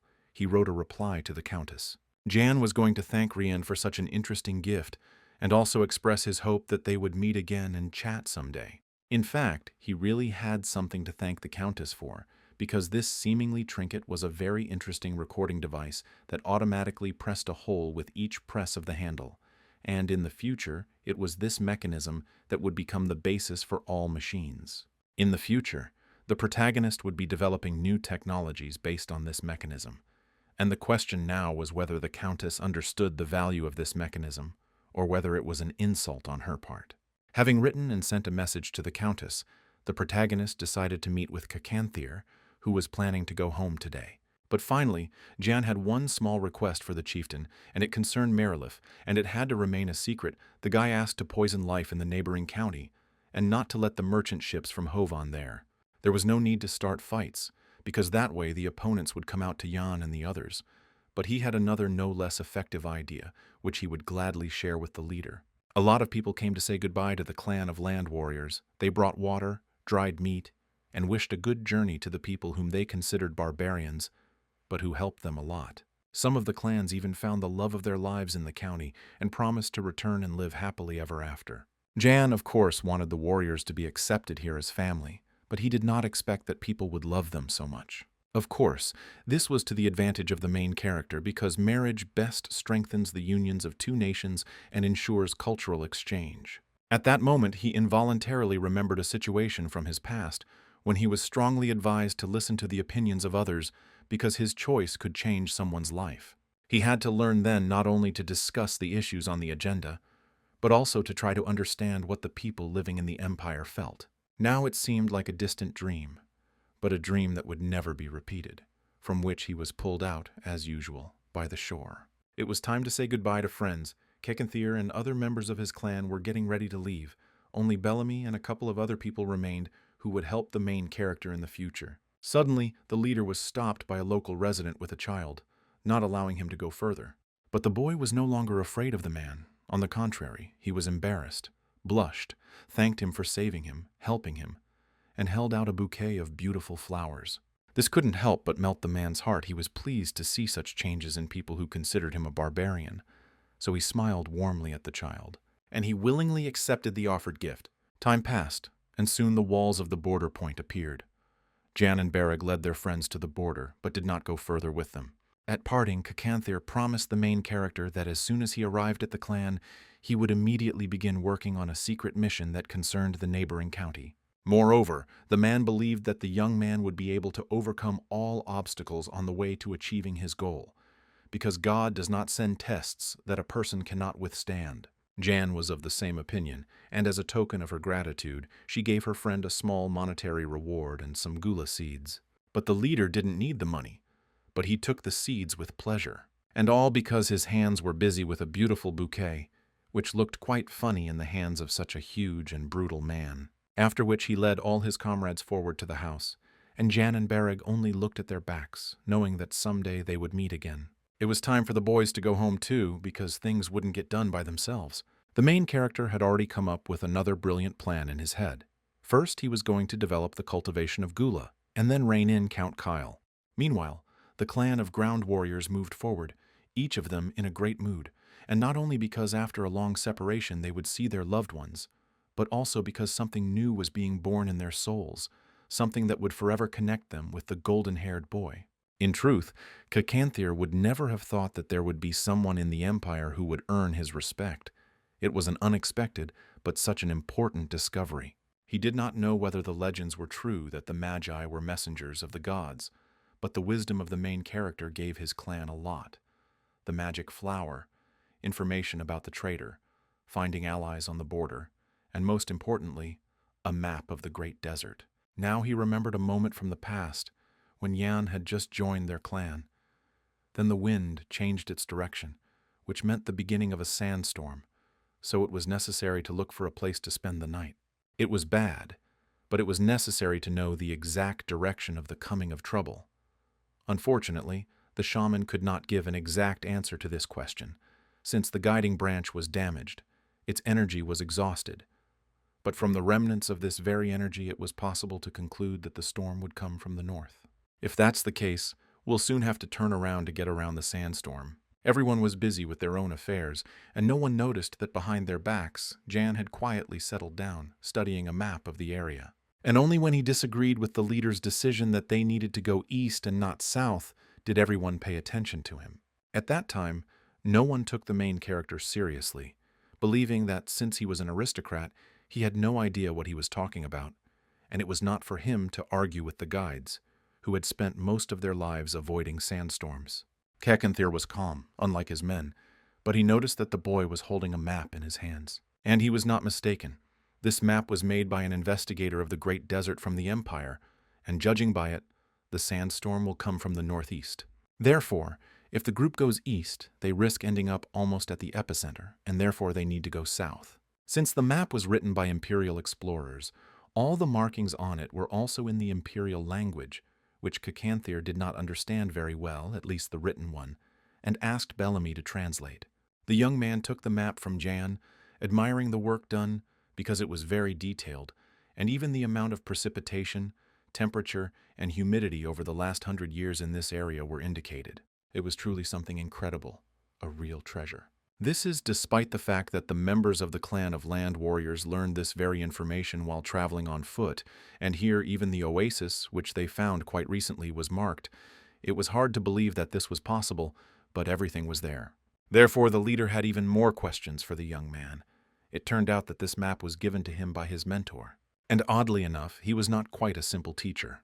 At one time, he was engaged in the study of the Great Desert, but for personal reasons, he had to become a teacher. At that moment, Cacanthir realized that he had a very smart young man in front of him who was able to understand such an intricate map, and he had to be taken into account. It was on that day that Jan gave them the map and other information, so everyone managed to reach their destination safe and sound, and the people who went east were faced with a sandstorm. At the same time, the leader realized one more thing, that due to his broad outlook, composure, and courage, the guy would not waste his talents in vain. A great future awaited him. Meanwhile, in the capital, Colonia came to report to the second prince, saying that Viscount Brack had put Mr. Moline behind bars and was not letting him out, and was not even torturing him. It was a strange and incomprehensible phenomenon, the logic of which Gale did not yet understand. Moreover, the guy is well acquainted with palace etiquette, and when he said those words, his aura seemed to change. Based on this information, Wesley concluded that the guy and Marev were in touch. The prince thought this was a hasty conclusion, although he too did not know where the illegitimate son of a count could have learned such subtleties of etiquette. And that's not all. Marev chose and made this child the lord of those lands, although other aristocrats also asked him to give up these lands. She didn't deny that Jan was gifted, but not all gifted people had such knowledge. It was hard to disagree with that, so Gale wanted to think about it alone and let Chelonia go. But Wesley stayed. They apparently had a closer relationship, judging by the position they found themselves in. And the girl asked the prince very earnestly in his ear if she should kill this Ian for him. Several ideas had already matured in his head on this matter. For example, everything could be done at the ceremony of appointing the lords, at which the guy would have to become part of the Ministry of Magic. It was interesting, but suddenly the man moved away and decided to go to his older brother. Perhaps he will give Gale the answer to the question of why Jan did not kill Mr. Molina. Wesley thought that the most likely reason was that the guy didn't want to deal with investigators anymore, and that would definitely happen if Molin was dead. Maybe so, maybe not. Gale didn't know the answer, that's why he asked. And then he abruptly changed the subject, saying that the girl was completely unsuitable for the role of Minister of Magic. At that moment, her heart skipped a beat. Because the prince was so close, his voice became quieter and penetrated her consciousness, intoxicating thoughts that lined up in a chain. He wants her to be near him, but not in the role of the Minister of Magic. But he had already left the office, and there was no longer any opportunity to ask or say anything to Wesley. And was it necessary to do this at all and complicate everything? That was the question. Meanwhile, the man had already gotten into the carriage and left for his brother, thinking that Wesley was a great lover, but she would not be able to stand next to him and rule the empire. She was too hasty and aggressive in her conclusions and decisions. Even in the office, she did not fully analyze the situation, and by suggesting to kill Jan, yes, the investigation team was one of the reasons why the guy did not kill Moline, but not the last one. Most likely Marev was involved in this. It is also logical to assume that if Molina had been found dead while the Land Warrior clan was in the county, it would not have been an investigative team that would have come, but the Imperial Army. Jan didn't need any extra problems, so he chose Marev's side, perfectly understanding the difference in the positions of the two princes. Thus, we can conclude that Moline's life depended not on Jan, but on Marev. The official was a valuable and experienced figure, whom we really would not like to lose. So Gale decided to go not to his brother, who would ignore him, but to his father, who missed his son. Meanwhile, at the Marilif estate, a message arrived for Kyle. The man had to read all the letters that had accumulated since yesterday and answer them. Most of them were about nothing, but one was special, a response to congratulations. But Kyle didn't know that they were sending something to the new Viscount Brack. Okay, the man was ready to put up with this. But suddenly he noticed a letter from Jan to his wife, a personal letter. So he read it, but there was nothing criminal in it, although it was about some kind of gift. And the butler confirmed this, saying that he personally chose the thing that no one uses on the orders of the lady. But the man didn't finish his thought because Rian was already standing behind him. She took her letter. She was upset that her husband didn't trust her so much. But she didn't find anything criminal in the letter either. She just didn't know whether to worry or be happy that the guy liked her gift. But now it was already late, and it would be time to have lunch. So the girl asked to convey to the kitchen the wishes about the dishes, and to try not to mess anything up this time. Left alone with her husband, Rian put her feminine charm into play, starting a conversation about gula, which everyone eats in Brack County, and is said to be very tasty and healthy. It is not surprising that they began to look for ways to survive the winter, because the harvest in those lands was very poor. But even in this situation, Jan invited them to visit to thank them for the gift, so she will be glad if her husband allows her to go there for a day. But her husband did not let her go yet, and was sure that everything would soon be fine with them, since the cargo in Havana were supposed to arrive, not realizing that this was the reason for the decline of their lands. If Kyle believes in it so much, then she won't insist on her own for now, and then we'll see. But all the meekness and obedience evaporated as soon as Ryan left the office. She immediately called Clark to her. By asking him to wash the windows before the arrival of the guests in Havan, she thus conveyed a secret message to him. Meanwhile, at home, Ian wondered who Rian Maraleaf was and where she came from. It was strange that no one knew anything about her at all, despite the fact that she had lived somewhere until she got married 3 years ago. By the standards of high society, her wedding with the Count was very modest, practically secret, since even the locals found out about it much later. This suggests a difference in status, and perhaps she is a commoner. But Jan doubted it, because she knew perfectly well what a dripper was. But for now it was worth putting this question aside and moving on to discussing the Illic of Havana Trading Guild. It employs about 100 people, but because of the range of goods and the routes, people rely on this caravan as if it were manna from heaven. If so, it would be great to enlist their support. We need to emphasize that they can always turn to Barch for help, and that they will always be helped, protected, and warmed here. At that moment, something strange began to happen. Everyone fell silent, and the roar became louder and louder. And just a minute later, Sue burst into the office screaming. The girl did not want to become a spy in the caravan. It was too cold there, and she loved warmth, and she would not find the way to them and did not want to go anywhere. She screamed and rolled on the floor until the moment when Ian came up to her and said that Cacanthir trusted her completely and considered her an excellent warrior. She is also the fastest warrior he knows, and if he has to retreat, she will do it better than anyone. So there is no better candidate for this task than her. It was pleasant to hear, and if Sue could have blushed more with embarrassment and pleasure, she would have done so, but as it was necessary to listen to the details of the mission. Evening had come. The caravan had been on the road for several hours already, so it was time to make a stop and rest. Sue had already infiltrated the team and was helping the old lady in the kitchen. Despite her outward fragility, the girl did not complain and worked on par with everyone else, so they began to respect her little by little. Therefore, they did not pay attention to her actions, and she secretly added gula powder and yellow scorpion poison to the food on Jan's orders, after which she would need to delay the caravan in the gorge. Meanwhile, the situation in Mirrorlife became worse. Cold weather was setting in, and there was absolutely nothing to eat. Some blamed the Brocks for this and believed that the county should pay them compensation, forgetting that someone from Mirrorlife had tried to kill the Viscount. And no one would be surprised if Kyle was involved in this, because he doesn't care about ordinary people. He's in no hurry to help them, and instead he raises taxes every day. While in Brack, people eat gula and do not suffer from hunger. Even the imperial experts and family members eat it. Meanwhile, morning came in the forest, but the caravan did not set off as everyone had stomach pains and no one could move normally. This was the first time something like this had happened to them, so all they could do was wait for the doctor who was supposed to arrive from Mirrorlife. People were getting worse and worse.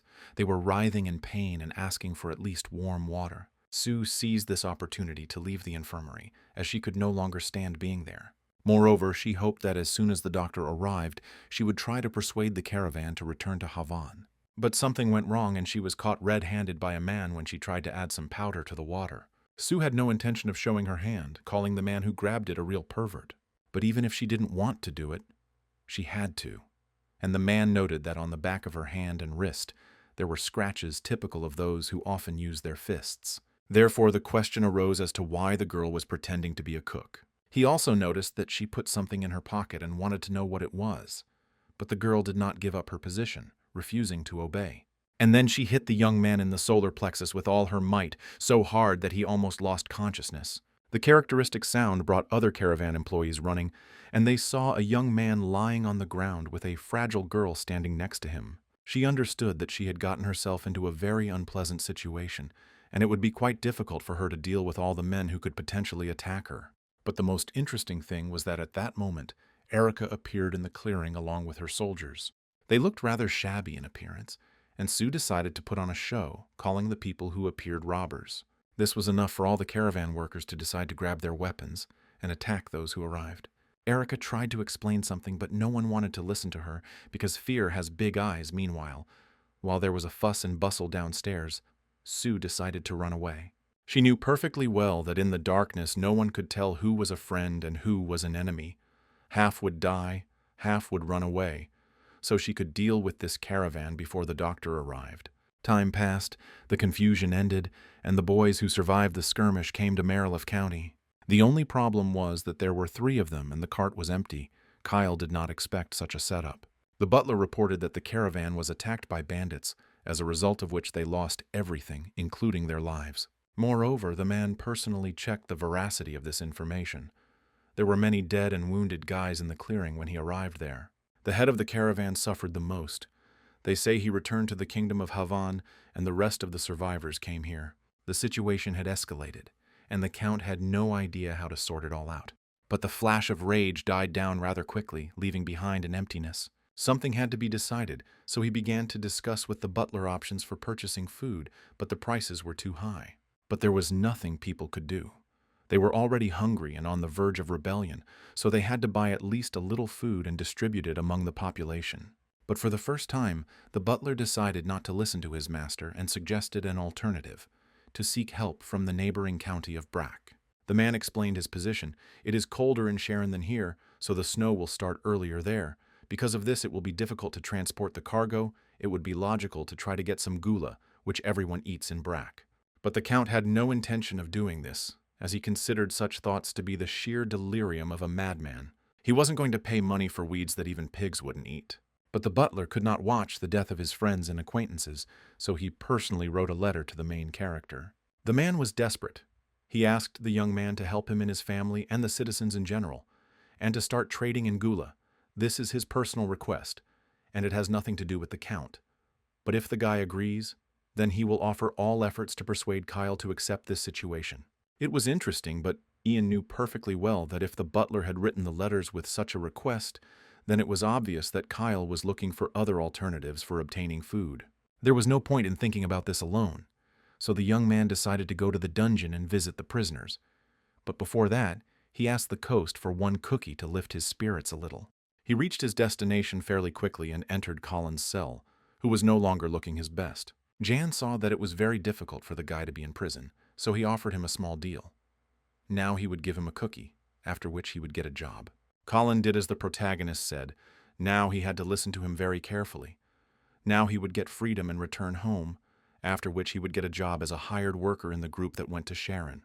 And then he will have to use any means his sophisticated imagination can come up with to disrupt the deal.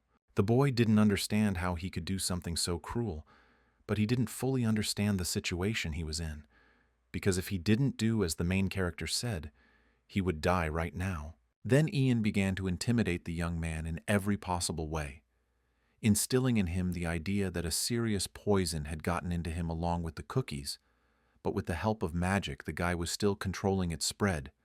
But if Colin did not fulfill his request, then Ian would stop wasting his magical powers on him and he would die. But if he did everything right, he would become free. And Colin believed, so he had no choice but to return home and gather with the rest of the boys near the carts that would be heading to Sharon. But in the first minutes the guy had problems. They didn't want to accept him into the group at first, because he had a criminal record. But then everything was resolved, which he was very happy about, because otherwise he would die from the poison right now. Then, to prevent the fish from jumping off the hook, several of the main character's people watched him. The boys clearly felt that the atmosphere here had changed a lot since their last visit, perhaps because of the rumors that were circulating about the caravan and what had happened to it. Their conversation was successfully overheard by Lady Rian's man, who now hurried to her with a report. Surprisingly, the girl took this news quite calmly and wished Clark a safe journey. She was confident that her subordinate would give his all and complete the task assigned to him. Meanwhile, the group set out on their journey, and it must be said that the road was disgusting, cold, hungry, and snowy. While the Scent Cossack did not dare to take any active actions, he was constantly tormented by vague doubts and fear. But nevertheless, he pulled himself together and asked everyone for forgiveness in advance. At this point, he was brazenly interrupted, caught in the act of doing something very suspicious. Clark was sure that Colin had decided to burn the carts and take all the gold for himself. It wasn't like that. Colin just wanted to live, but he didn't have the courage to commit arson. But Clark had more than enough of this shift. The fire was spreading over an ever larger area. Colin stood, looked at it, and did not understand what had just happened, and at that very moment, he was brazenly killed.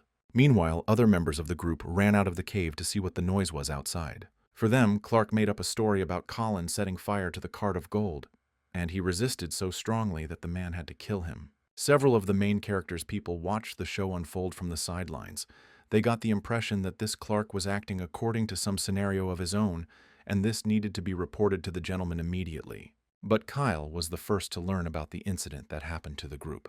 The Count was in deep depression, because all the carts he had sent to the neighboring county had been destroyed.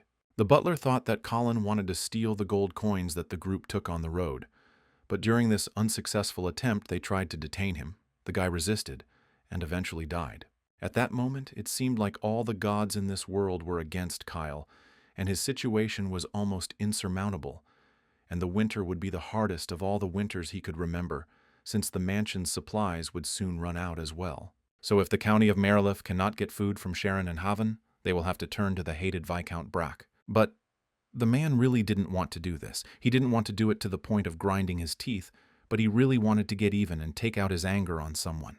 And he took it out on those who were nearby and threatened to destroy and wipe out the faces of the earth. He was raging, and the servants were afraid to enter the count's office. At that moment, the countess came to the door and asked to open the door for her. The picture she saw before her was disgusting. Her husband was beating a servant with a candlestick, not realizing that he himself was to blame for all his troubles. Hiding her disgust, the girl, on the contrary, came close to her husband and in a lily voice asked him to let the poor boy go and give her a minute of his precious time. She did not understand why her husband was resisting and did not want to ask Viscount Brack for help. If it was only a matter of pride, then she could take up the matter and persuade the boy to help. Her feminine tricks did not work, or they worked on her husband only in a different way than she expected, because jealousy boiled up in the count, and he grabbed his wife by the hair with a bloody hand. It seemed to him that she simply wanted to run away from him. However, even after such an unpleasant conversation, Count Kyle still let his wife go on a trip to the Viscount. While in the courtyard before entering the house, the Countess and the Viscount exchanged pleasantries and greetings. The girl admitted that when she heard the news about him being awarded the title, she could not deny herself the pleasure of congratulating him on such a significant event. Moreover, the main character really liked the gift that the Countess sent him, because he received a very valuable thing, and did not understand how the woman could part with it. But Rian wasn't going to admit that it was her idea, continuing to play the role of an obedient wife who only fulfilled her husband's wishes. From this short dialogue, the main character made only one conclusion. The girl gave him gonorrhea so that he would leave the county of Marilif, but even without knowing her pedigree, he understood perfectly well that she was an aristocrat, which could not be hidden behind a fan. A few minutes later, they were already in the house, and the girl admitted that one of the reasons why she came to visit today was that she needed to see his stepmother's room. Disappointment flashed in the eyes of the protagonist because he still wanted to sell her the gula and not give her a tour of the mansion. But the lady reminded that last time she had already mentioned that Mary had borrowed one thing from her, and she really wanted to return it back. However, no matter how much Jan wanted to engage in trade, a promise is still a promise, and he was ready to take the guest to his stepmother's room. As soon as they entered the room, which had been closed until that moment, the young man asked what Rian wanted to find here. After all, if she said that she was looking for it, he would help her in the search. But the problem was that this thing could not be touched. And since that was the case, the girl asked the Viscount to leave the room for a while she looked for her charm. After all, these were ladies' pokies, and he was a man. The guy could not refuse the guest this request, so he left, but ordered the servant to keep a close eye on the woman. After all, she really was behaving rather strangely, so the servant asked if he could provide her with any assistance he could. But she didn't need help. She could handle the search just fine on her own. Only after some time did the search for this little thing turn into a real pogrom in Mary's room. At that moment, Romandro came into Jan's office. He wanted to discuss the issue of selling the gula, but the girl was not visible here. It turned out that she had been searching for half a day for some of her things in the room of the main character's stepmother. However, Jan was sure that when she finished with personal matters, they would talk about business, and then he would put forward his conditions, which she would not be able to refuse, and if she refused, it would be worse for her and her husband. At that very moment, Rian opened the doors and walked into the office, apologizing for spending almost the entire day searching. But even after spending so much time, she didn't find what she was looking for. Since this was the case, the main character decided to offer to drink some tea to lift the mood, so he gave orders to his butler to bring a drink and some goodies, and also to tell Bereg and the other servants to clean up the former countess's room. Tea was served, and even for the sake of decency, Rian took a few sips. Now it was possible to move on to more important conversations. The girl knew that the Viscount had to pay a considerable sum of money to the imperial palace. The amount of this debt is quite impressive, however. The girl has every opportunity to help the main character in this difficult situation. But of course, she wasn't going to give the guy money for nothing. She could have easily bought him a gula, but for some reason he started waiting. By and large, the main character has already decided how he will collect the required amount of money, and he will pay off his debt himself without outside help. Besides, now the main character can earn money by selling gula, because it costs no less than 5,000, and no one will save on people's lives when there is such a harsh winter. But he won't be against it if Rien still wants to buy some gula from him, and he's ready to sell the bag for 50 gold. Even Romandro was surprised by the announced amount of money, because initially the guy planned to sell one bag of gula for 10 gold, but now he increased the cost of one bag almost 4 times. Meanwhile, upstairs in the chambers of the former Countess Bereg, a search was being conducted on Jan's orders. And all because the guest spent half a day intensively looking for something here, but no one could understand, because she didn't find anything. Bereg had also been crawling around here for an hour, almost on all fours, but couldn't find anything worthwhile. At that moment, Hannah suggested looking under the ceiling. It turned out that this was actually a good idea, since no one would have thought to look under the ceiling, so they began to feel the space. They were lucky, and Hannah found a curious black object with some drawings on it. But neither Bereg nor the girl could understand why the former mistress had hidden such a small thing in such a place. Curiosity got the better of him, and Bereg opened the box. He immediately felt a strange, intoxicating smell, which almost made him lose consciousness.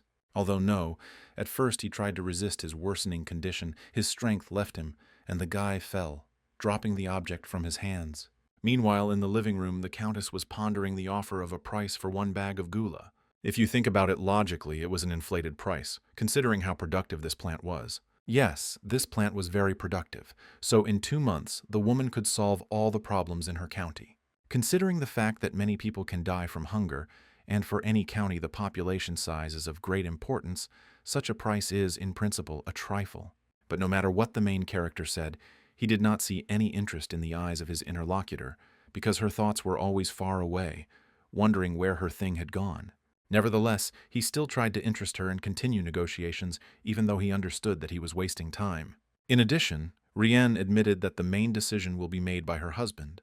Her opinion is of little interest to anyone at home, although she understands that the main character wants to make money by setting such a price for one bag.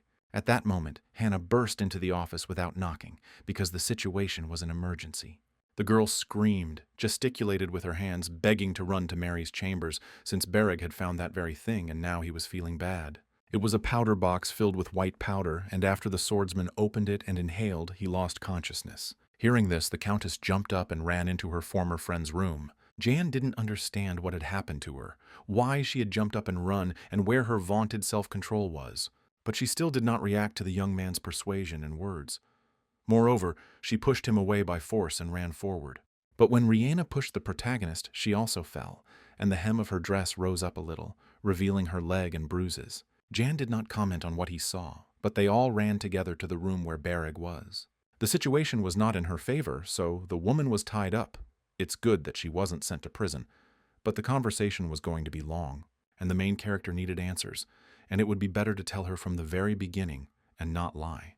But the Countess decided that she was smarter than everyone else and began to insistently say that it was ordinary powder. But Hannah was sure of the opposite. Usually most powders are skin-colored and have a coarser grind, and the girl did not remember anyone losing knowledge of using such a cosmetic product.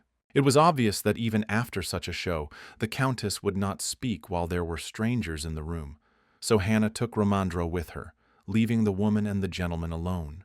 The silence dragged on, so the protagonist decided to take the initiative in the conversation, saying that no matter how much he thought, in the current situation he saw too many oddities and inconsistencies. Firstly, it seems to him that the woman knows perfectly well what a dripper is. Therefore, it was logical to assume that she came from the Rajan Mountains. There was no point in denying it any longer, and the girl admitted that she was born not far from Rajan and was friends with the Derva people, and that her mother was a dryad. The main character knew very well that dryads are fairies who guard the tree with which they share their lives.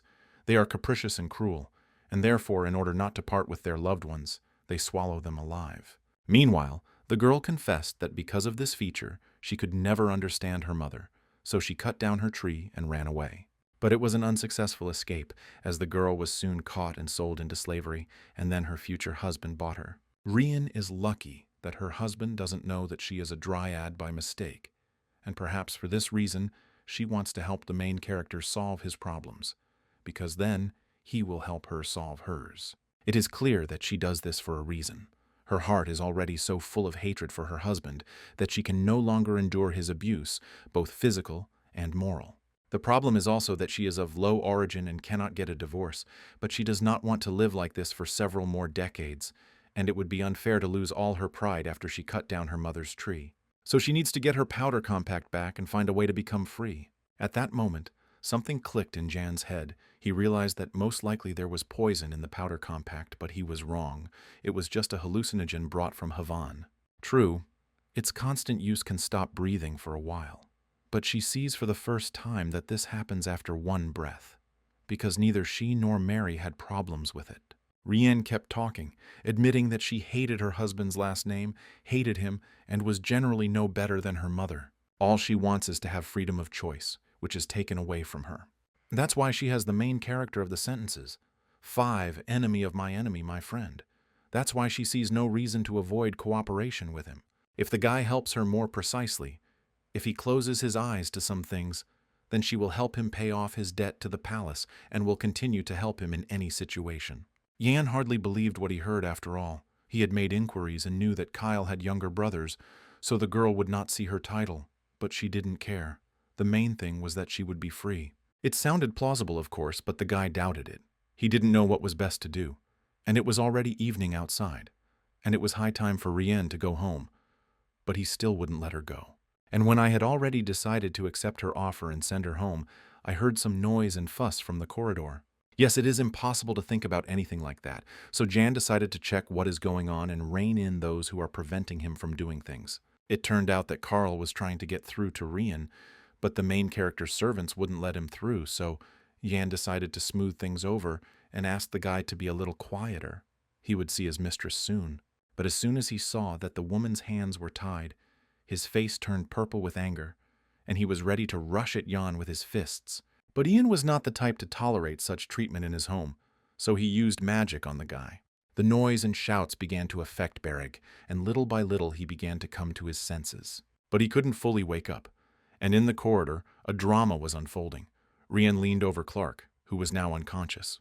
At that moment, one of the servants recognized the guy who was now lying on the floor as the one who killed Colin and set fire to the carts on the way to Sharon. This is what the Countess was talking about. They were on the same side, and Ian went and crippled Clark. Only she forgot that her servant was the first to attack the Viscount, and he was simply defending himself. The girl found out pretty quickly that Colin was a decoy. He stood out from the others, and he disappeared from the gambling house the day before the attack on the young man, and then suddenly returned. It is clear that there was a reason for everything.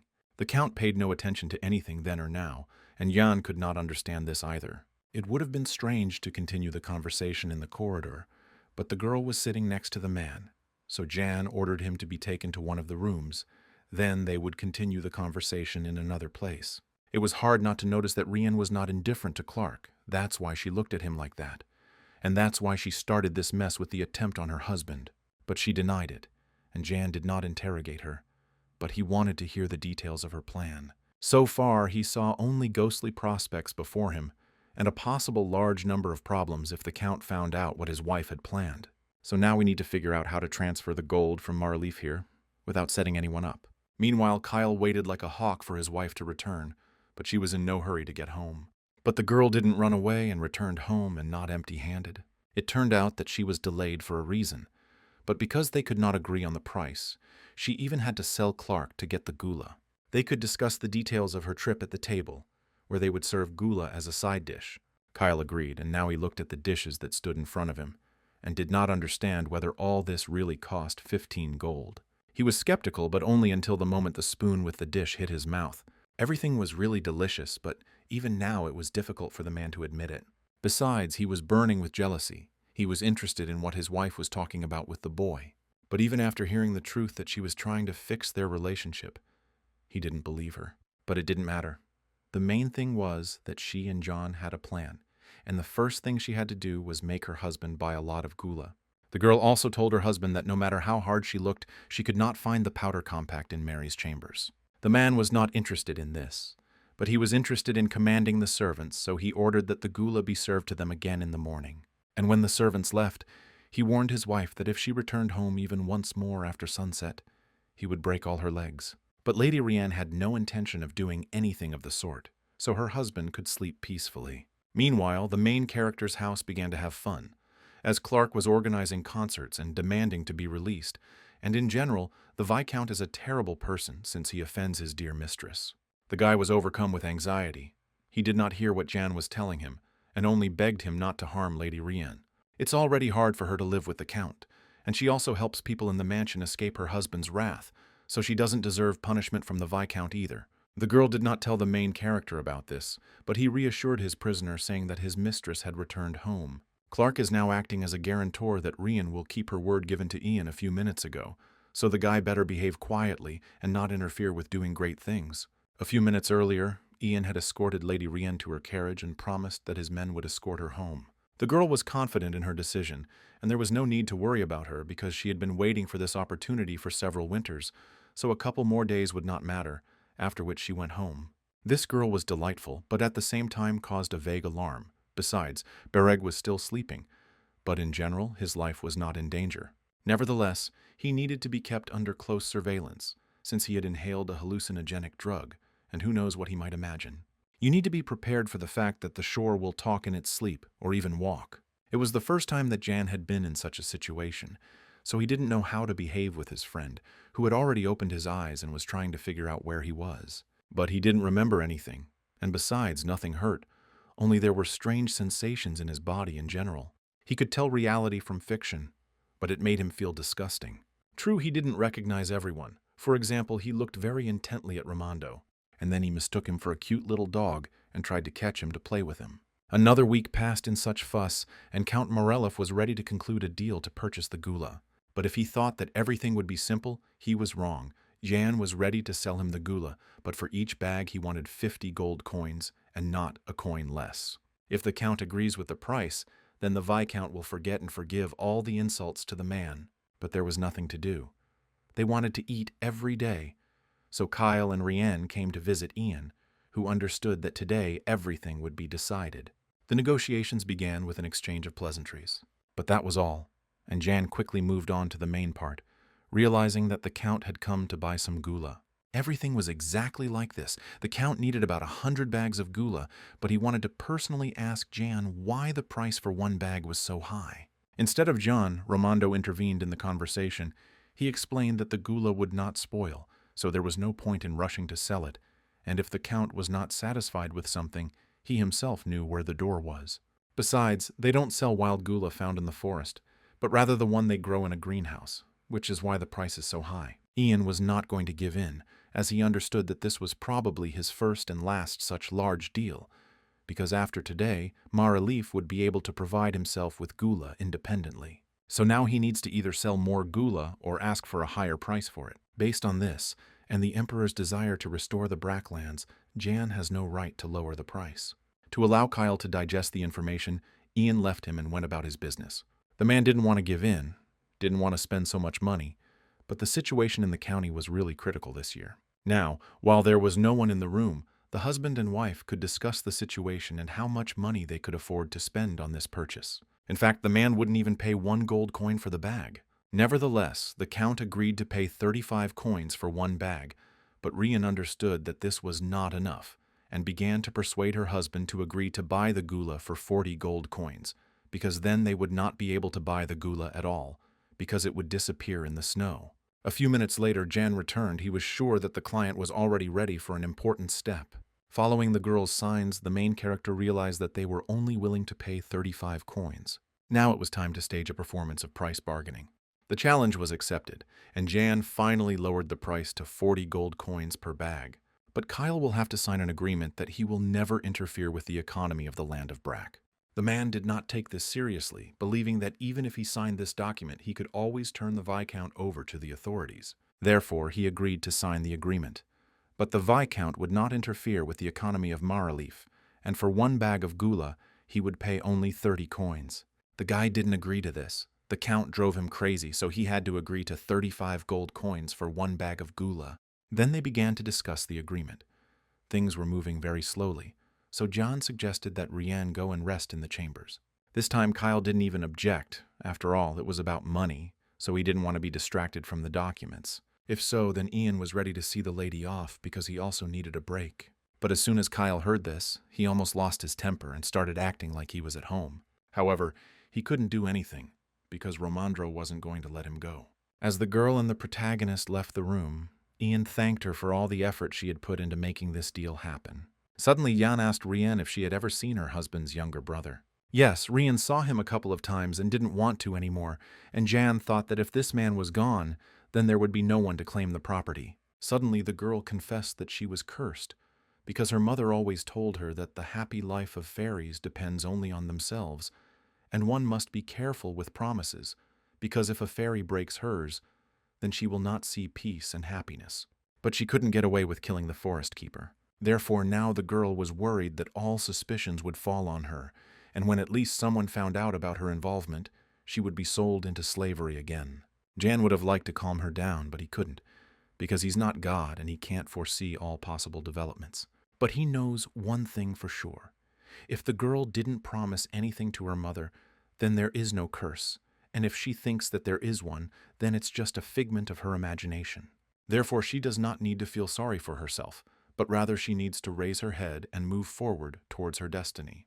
But the girl simply couldn't do what the main character said, so she turned away from Clark and tried to leave. Moreover, she decided to make the situation even worse by saying that she sold the guy to the main character for Gula and just wanted to make sure that everything was okay with him. After that, the girl left and the poor boy's face was ashen. After this short meeting, the protagonist and the girl returned back to the office, where Romandro and Kyle were finishing discussing the agreement, which only remained for the lords to sign. During this short time, the Count managed to squeeze all the juices out of the manager, so he sat there as a pale person. We must give him credit. He did a huge and excellent job, for which he received praise. Now it was time to check if everything was in order with the document, after which the main character realized that there were no problems there. But, unfortunately, the Viscount did not yet have an official seal, so he would only put his signature on the document. It was important, but not so important as to argue, and besides, it was time to move on to payment. The Count was ready to pay only 1,000 gold coins right now. He would transfer the rest through the bank. It was a good option, so the men sealed the deal with a firm handshake. Now it was possible to proceed to the implementation of this deal. While the workers would collect and load the gulu, Lord Yang could go to the bank. Perhaps Jan agreed with this, and he also asked Bereg to supervise the loading and tell the servants that they could put as much gula as they wanted into the sacks, and also let them prepare a carriage, and as soon as Jan checks the authenticity of the gold, he will send it to the bank. Everything happened exactly as the main character expected. The gold was genuine, so he took it and went to the bank, where they were already waiting for him. The manager had already heard about the deal with Count Kyle, and was not surprised by the chest of gold. There were exactly 1,000 gold coins there. At that moment, a guard approached the chest with gold and said that he would take it to the vault. Bereg looked at this man with wide eyes because for the first time he saw armor made of magic stones that could crush a human head. And most importantly, neither a sword nor magic could do anything to him. If you think about it, even thieves wouldn't even dare come here just because of the sight of this armored guard. And they will do the right thing because this man will kill any thief before he starts acting. He will not allow the bank, which is a kind of shrine for the Empire, to be insulted. So even during the Civil War, no one attacked this place. That is why, in those troubled times, it was at the bank gate that many people gathered, seeking refuge there. Time passed unnoticed while they talked, and the manager led the protagonist and his companions into a small room where she prepared snacks and tea for them to enjoy while she counted the gold. When the company was left alone, it began to discuss pressing issues, namely the debt, which could not yet be covered even if taxes were increased. And this is without taking into account the problems that they will have next year, as well as the costs of travel to the capital before the New Year celebration, the costs of maintaining the mansion, the costs of food for the coast. All this costs a pretty penny, but they would talk about this later, and it was necessary to start planning a trip to the capital now. And Romandro suggested that Jan and Bereg live with him for some time. Yes, he got married, but this would not affect his proposal in any way.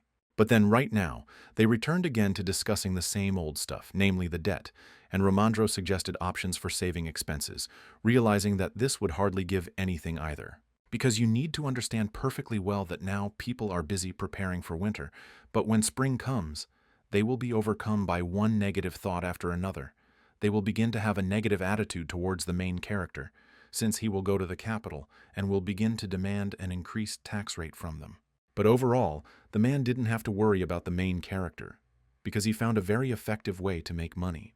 And all thanks to Hannah, who gave him some good advice, because the residents of the territory will soon want to sell gula, and he needs to come to terms with this. She was worried that the people in the neighboring county would start growing their own gula and then selling it, so she suggested allowing them to only fry it and sell the finished product, and to include this in the agreement.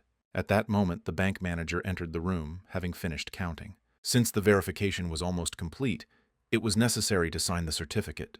The protagonist signed the papers without any problems and said that Count Kyle had to hand over another 2,500 gold coins within 3 days, and he hoped that the manager would be able to check them in advance.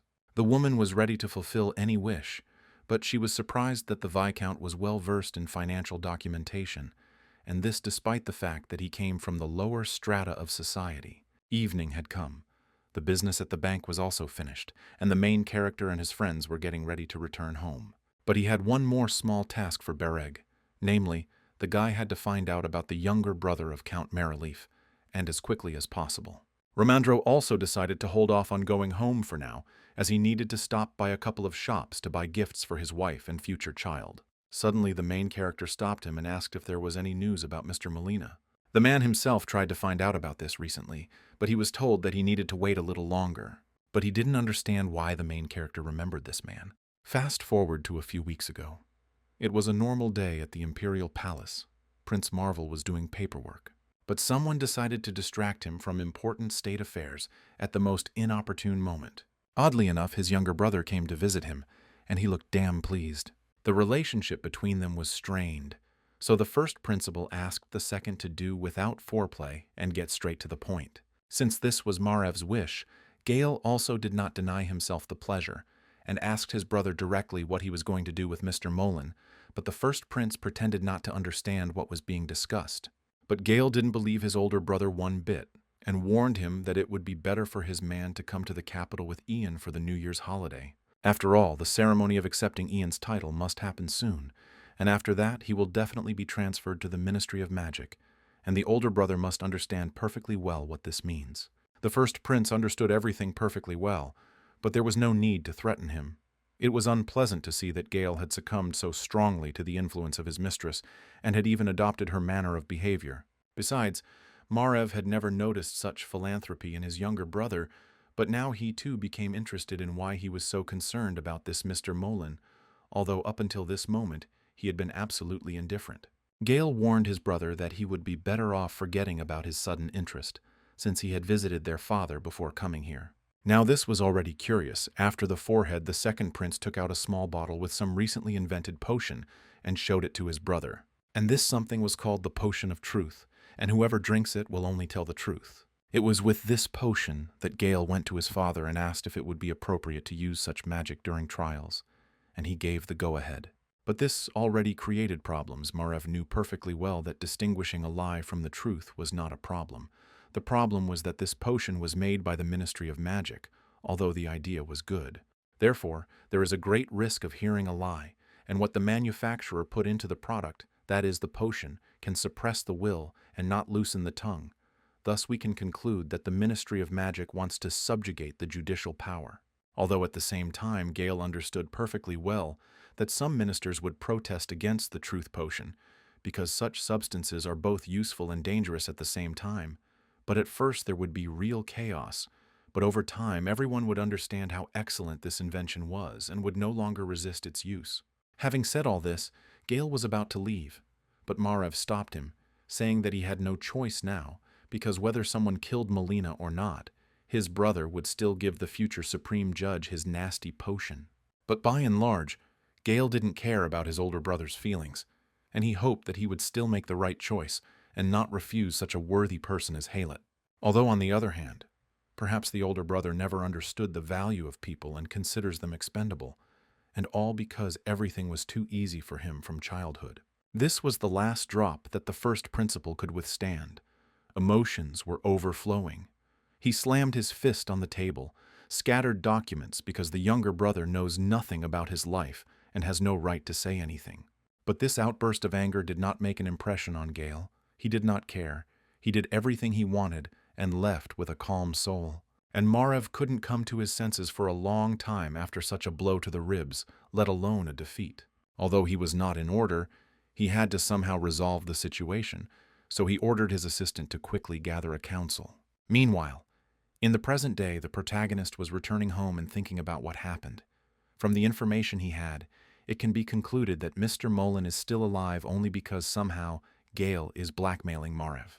In fact, Yan still couldn't understand why the second prince was so fiercely protecting Moline, because if you think about it, this man was just an old pretender. But perhaps there was something he didn't know, why this man was so valuable. Or maybe it was not so much about Mr. Moline, but about the county of Brack. In such heavy thoughts, John returned home and saw that almost all the bags were already filled with gula and ready for shipment. At that moment, the young man noticed that there was a new bruise on Rien's cheek. The main character felt pain watching the girl suffer, just as much as he felt disgusted by her husband, who couldn't wait to get all the power over her into his hands again. Meanwhile, the Count showed Jan a letter from the bank, which said that there were certain difficulties in delivering the goods due to the robbers, so he asked to postpone the payment date to the next day, but this no longer suited Jan. Because the main character wasn't going to go to Maryleaf just to pick up the gold and bring it home, and the contract clearly states that payment must be made via check, and if it doesn't happen, the contract will be violated. The Viscount had no intention of empathizing with the Count, nor of concluding a deal that would lead to a loss for him. Although the Count did not like this, there was nothing he could do, and he demanded that his wife take off all her jewelry and give it to the main character as collateral. Jan watched what was happening with his eyes wide open, because he couldn't even imagine such a thing in relation to a woman in his worst nightmare. And at the moment when she took off the ring, the main character saw a stone in it that was identical to the one that was in his obesity. Ryan noticed Jan's reaction and asked what was wrong with him. The guy did not hide that he was interested in the name of the stone in her ring. But since it was a gift from the Count, the girl did not know the name of this stone. The most interesting thing is that the man also did not know the name of this stone, because he received it as a gift from a merchant from the capital, and this happened about 2 years ago. The only thing is that the man did not remember such details of that event, but he remembered one thing well. This merchant who sold the jewelry worked in tandem with an alchemist. It is known that alchemists throughout the ages have sought to turn iron into gold by studying the laws of nature. But they are usually perceived as crazy, or considered heretics who are trying to become magicians. Although if you think about it, in other countries alchemists are treated quite friendly, and there they even organize factories for the production of precious metals, so trading organizations often enter into contracts with them. The man had never personally had any relationship with alchemists, but he was then interested in seeing their work with his own eyes, so he bought this ring for his wife as a gift. Meanwhile, the main character was not eager to take the ring for himself, but it was very useful for him to get new information about the stone. However, no matter how much he did not want to accept the jewelry, but he had to do it, the young man nevertheless promised that as soon as he received a check for payment, he would return the jewelry to the girl. Meanwhile, the servants loaded all the sacks of gula into the carriages. It was time to say goodbye, and the Countess thanked Jan for today, which meant so much to her. Yes, maybe now he only has to wait 30 days, and what they have been waiting for so long will definitely happen. The Count, as usual, did not like that his wife was paying attention to someone other than him. So he got angry, and it was obvious that a debriefing was waiting for her at home. I didn't understand why he looked at the main character and his wife that way, but Jan didn't worry about this, because he would only be glad if the Count didn't send him a check tomorrow. Then he could file a complaint with the palace for non-compliance with the terms of the contract and get on the nerves of this terrible person. But when the guy was almost at the door, he turned around and ordered Bereg to go to the square, call the people and allow them to sell only prepared gula, and to give 1/10 of each sale as a tax. Yes, now everything was clear with this. Now it was necessary to decide what to do with Clark, since the Countess no longer needed him. Then he needed to come up with some kind of occupation. But unfortunately, when the morning came, a messenger brought Jan an envelope containing a check from the Count. But the main character was not going to take his word for it. First, he had to check the contents of the envelope, and only after that was he ready to give the jewelry to the Countess. Therefore, while the check was taking place, the messenger salmon could sit down and rest a little. When the man sat down, Jan began a very interesting conversation. He realized that it was the man who wrote him letters on behalf of the Count, so he offered him to work for him as a teacher. Of course, in this case, Salmon will have to get permission from the Count, but the work will be interesting, and the student who needs help is very hard-working, so he will like working here. Of course, all this will not happen for free, and the tutor's services will be well paid. The man could not make such a decision on his own. He needed to consult with your master, so it would take time to answer. Meanwhile, Hannah brought into the office all the Countess's jewelry, which she had left as collateral.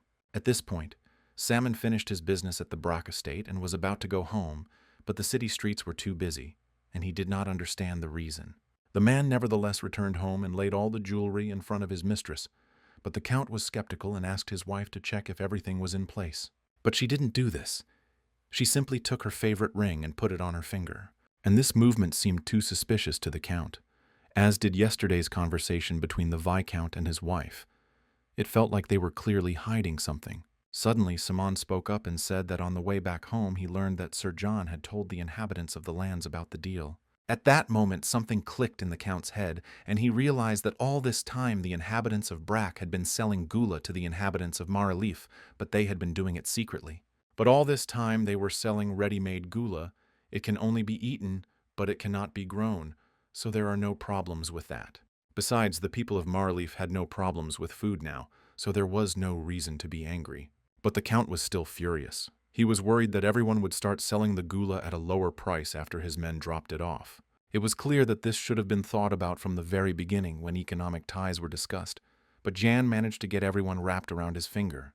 The Count was getting more and more angry, so Rianne intervened in the conversation. She asked her husband to think about this situation from a different angle, because they still had a lot of time, and they did not know what exactly John was trying to achieve. Suddenly, Salmon interrupted them and said that the main character asked him for help in training his butler. Moreover, the guy promised to pay generously for this service, and if the Count wants, the Viscount can return Clark to the county. No one could understand why there were such complications, what the main character was trying to achieve, so the Count ordered the butler to write the Viscount an invitation to a dinner party. And at this dinner, Kyle planned to show where the main character's place is.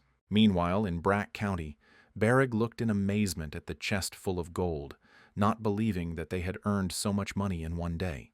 Jan is also pleasantly surprised, because he did not expect his subjects to be so resourceful. It is surprising that they managed to earn so much through trade between the inhabitants of neighboring counties. Berrig wasn't the only one who was interested in how many coins were in that chest, so Jan asked his bodyguard to do the counting.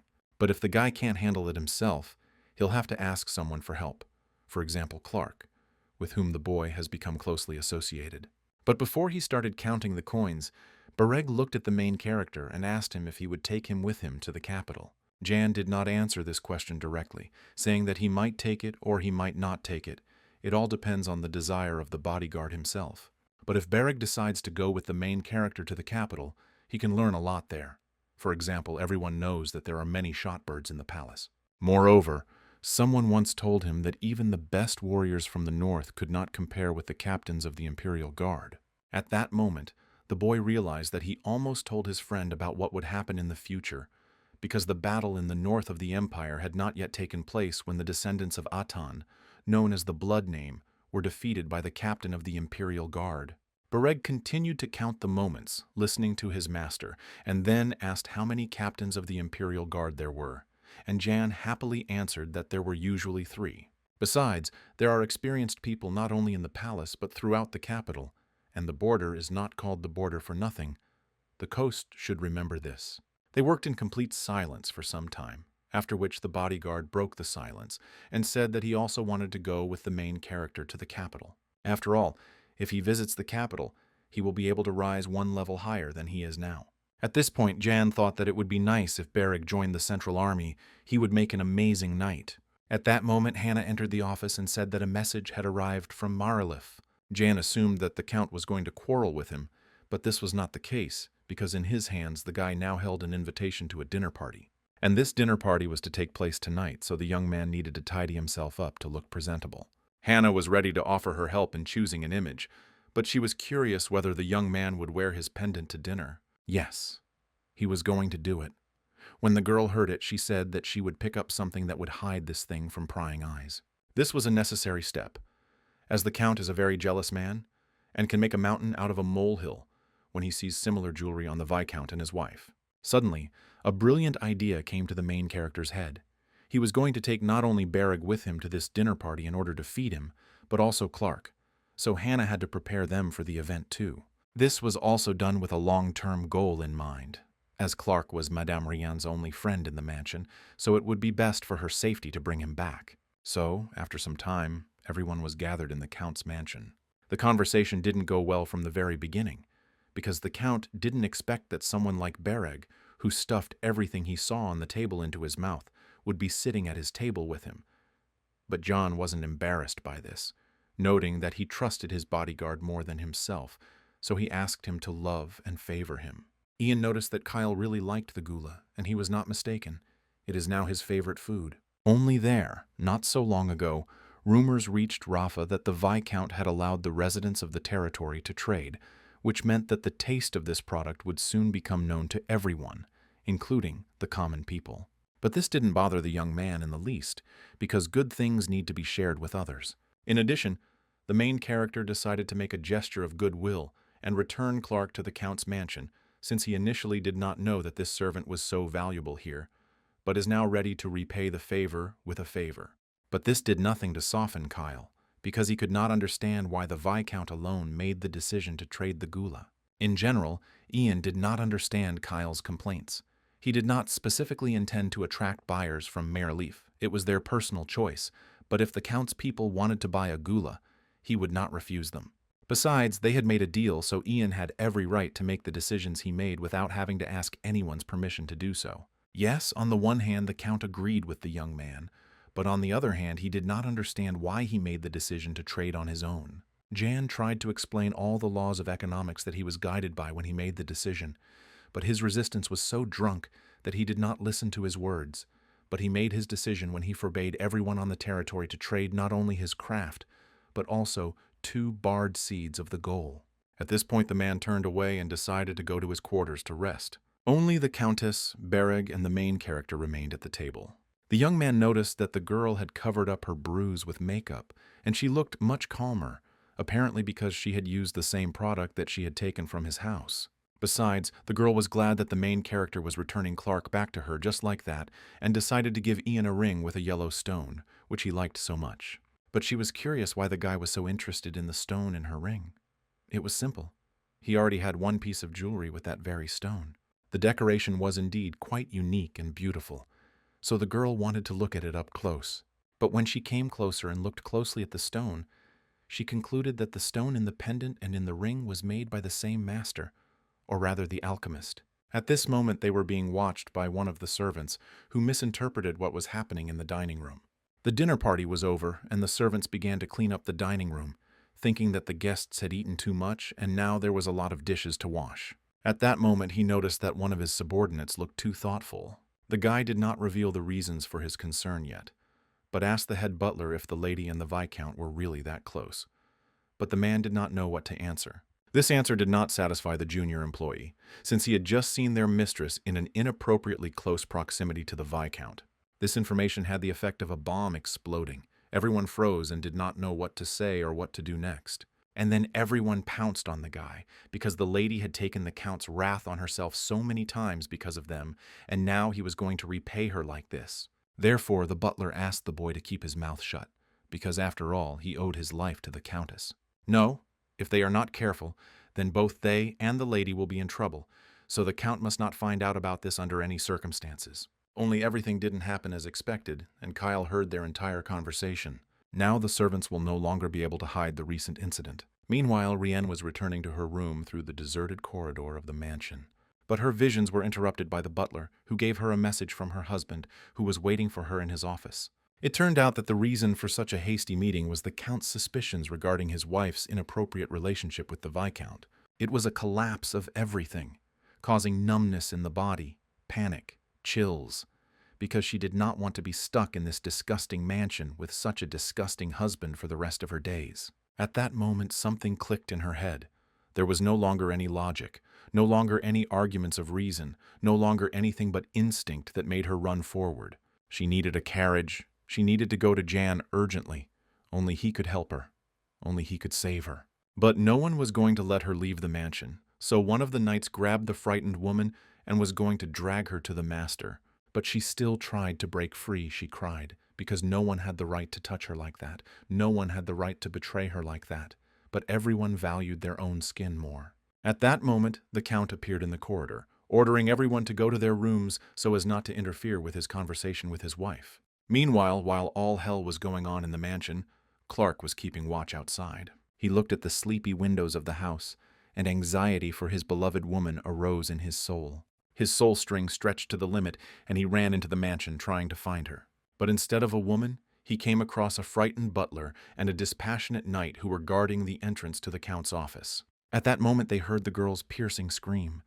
There was no doubt what was happening behind the closed door. At that moment the doors opened, and the Count dragged his wife, beaten and bloody, into the corridor. But then the man changed his mind. He dragged the girl into the office again and ordered Clark to go there too, because today he was going to finish it off completely. No matter how scary it was, the young man crossed the threshold of this ill-fated office, even though the girl asked him to run away from here as far as possible. The doors closed behind him, and the butler and the knight stood there, pretending that it didn't concern them. Morning came, and the main character received another letter from Marleaf. Only this time it wasn't an invitation to dinner, it was a notice of the Count's death. Defending the woman he loved, Clark killed the Count. The main character and Berrig got ready and rushed to Marleaf as fast as they could, and in just a few hours they were there. Rian pretended to be a grieving wife. Knights stood in a circle, not allowing her to take a single step. Jan, of course, came. He couldn't help but come, but looking at the Countess, he realized that it had been a hot night, and her husband deserved to die. If you looked around, you could see broken dishes, broken furniture, and pools of blood.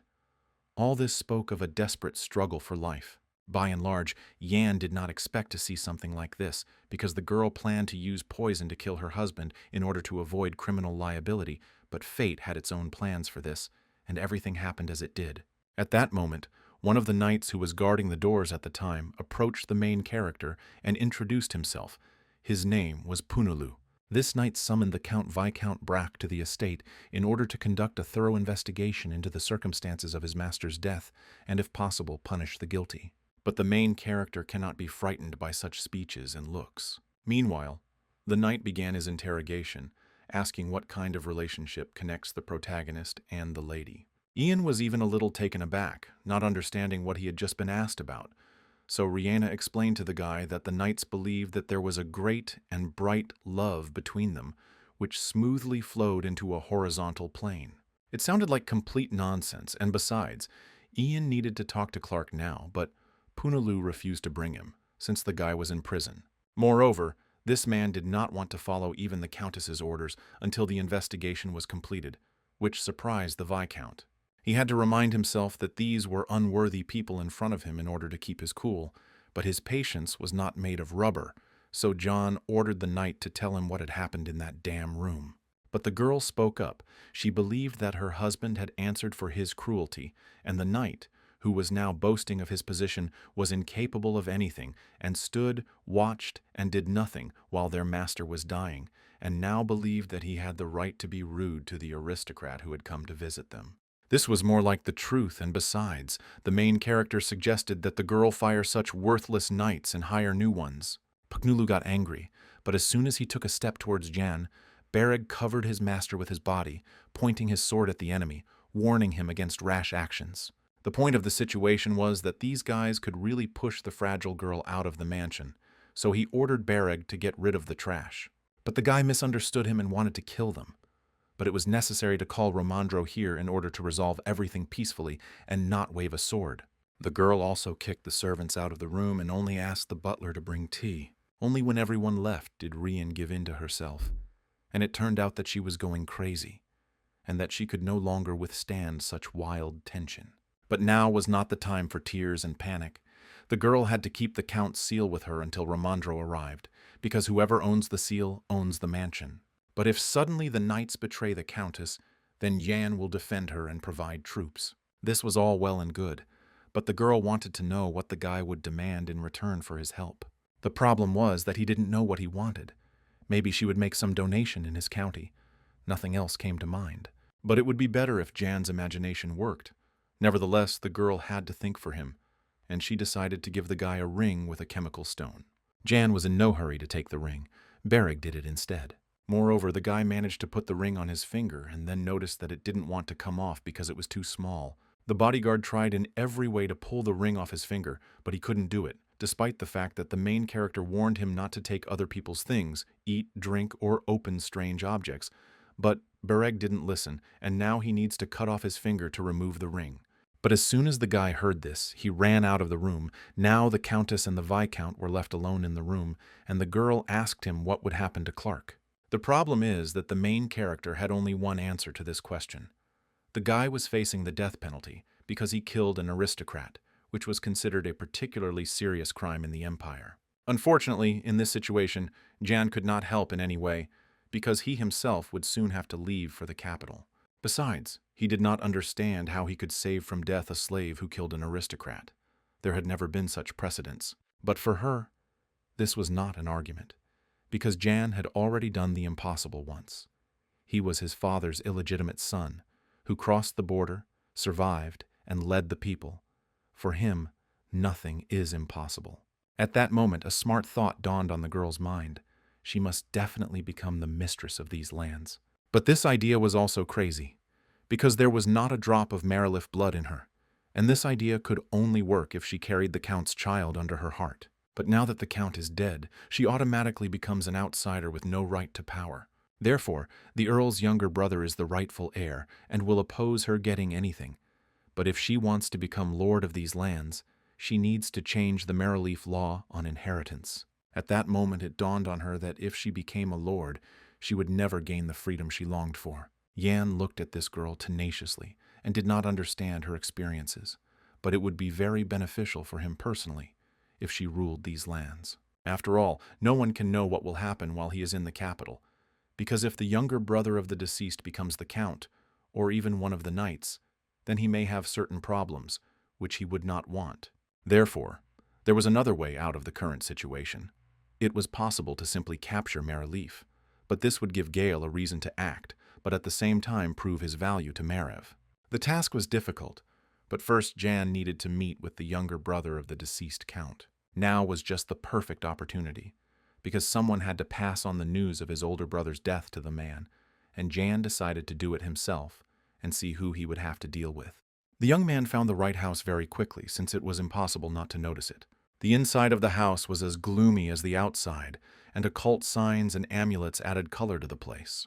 Ian was accompanied by Salmon, who asked the local butler to escort him and the Viscount to the younger Dave. After wandering through the corridors for a bit, they came to a library filled with books. It was clear that the person who lived here had an unhealthy craving for knowledge. At first, Kyle even considered this craving a blessing, but then he realized that it was more of a curse. It turns out that Dave once read a forbidden foreign book, which is what started it all, and they say that this book told about the god of the underworld. At that moment, Dave appeared in the library, folding his hands in prayer, saying that he was lucky enough to receive an answer from the god of the underworld. The man immediately guessed that most likely they would talk about someone dying. Salmon didn't beat around the bush and told Dave that the Count had had an accident the previous evening and had died. The man remained completely impartial and only noticed that he himself did not come alone, but was the main character, who immediately introduced himself. The men shook hands, and the protagonist informed Dave that the Countess was asking him for help. She wants to meet them and discuss the affairs of the mansion. She really needs help, but she is in too much anxiety and limbo to come here. Yes, he ignored the words of the main character, but nevertheless went to get ready and go to the mansion. And just a few minutes later, Dave and Ian approached the mansion, where Romandro had already arrived to help solve the lady's problems.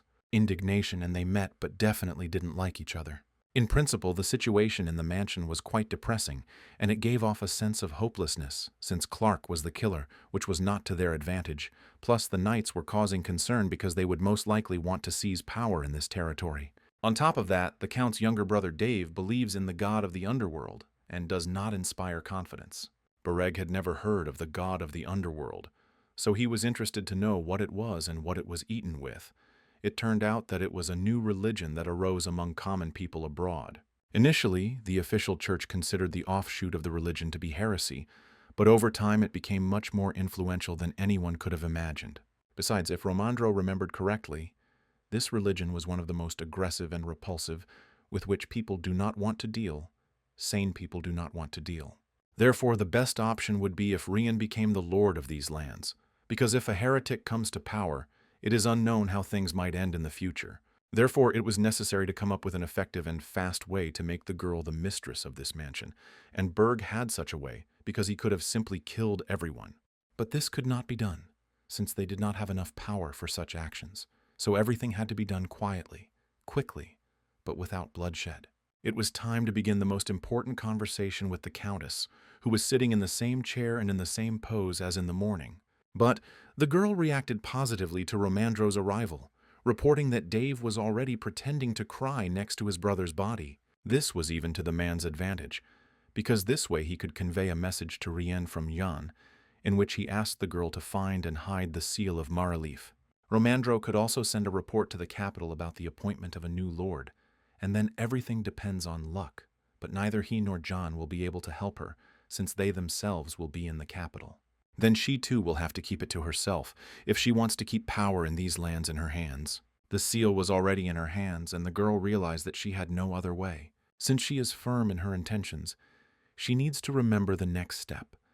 When the first dust settles, she must dismiss all the knights. In this way, she will untie Jan's hands for further actions, which are not of the most moral nature. That leaves only Dave, but the girl doesn't have to worry about that, as Ian will take care of him. But Rien must promise a payment of 5,000 gold coins, and promise that her number of soldiers will not increase. If she agrees, then they will make a contract. The girl had no other options, so she agreed to the Viscount's proposal. But there was one more point regarding Clark that they absolutely had to discuss. His situation was extremely difficult, and there was practically nothing that could be done, but there was one option that would suit everyone. But Romandro didn't have time to voice him, because Dave appeared in the room, playing the role of the grieving brother. The girl was not particularly surprised by his behavior, but only noted that he had ignored her all day. But now he finally noticed when the palace expert appeared next to her. The man began to deny it, hiding behind his brother's death. But Romandro was not fooled. Nevertheless, he peacefully asked Rien and Dave to calm down and sit down, since there was a lot to discuss. The man believed that they had nothing to discuss, since his brother's killer was still alive and breathing air, and it was the same as being in a dungeon. Romandro ignored this attack, saying that he would send a detailed report to the capital about what had happened here, and would also raise the issue of succession to the title. Only then did rumors reach him that Sir Dave believed in the god of the underworld. The man in the picture became confused and began to deny this fact, claiming that he was being taxed and that he was not doing anything like that. After all, he knows very well that in the Empire this is considered heresy. Nevertheless, the situation was becoming extremely unpleasant, so he asked to arrange a conversion ceremony of the title inheritance so that he could arrange his brother's funeral with peace of mind. Romandro was not ready to do this because first it was necessary to organize the funeral and then deal with the inheritance of the title according to etiquette. Dave didn't like this very much and tried to hide his irritation, but the capital expert began asking him questions, the answers to which would be written down in his report. Meanwhile, Rien was thinking that she needed to survive by any means necessary, and then she would give up everything and start over, even if she had to give up everything, even if she has to rip Clark out of her heart. She was so deep in her thoughts that she did not hear the questions of the capital's expert. Therefore, he had to ask the girl several times whether she had managed to inform the inhabitants of the county about what had happened to their lord, and if not, then it was necessary to do it right now and take care of all even small matters in the mansion. But Dave didn't understand why the affairs of the mansion had to be handled by a person who would soon leave it, because now he had to handle the affairs, and his daughter-in-law had to take care of her health and peace of mind. But the girl doesn't owe him anything, and besides, even if Dave wants to get down to business, he won't understand anything because he was expelled from the estate a long time ago. Moreover, she is surprised that Dave does not actually feel a drop of sympathy for his brother because the funeral has not even happened yet, and he is trying on someone else's skin. The man lost his temper and wanted to hit the girl sitting in front of him, but Romandro managed to stop him. But even in this situation, Rien continued to speak, pointing out that even though the man had been banished, he still believed that he had the right to raise his hand against her, which was further proof of his relationship with Kyle. She even became curious about what Dave would say about his brother, who married her, whether he was crazy, because the same blood flowed in both of them. The knights watched everything that was happening calmly and had no intention of intervening, believing that they were not obliged to protect the woman until the truth about the death of her husband, to whom they had sworn allegiance, was revealed. In vain they gave her such an answer to the call for help, therefore they left her no other choice but to fire them all, because until the burial of her husband, all power in the mansion belongs to her by order of the palace expert. But her answer was only a nasty grin on the knight's face, who was sure that she had lost her mind from grief. But she was sane and had a clear memory, and help had arrived in the form of Berg and one of his friends from the clan of ground warriors. Meanwhile, a very interesting picture was unfolding in the courtyard.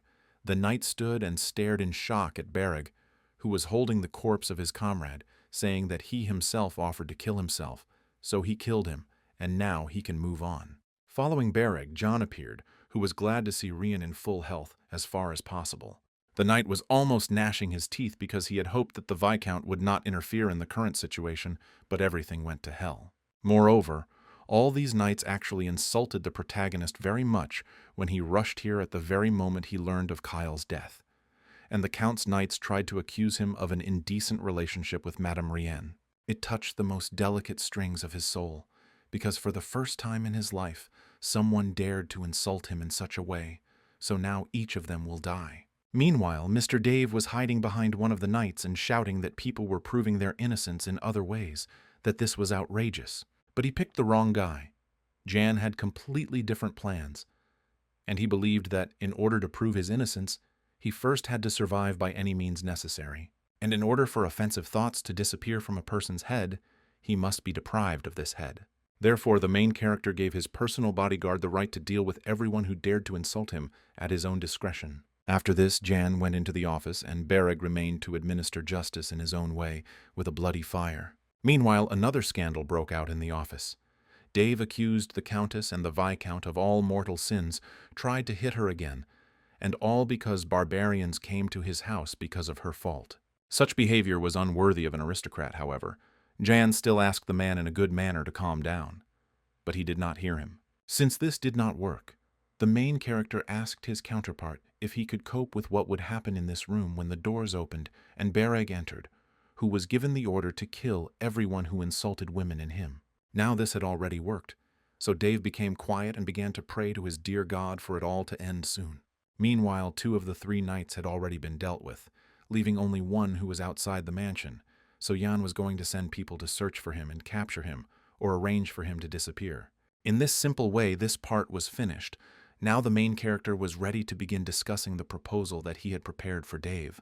But before that, Jan apologized for the inconvenience and disorder caused to the Countess. However, he understood perfectly well that Rienne and Dave Narine did not want and could not peacefully coexist under the same roof. In that case, he understood that it would be more correct for one of these two to abandon Maraleaf in favor of the other, after which he would leave the Empire.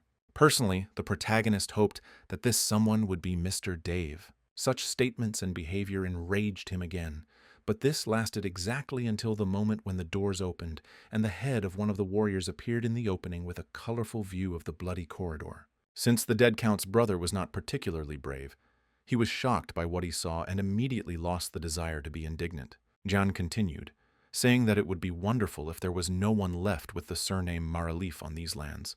But even so, some difficulties could arise. Obviously, an expert from the palace will come here soon and recheck the whole situation. Then, like Yana before, the Emperor will give the girl the title. But this is a rather difficult process that can drag on for a long time, and you need to be prepared for this. In that case, Mr. Dave would have to stay for quite a long time anywhere but in the Empire. It was absolutely ideal for a man to go to the homeland of his underground god, and in principle it was a good idea, but still, in Rienne's heart there was a worry that this man might return. But she didn't need to worry about that. After all, he will be walking the entire way under the supervision of escorts from Havan, even though he will have to spend a certain amount of money on this. But that's later. Right now they're still in the mansion, and Dave needs to make a decision right now. After some time, evening came. Romandro and John returned to their mansion. But the business was still unfinished, so no one went to bed, and the emotional background would not have allowed him to fall asleep, because even in the capital, versed in all sorts of stories, today's story would have caused a resonance, because a slave kills his aristocratic master, and his younger brother turns out to be a heretic. In addition, in the capital, they were also still extremely skeptical about trade deals with the Gula, but this was already interesting, because until this moment Jan did not know that letters were coming from the palace. By and large, this was one of the first letters that could have interested the main character, because it said that the prince insisted on Moline's return to the palace. It was sad to hear this and to realize that his bet did not work this time and he lost this chess game. On the one hand, of course, it was a pity to just let Mr. Molin go, but on the other hand, Jan understood that he couldn't do anything about it yet, so he would prepare a carriage for him and send him off to the Four Winds. But there was still an open question regarding Rien and trade deals. It was necessary to open free trade in different types of gula, and then they would be able to collect the necessary amount of gold coins to pay off the imperial palace. So they only had to sort things out a little, and they could go to the capital. Besides, John didn't have to prepare anything special. The only one he would take with him would be Bereg. On the one hand, this was understandable. But Romandro was interested in the question of what the young man would do with his mother. Here, too, everything was extremely clear. Jan asked her to come to the city, but she prefers to live in the forest in nature. But at the same time, she promised to come to the mansion when the cold weather comes. At that moment, Hannah entered the office and brought a new stack of documents. And before the young man forgot, he told her the important news that from tomorrow she was going to Maraleaf and would study to become a butler. At first, she couldn't even believe that they were going to promote her. But she saw her master's kind smile and realized that it was not a dream. The girl burst into tears at this news and went out for a minute to collect her thoughts, and the men got back to work, discussing the fact that Bereg still hadn't returned home. But Jan wasn't particularly worried about this, since if something bad had happened, the guy would have already sent a falcon and reported it. However, he himself was beginning to worry a little, as it was taking too long. Time dragged on slowly. The men came to the conclusion that it would be better to leave a few trusted people here, who would help Hannah in managing the estate for the entire time they would be in the capital. At that moment, they also noticed that a falcon had arrived, which meant that the coast was in trouble. It was necessary to understand which ones exactly, and it's good that the note was safe and sound.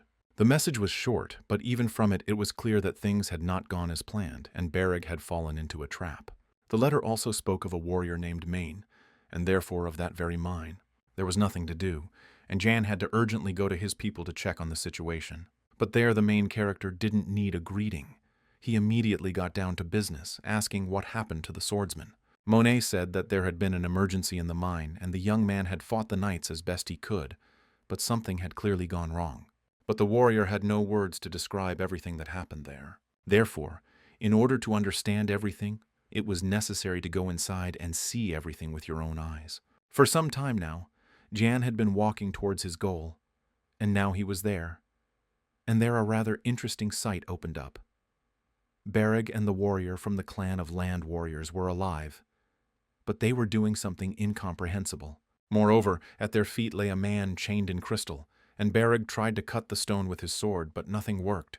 No matter how hard he bludgeoned with the sword, not a scratch appeared on the stone. Suddenly, the swordsman turned around and was glad to see Jan, but the main character also had no explanation for what he had just seen in front of him, although one assumption still crept into his soul. Judging by the echo of energy that emanated from this crystal, one could assume that it was a magic stone. It was a special kind of stone that has unusual qualities because of its energy. They can be used for different purposes, such as a listening device, or to track the location with their help, and much more. But it was strange that Bereg did not feel the magic when he entered the mine, because Jan was immediately pierced by a wave of this violent energy, although the guy was a magical swordsman, and therefore not so sensitive to magic. Now it was necessary to understand what had happened to the knights, and why he was in such an interesting state. Everything was very simple and complicated at the same time. They were chasing knights, and ended up in this place, and at some point a terrible monster appeared out of nowhere. And then the body of one of the knights began to be enveloped in a purple glow, preventing him from moving. And after just a few minutes, the man's entire body turned to stone, and he died. At first it was a sticky liquid, but then it suddenly hardened, and Bereg did not understand what affected this process. Suddenly Jan hit Bereg on the head and began to scold him, but not only him, but also the warriors from the clan, saying that as soon as this purple liquid appeared, they should have gotten out of the cave and not tried to break through the stone and get the knights, because if it appeared again, they would have turned into the same stones. It turned out that the warriors tried to persuade Bareg to return home, but he refused. The guy didn't deny it, and he also understood well that if it was a magic stone, then it was very expensive, maybe even priceless, and you could make money on it. Suddenly, an idea came to the hero's head that needed to be tested immediately, but for this it was necessary to close access to the mine to everyone and not let anyone in under any pretext. But even now, a logical chain began to form in the head of the main character. It turns out that in order to find out the location of the magic stones, the help of the Ministry of Magic is needed. Only the Ministry can find out whether there are veins of magic stones underground, their size, and here's a coincidence, one of Gale's main supporters is just the Minister of Magic. Now everything fell into place, and it is clear why the second principal so desperately wants to get his lands. And all the events that have happened recently were carefully thought out and planned by the prince, only to gain access to the mine. And he went and confused all his cards. To confirm or refute his guesses, the protagonist returned to the mansion and went down to the dungeon where Mr. Molina was kept. The men immediately perked up when they saw the young man, but he began from afar, saying that he had received a letter from the palace. The content of this letter concerned the prisoners directly, and in this letter the young man was told to take good care of them, since he would soon be leaving for the capital. Mr. Monin misinterpreted the protagonist's words and thought that Gale, who had put so much effort into this project, had given up. Meanwhile, the young man tracked every emotion that flashed across the man's face, and realized that all his guesses were correct. Mr. Molin and company knew in advance that there were deposits of magic stones on the county's territory. Meanwhile, the imperial palace was surprisingly quiet on this frosty morning. Marav's mood was extremely thoughtful, and he even recalled moments from his childhood when he was still a very small and ignorant child, and his mother was next to him. Back then he loved listening to the snowfall. Now it brought back memories, but it no longer evoked the same delight. The first snow had fallen, which meant that the New Year celebrations would soon be taking place, and preparations for this holiday were in full swing in the main wing of the palace. The responsibility for this event this time fell on Delaney's fragile shoulders. This was interesting news, since Marav knew very well that this girl was a little reckless, and it was not difficult for him to understand why she was making so much noise about organizing some kind of holiday. Previously, the emperor was responsible for organizing the festival, but now this woman is in charge of it, since it is a great honor for her, since she is his closest favorite. On the other hand, it's good that the emperor's favorite is in charge of all this, because the first prince works late every day, and if he had also been burdened with organizing the holiday, everything could have ended badly for his health. Meanwhile, the prince stared out the window, realizing that as long as he and Gale were there, she would never become empress, even if she really wanted to. It turns out that there had already been several times when the topic of her becoming the new empress had been raised, but due to the fact that the throne was supposed to go to either Marav or Gale, the discussion did not go further. No one can become the new empress while their mothers are alive, and no one can call them sons except their own mothers. At this point, the first prince pushed away thoughts of inheriting the throne and began to deal with matters that brought him back to reality, in which it was important for him to understand when he would arrive in the capital of Yan, and when Mr. Molin, the second one, had to arrive faster than the first. This has not yet been confirmed, but the administration will probably send Molina on leave, and the prince's assistant will send his man to him in order to control the situation. On the one hand, the situation was going well for the first prince, but on the other hand, everything was complicated by the truth potion, and due to the specifics of the Ministry of Magic, others cannot interfere with their activities. Yes, the prince could study the document and draw conclusions regarding the development, effectiveness, and side effects of this product, but he still had to take his opponent's word for it, which was sad. The ministers were also concerned about this fact, and many spoke out against it, but not all. However, all that was left was to wait until the New Year celebration, and if Ian was sent to the Ministry of Magic, it would be easier for Marav to find out all the necessary information.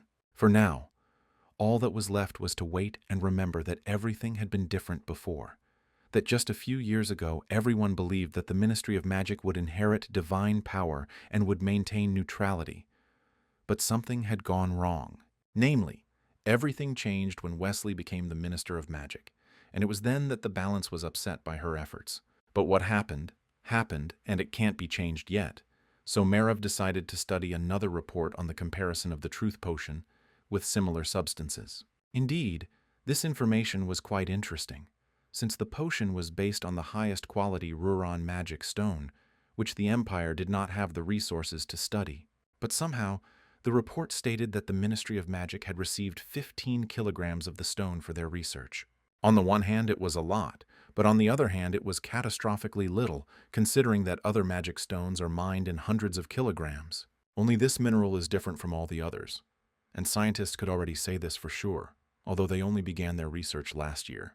The only problem is that it is unknown where the deposits are located, since they are discovered very rarely, and only near deposits of ordinary magic stones. But there is something unusual. They say that it is a liquid mineral, but it turns into a solid state under the influence of magic from outside.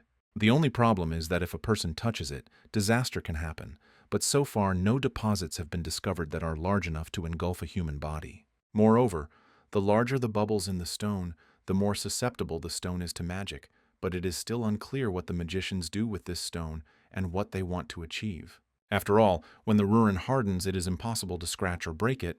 Then the question arises: how to extract and process these stones? Although, on the other hand, most likely magic is used for this, and it is logical to assume that with the help of an already hardened mineral, it will be possible to determine the level of power of the magician himself. Meanwhile, in the county of Brac, Romandro, and Bereg, everyone was almost drooling with joy when they learned that there were deposits of magic stones in these lands. To tell the truth, it was difficult to predict such a turn of events, because no one even suspected that there was something so valuable in this mine. After all, miners pass here 5 or 6 times a day, but judging by the fact that they didn't tell anyone anything about the strange things in the mine, it's safe to say that they didn't notice any magic stones. So it hasn't been that long since the magic stones appeared here. Moreover, the protagonist had certain assumptions about how a vein of magic stones could have appeared here, but it was difficult for him to determine their type. In his past life, he was only able to see these stones in processed form, so it is difficult to say anything at first glance, since this is the first time he sees unprocessed rock. At the moment when Romanordo decided to report the discovery to the Ministry of Magic, a terrible guess struck him.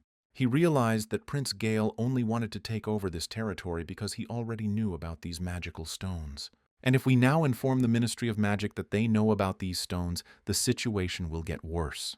Jan was of the same opinion, but he was at least glad of the fact that no one else knew about this vein and should not find out. In any case, it was necessary to figure out what this magic stone was doing to oneself and what to do with it next. Since there was also a mine worker with them, he offered his candidacy and services to test some ideas. Bereg watched closely the manipulations of the man who was going to break not the magic stone, but what was around it.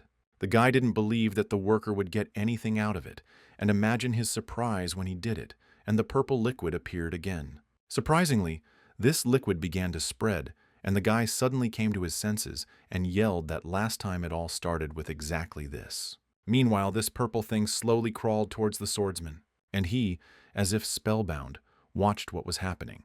And it would have continued like this if at that moment the main character had approached them and asked what they were looking at so intently. It turned out that it was a purple substance that was originally liquid, but as soon as the shore approached it, it solidified.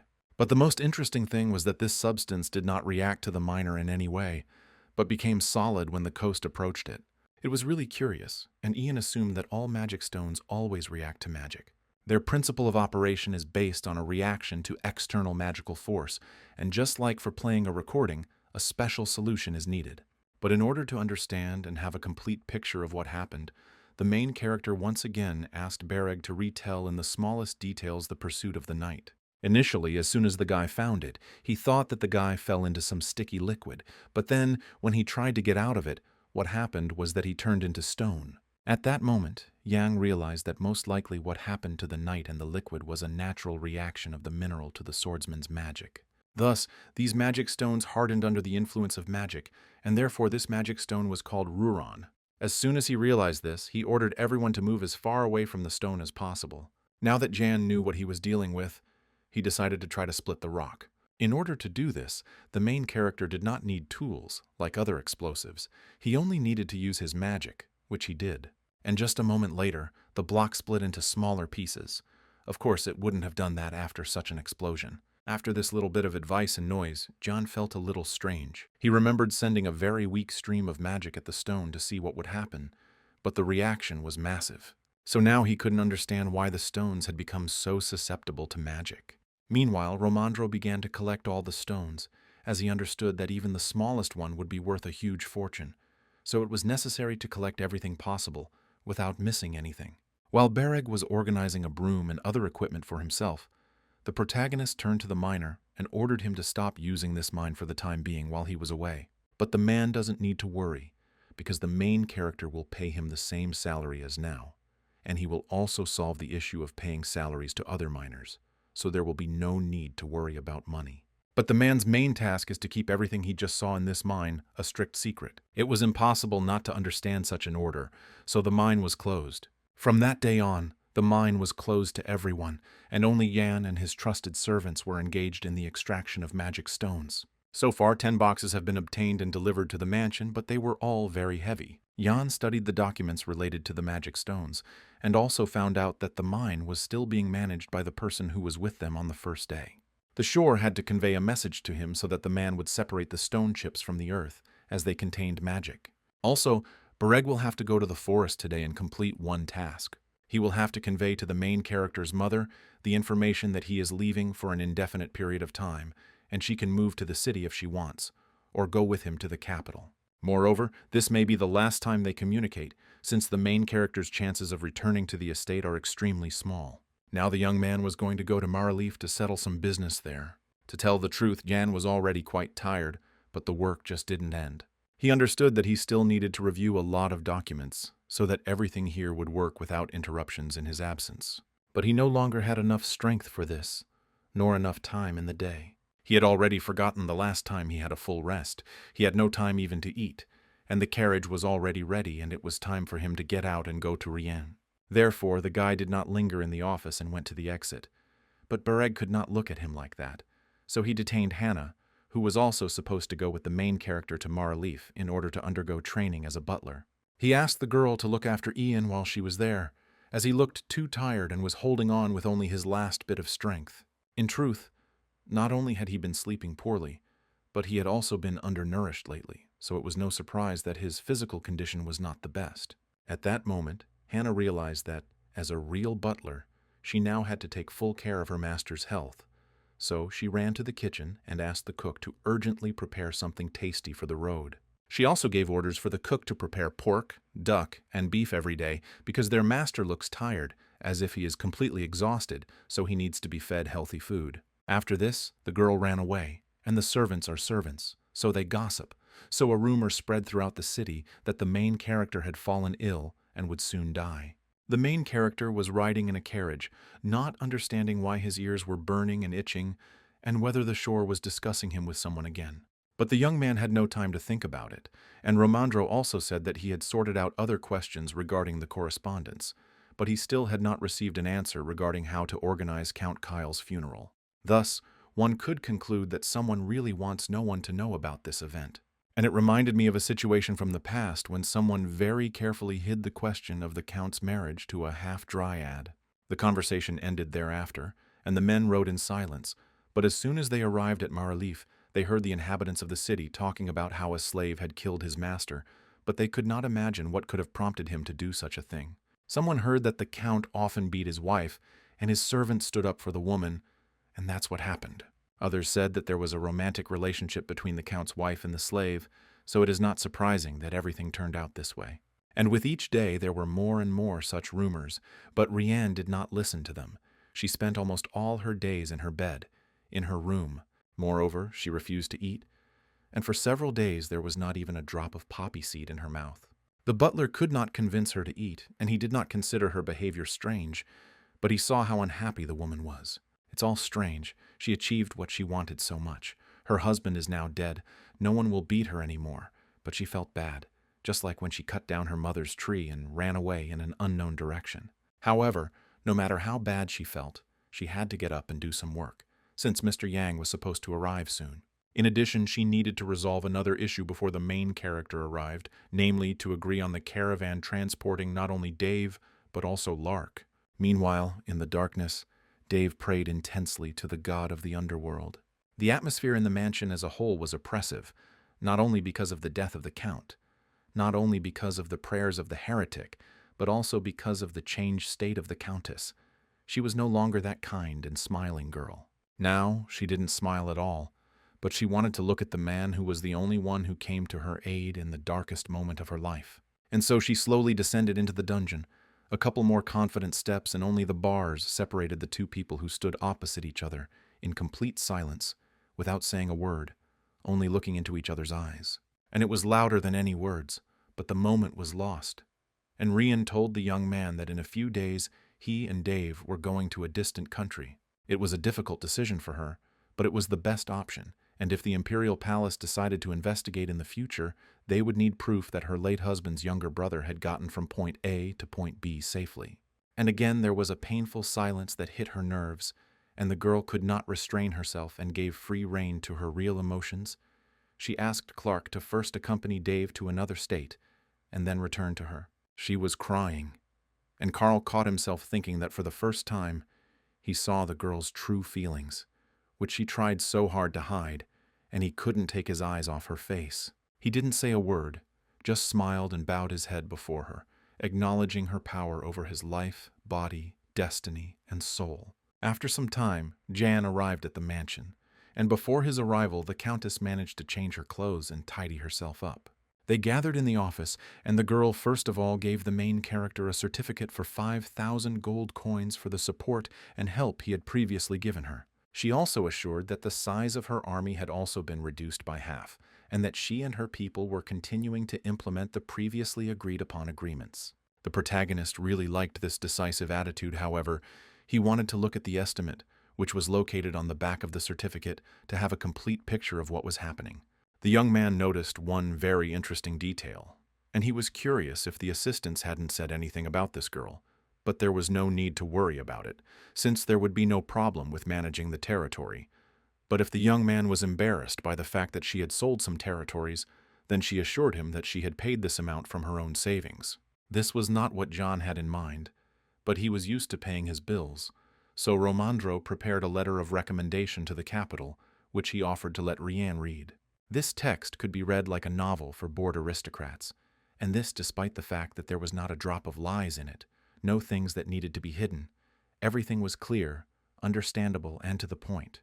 Moreover, if this particular report is sent to the palace, then in theory, additional experts should not be required to come to verify the data.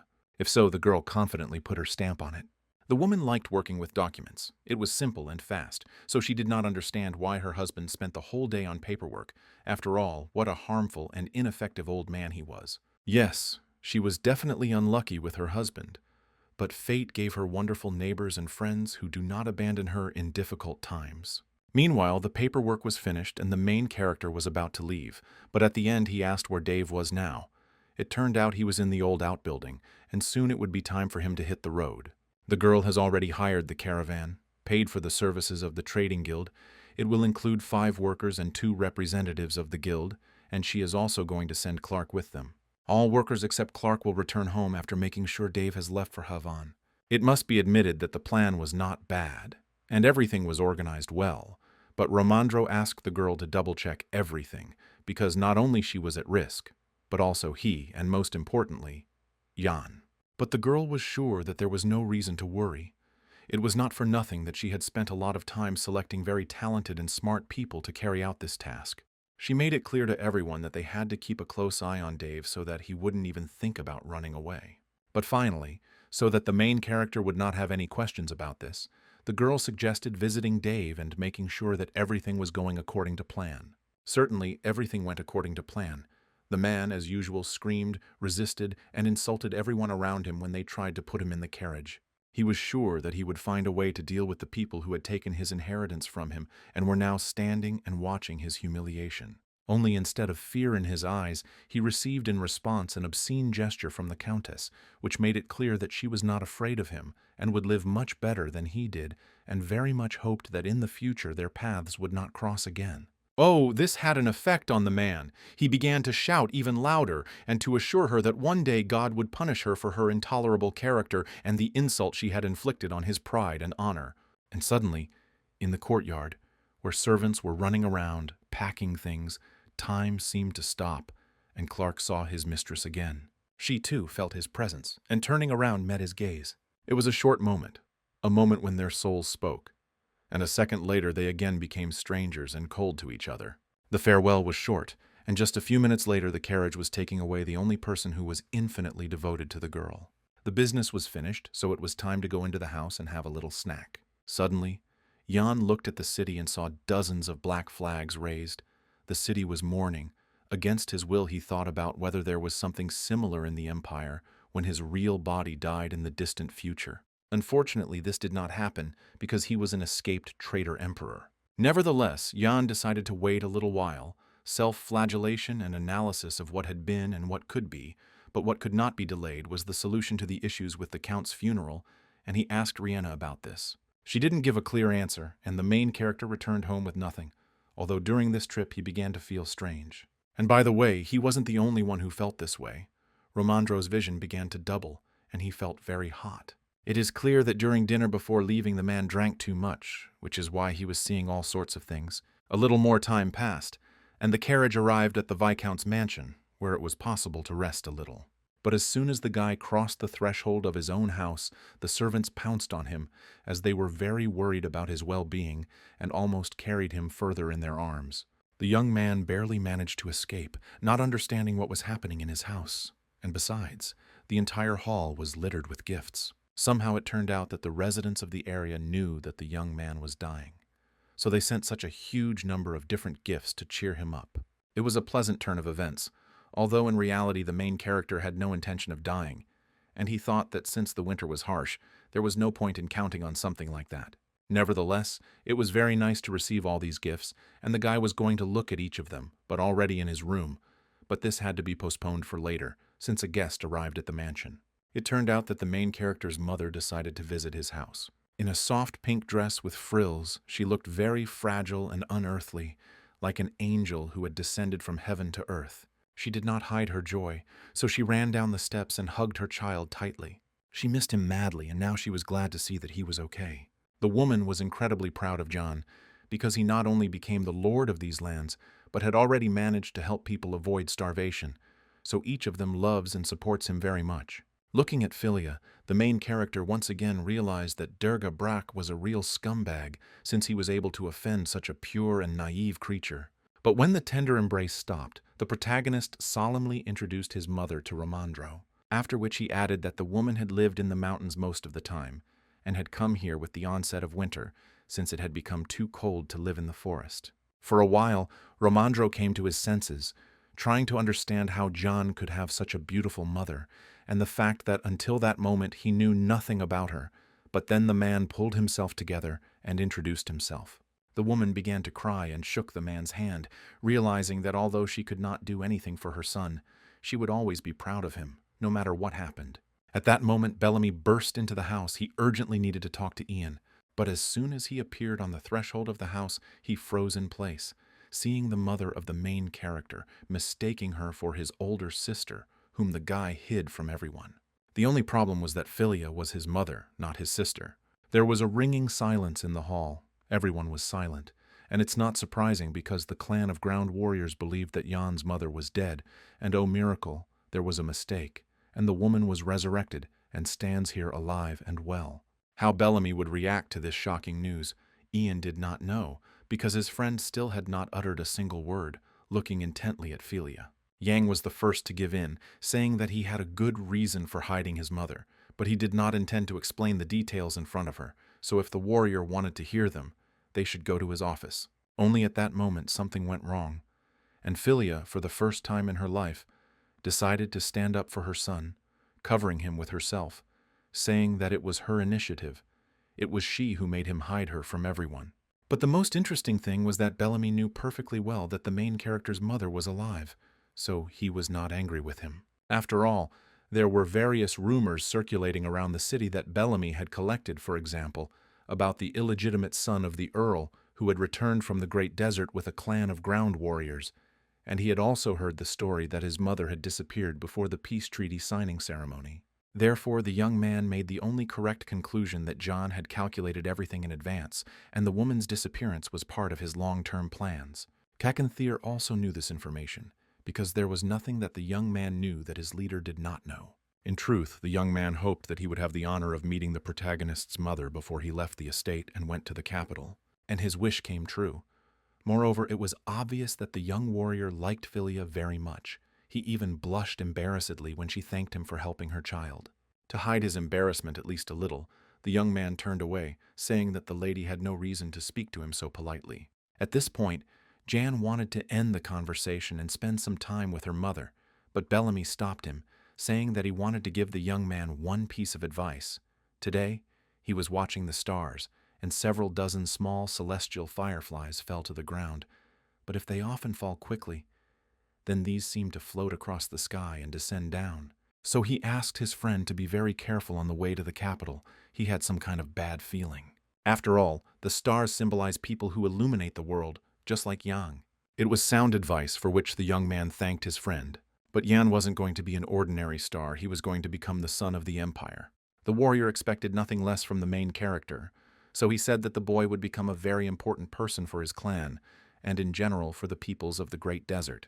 As soon as the young people finished their conversation, the main character came to the kitchen, where his mother was waiting for him, because she wanted to cook dinner for her son so that they could sit down together and eat for the last time before he went to the capital. Philia began to prepare barley porridge for her son, telling him that she had lived quite well all this time in the forest.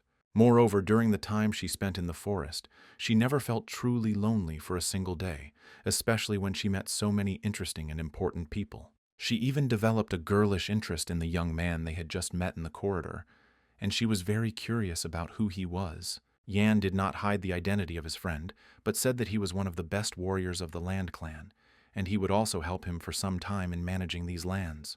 The woman thought it was a wonderful idea, and less than half an hour had passed since she had finished cooking, and was telling how only people who had lost their way and were passing by had looked into the forest to see her. And recently some wounded people had wandered in and had to be treated a little. There were 3 of them, and in the description of these people the main character recognized Erica and her people. They told his mother that they had lost many of their comrades, and that it was hard for them because they could not return home, because they had failed the mission. When they received help, they told the woman that they would most likely go to the capital of Havana. Perhaps they would be lucky enough to find a new home there. But this didn't have much meaning for Philia, so she didn't remember it. But she really wanted to hear her son's answer to the question of whether she could write him letters to the capital. For she would like to so calm her mind and not worry about it, but a mother's heart is always in turmoil for the child who is her continuation.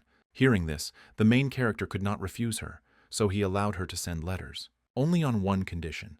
Mom won't be offended if he can't answer her letter right away, because he'll have too much to do in the capital. It was less evil, so the woman immediately agreed, and besides, she would always wait for her son to come home. So, the morning came, the carts were assembled, the people were equipped. Hannah handed her master a brooch with a magic stone, made to order according to his sample. On this note, their farewell was finished, and the main character was about to leave, but in the end he wished his servants a good winter and to obey the butler Hanu in everything. The girl asked the main character not to worry, because she studied well and would look after the mansion so that it would shine like new until the young master arrived. Everyone took their places in the carriages, carts, and horses and moved forward, and as soon as they arrived in the city, every inhabitant came out to say goodbye to Viscount Jan, wishing him a happy and smooth journey, asking him to return home safe and sound. It was a cold, frosty winter day, and the group slowly made its way forward along a narrow, snow-covered forest road. Today, more than ever before, Bereg was bored. He was not used to being idle, and the energy that had accumulated inside him demanded an outlet. At some point it began to seem to him that he would soon go crazy, which greatly irritated both Jan, on whose lap he lay, and the mentor, who reminded him that there was no time for such complaints. But this didn't work on the guy. He was tired. He was fed up with the road on which they had already been for 4 days, and there were still 10 more to go. And until that moment only the trees would be their only entertainment. Nevertheless, Jan took pity on the body saver and his friend, promising that today they would make a stop in a small village where they could take a little walk. True, the coast should not count on much since there are no taverns, casinos, or other entertainment for the nobility to be found there. Now, if the man understood everything correctly, checking the map, then they were not far from Karina. The guys had never heard of this city. And this is not surprising, because in fact there was nothing interesting there. And the interesting things were in the 3 large cities that were located nearby. After all, not long ago the main character and his assistants received a message that told about bandits who terrorized travelers on the roads in these places, not giving them the opportunity to move normally, so the guy needs to be extremely careful. On the one hand, it could have been a bluff, but on the other hand, the message and other documents had seals, and it is not so easy to forge official documents. But if the information is true, then there really are bandits on the roads, which made Barega very happy, because this would be his first time, his first fight with real criminals. He did not want to miss such an opportunity. And since all 3 cities are close, they will definitely meet these bad people somewhere. Yan wanted to deny it, but there was no point. The bodyguard was right. True, the young man would like not to get involved with the bandits, but to quietly drive past them without attracting unnecessary attention. Suddenly, the coachman turned to the main character. He was a little confused, because in the course of events there should not have been any settlements here. Then what they saw in front of them. This surprised Jan, so he asked Romandro for a map to check it.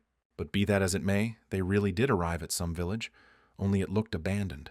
The situation seemed strange, so Jan began to doubt the relevance of the map they were using. However, the map was made a year ago, and the man actively used it for a whole year, and no such incidents occurred. And if the situation was stressful for Yana and Romandro, then Bareg didn't care what city they came to.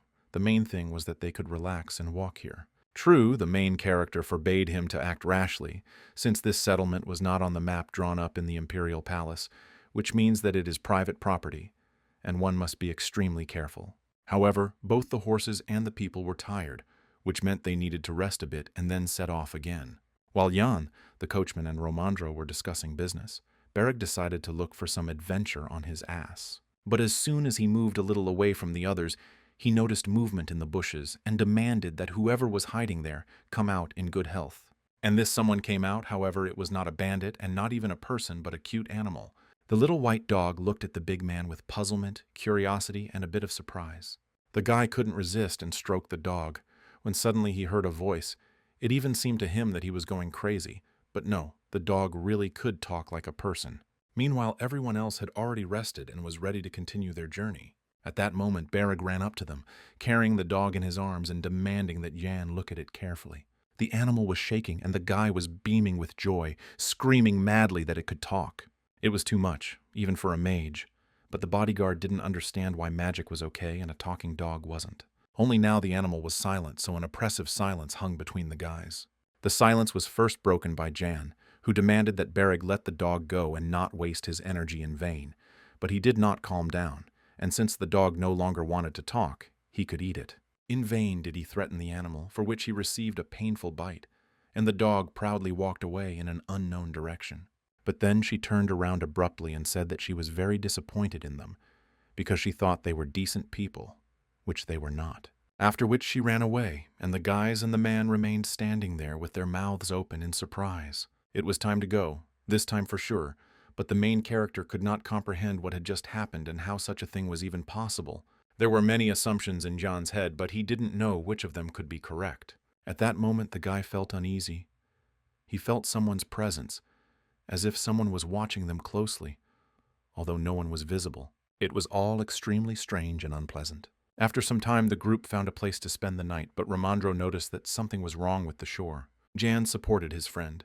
He also found it strange that Bareg went somewhere, found a dog, one might say stole it, and was happy about it. Although the young man did not deny that in a city like this it was quite possible to meet a magical or cursed animal. At that moment, a plump woman, who was the owner of the local inn, came out to meet them. The guy warned that they had been on the road for a long time. They had a fairly large group and a lot of luggage, but this was not a problem, since there were no tourists or guests here, so there would be a place to spend the night for everyone. The thing is that it is winter now, so there are few daredevils, although even in the warm season it is quite rare to wander here since the place is located remotely. This was understandable, so the guests did not ask any more unnecessary questions, but began to settle in. Fortunately, they only needed to spend one night here. The woman began to make simple calculations, and then announced that the overnight stay would cost the guests 1 gold coin. Perhaps for someone this would be a high price, but not for the main character, so he decided to pay twice as much. It is clear that he did this for a reason. Now the hostess was ready to do anything for him and his friends, for example, heat water for bathing and heat the room well so that they could warm up. Bereg took advantage of the situation. He didn't care about the warm water as much as he did about the delicious food that the woman would happily bring to his room. In just a couple of minutes, they went up to the room, which was considered the best in this establishment. It had everything you need for relaxation. Since the guys were tired, the woman brought them a small snack, realizing that they were hungry. But before she left, the main character decided to ask her if she had heard of a village that was not on the map on the way here. Most likely, they were talking about Dipaniel, a village whose inhabitants all died several years ago, and which is now abandoned and deserted. Now this was already curious, so John asked to tell him the details of that story. The woman didn't really know the details, but she heard that all the residents were lying on the street in neat, even rows. It seemed like they were sleeping or performing some kind of ritual. But no, they were all dead. Imperial investigators arrived, but they too were unable to determine the cause of what had happened. But what was both strange and interesting was that the Minister of Magic himself arrived with the law enforcement officers, so it would be wrong not to trust his words and conclusions. So soon, everyone forgot about that terrible story. True, before the village died out, some magician appeared in the area who was doing something incomprehensible. But this attracted attention, and the woman became his great admirer, believing that every magician was almost a deity. Meanwhile, Bereg looked at the young gentleman and teased him. However, after those events, the woman carefully checks all products, and not only so that, God forbid, nothing terrible happens, so the guests could breathe a sigh of relief. The hostess went to do other things, and the main character thought about what he had heard. When the boys were left alone, Bereg started talking about the dog again. He suddenly realized that since there were no more settlements nearby, she lived in that terrible place all alone. And this was also strange, because if all the people in that village died, then who feeds the dog because it didn't look hungry? Suddenly, Bereg caught John's gaze and realized that he had eaten everything himself and decided to at least share the bread, but that was unnecessary. The main character didn't feel like eating, and his friend's fixation on the dog was annoying, but he insisted that it wasn't so, and that he simply wanted to kill the animal the next time they met because it had bitten him. At that moment, Romandro knocked on their door, intending to go downstairs and have a drink, so he asked if the guys wanted anything, and received a negative answer. True, Jan understood that grown men sometimes need a drink to relieve stress, so he gave them some money for the get-together. But he warned that they could drink, but they had no right to get drunk, because they would have to leave this place at dawn. Time passed. Bereg fell first onto the bed. At that moment he clearly understood that he didn't need much to be happy. A warm, soft bed, food and shelter over his head, and in general there was no point in going anywhere if he was already happy here. He really felt good, cozy, and calm, so after a couple of minutes the guy began to snore sweetly. Jan was a little indignant, but then decided not to wake the guy and lay down next to him. But unlike the magical swordsman, the protagonist slept restlessly and heard a strange noise through the haze of sleep. And in just a moment the noise turned into a scream. Jan woke up and began to shake Berega. The guy reacted quickly, and within a second he was collected, alert, and standing near the entrance to the room, expecting an attack. It didn't take long for the attacker to appear, and within a minute Bereg attacked him without thinking, defending his master. Jan couldn't believe his eyes. In front of him was a zombie and his own dead person. The creature was trying to say something, but the words were incomprehensible. But the voice seemed vaguely familiar to Jan.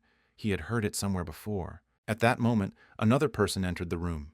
A person and a bandit who was interested in the main character's horses and carts. Yes, and the man really liked the guy's clothes. In any case, he wanted to talk to the elder. Bereg was the first to break down. He couldn't comprehend what was happening. The bandit's intentions were more than obvious, to take everything valuable and kill people. But suddenly a zombie blocked his path. It seemed that the zombie and the bandit were in cahoots, but now the actions of the non-human were out of step with this picture. Nevertheless, his accomplice was very worried and asked him not to move once again. But it only lasted for one long moment, and then the bandit wounded the zombie. Profit was more important. Jan looked with horror into the eyes of the inhuman man who tried to protect him, who was closing in pain. But this gave those few seconds that Bereg took advantage of and attacked the bandit.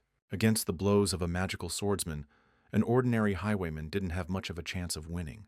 The guy's sword sank its blade like teeth into the enemy's body. His eyes burned with anger and passion, and in his head there was one question that demanded an answer. What happened here now? Jan looked out the window. The picture there was no better than in the room. Screams, fire, swearing. The bandits wanted to grab and kill him, or to hit the jackpot in the form of money. The situation was obviously not the best, although this is exactly what Bereg wanted on the way here, and that's what he got. It was sad to realize that, although he had sensed someone's presence earlier on the way here, he had not been able to foresee this situation. Something had to be done, because all his people would be killed like cattle. Therefore, the only correct conclusion was to kill the bandits first.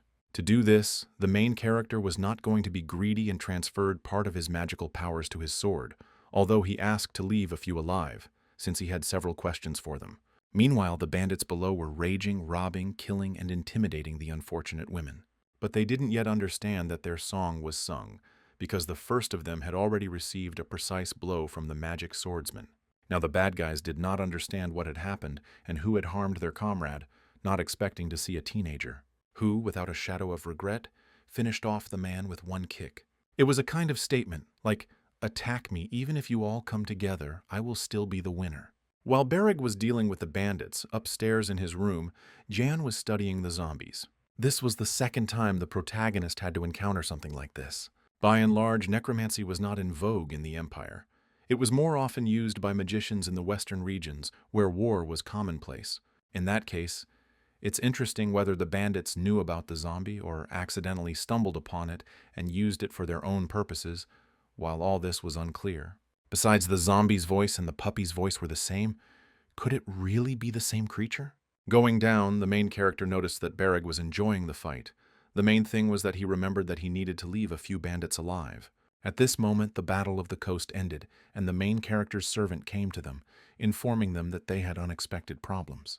While the guys were dealing with everyone in the building, someone stole all their carts and horses. Jan didn't believe it, and decided to check everything personally. But as soon as he looked into the stable, it was empty. But this was bad because all the guys' property was in the stolen cart. It would be fine if they took the horses, that would be half the trouble, but there were important documents, mana stones, gold, and many other useful things. There was no time to cry. It was necessary to gather all the people and decide what to do next. Suddenly they heard a whistle. It was a sign. The bandits began to quickly run away from the city as the guards arrived here. But if they thought that they had harmed the main character and could escape, they were deeply mistaken. The shore had to catch them, or better yet, kill them all. He didn't need to be told twice, because a good fight was much better than boring trips and such. It was impossible to stop him, although he warned everyone that it was better not to run away, but to surrender, and if someone tried to run away, they would die. They did not believe him, and in vain. Yes, he was a teenager who was not taken seriously by seasoned bandits, so they made fatal mistakes time after time. The guy didn't even have to try hard to immobilize his opponents, even when they were twice his size. Everything was going pretty smoothly, when suddenly Jan noticed that he and his assistant were being attacked directly. Moreover, another zombie was running towards the young man. The assistant almost lost consciousness because he had never seen anything like it, but the main character hoped that the man had at least heard of zombies. The guy didn't intend to distract Beregi from his task, so he used magic to protect himself. Not a muscle moved on Jan's face, even though he saw the tears of this former man who was dying again. The situation was strange, but the guy was completely fine and ordered Romandro to be brought here. As long as no one interfered, Chen could think, in fact, necromancy was a rare phenomenon even among magicians, so it was difficult to determine the nature of the zombies. At that moment, his attention was drawn to a man who was sitting motionless, leaning against a pole.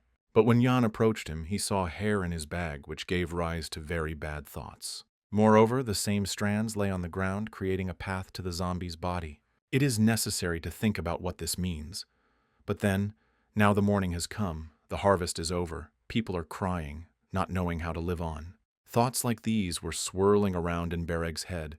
Who knew that the bandits they had caught were no use, and there was a chance that Romandro was dead? Jan didn't believe it and suggested that the bodyguard say this nonsense to the man's face when they met again. At that moment, The head of the local guard approached the guys and had a conversation with them. The man didn't like the direct look and impudence of the main character. He really wanted to teach him a lesson in respect, but only Berig's bloodthirsty look stopped him from doing so. Ulan wanted to help the guys, and he himself could use some help. But he had to follow protocol, which meant finding out what kind of people were standing in front of him. This was understandable and did not irritate the protagonist. He introduced himself and showed the invitation to the Imperial Palace. Now they are trying to find Romandro, their guide and escort there. It had the effect of a contrast shower on the man. He bowed his head low before the guy and asked for forgiveness for his rudeness. Jan didn't need an apology, but he was curious why the guards didn't retake the city when the bandits attacked. It turned out that at the same time, there were similar raids in several other cities, and they couldn't break away. For the protagonist, this was not an excuse for the guards, because due to their negligence, he lost his cart, which contained things that he was supposed to deliver to the palace. The guy would have continued to terrorize the guard, but at that moment Romandro ran towards him. The man got very drunk and did not realize what was happening around him. It even seemed to him that he had been to the next world and then returned home. But even in this situation, he already knew what had happened.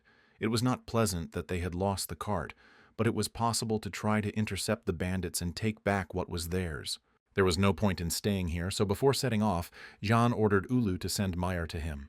The guy also told Romandro that he would make a short stop in a village that seemed too mysterious to them just yesterday. There the main character had to find a talking dog, and then he could move on. After some time they reached the village. Berig did nothing but get indignant and curse the bandits, promising them all the torments of hell when he caught them because he was very cold. It was indeed dark and cold around, so Jan conjured a small fire and asked Berig to be nearby. There was nothing surprising about this, as they say, the basis of the basics of mana stabilization. Now it was possible to start searching for the dog. Besides, the guy was thinking about what had happened here. The official version of food poisoning seemed absurd to him, and the place, although deserted, was too well kept. They wandered through the streets of the village for quite a long time, until Jan stopped near one house and ordered Berig to go there first.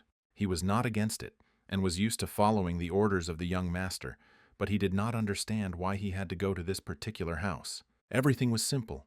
Only in this house, below the main door, there was a small door for the animal. Now everything was clear, but politeness and the shore were incompatible, so instead of knocking and asking permission to enter, he kicked down the door. He was pleased with himself and lost his vigilance, because he saw nothing and no one in the room. Jan didn't respond to this because first you need to take a good look around and only then say something like that. The search began, and Berig unexpectedly came across something very curious and called the main character to him. It was an old photograph of a handsome boy with blue hair and pointed ears like an elf, and he was holding a dog. Looking at this photo, some thought began to form in the head of the main character. But at that moment, a dog appeared on the threshold of the room. He scolded the rude guests who were running the show in someone else's house. Jan admitted his guilt for what happened the day before and asked the unusual animal for forgiveness for everything that was done and said. However, the guy had one question about the creature. What relation did it have to the Minister of Magic of their empire? Oh no, the dog was a magical creature, but it had nothing to do with the Minister of Magic. Moreover, it was convinced that they should go their separate ways. Having sorted this out, Jan then decided to talk about the guy in the photo, saying that he had been to Oshan before, just like the blue-haired handsome man. The main character said many more pleasant things. The dog was melting with happiness, right up until the moment when Jan clearly started talking about necromancy, which is actively practiced in Ashan. It was precisely this magical art that the young man wanted to talk to the dog about. I didn't really want to start this conversation, but Hashi decided to make an exception this time. So, the first thing Jan decided to do was ask Hashi a few questions, because in the hotel he was attacked by the guy from the photo, who was a zombie at that time, and the bandits used him for their own purposes. It was logical to assume that they were in cahoots, which made the dog very angry, because she had never heard a more absurd assumption. If so, then the guy was ready to take his word for it and conclude that the guy in the photo and the dog were not the owner and subordinate. Moreover, the dog was the guy in the photo who was holding the puppy. It's interesting, but in the photo, the boy is no more than 10 years old, so why does he now look like an adult dog? It's simple. People who live in Oshan are different from the rest, because they may look like children, but in fact they may be well over 30. But that's not the point. How Kasha ended up in this village, because it's not a short journey from Ashan, and also what happened to his appearance. He didn't want to remember this, but he had to, and Kasha told how one day a letter arrived in Ashan with an invitation from the Minister of Magic. His grandmother was the head of the largest clan in Ashan at the time, and decided to send her own grandson to the empire. At first, the guy really enjoyed the trip. He was happy and cheerful, because he had never seen anything like it at home. The empire was very different from Ashan. Only here, with the support of the Minister of Magic, he was able to begin to study necromancy freely. But the jokes ended rather quickly, and the Minister of Magic showed her true face when she began to use necromancy on living people. Wesley didn't think she was doing anything bad, although in fact, necromancy was a force that always went against nature. Through the destruction of everything that existed, the sorceress didn't understand this. The conflict was growing and did not bode well, so his grandmother and some other members of his clan decided to settle in this god-forsaken place. But even here, no one allowed them to live in peace. The minister sent her people who were going to destroy the guy and his clanmates. At first, they mistook him for a child and wanted to take him with them. But then they remembered that there were no children among the clan representatives. And then they used necromancy and other things on him. So he lost his human body and now lives like a dog. That day, the only living creature in the house was Rocky, and the necromancers luckily left the house for a short time. They believed that after moving into the animal's body, Kasha died, so they did not finish off the animal. And they didn't notice that Kasha was alive and watching their actions. So without fearing anything, they placed the mysterious something at the bottom of the well, after which they disappeared, as if they had never been there. Jan listened carefully to the dog's story, realizing that the situation was much worse than he had previously assumed. But that was not the end of Hashi's story. It turned out that under the influence of the necromancer's magic, the guy's physical body turned into a walking corpse. Kasha protected his dead body as best he could, which crawled out of the grave. But when the bandits discovered it, he could do nothing. At first, the bad people were confused and did not understand how to act in this situation because they could not turn to the guards, since they did not want to look at the sky through the bars for about 20 years. So they decided to get rid of the emerging threat and tried to kill his already dead body twice. But they failed, so they had to change their plan on the fly and take the zombie with them. They took the body, but at first they were afraid of it, and then they found a way to use it practically, as well as necromancy in general. From that moment on, Kasha was able to see the world through the eyes of his former body and was extremely surprised at how skillfully the bandits managed to create new zombies. Now Kasha understood that only John and Bereg could help him and take care of his corpse. But instead of a positive reaction to the heartfelt speech and request, Bereg took out a meat treat and handed it to the dog, thereby insulting her, since no one dared to treat Kasha like an animal, even though he was in the body of a dog. And again the dog bit the guy. He tried to break free from the grip because it was he who had to do the dirty work. So why did Kasha bite him and not Yana, for example? Watching this fuss, the main character understood that everything was going well because soon Kasha would find his body and they would find their things that the bandits had stolen. And you don't even have to strain yourself too much because based on the dog's story, he can see the bandits through the eyes of a zombie, which means he can now report their location. And he turned out to be right, so the two guys and the dog raced in the silence of the night towards their goal, pursuing their human prey. Less than a day had passed before the guys caught up with the bandits. Surprisingly, they were well organized and lived more than well. Now they needed to survey the area, send back to Karena for help, and then start reclaiming their belongings. Now there were only 2 of them, and they would not be able to withstand such a number of well-trained warriors. But there was a possibility that while they were going for reinforcements, the men would destroy the documents that they were carrying to the palace. Of course, it was a plus to start the battle right now, but Jan understood perfectly well that Bereg just wanted to wave his sword and he didn't think about any documents. That's why John brushed him off, asking Hashi where his body was now, and it turned out that it was in the middle of the tent. The shore kicked up again, shouted an almost fiery speech, so much wanted to turn the camp into a battlefield.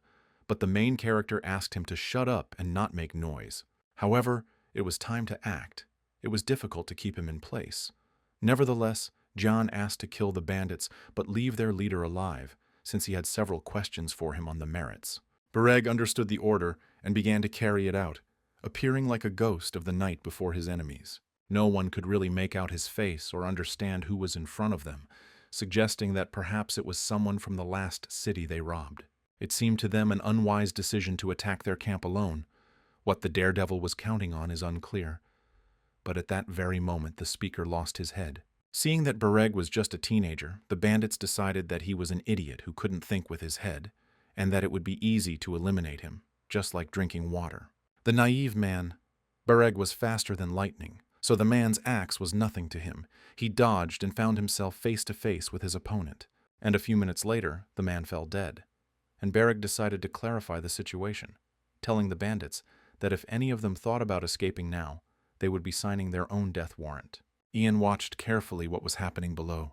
He was tense, because it seemed to him that now the shore was becoming the cause of Hashi's bad memories. In general, the protagonist understood that Bareg was a magical swordsman. It was in their nature to want to fight, but even so, he was too fearless, enjoyed the process of killing too much, always walking on the edge of what was permitted, and it was strange. But what is, and it probably can't be fixed. So Jan set about doing his part of the job. But before heading to the tent to get the dog's body, he needed to inspect his cart and pick up a few things. Unfortunately, at the wrong time, a bandit appeared on his path and had to be sent to the dreamless world. So everything in the cart was in its place and in pretty good condition. And everything was going pretty well, but suddenly the main bandit came to them and he looked scary.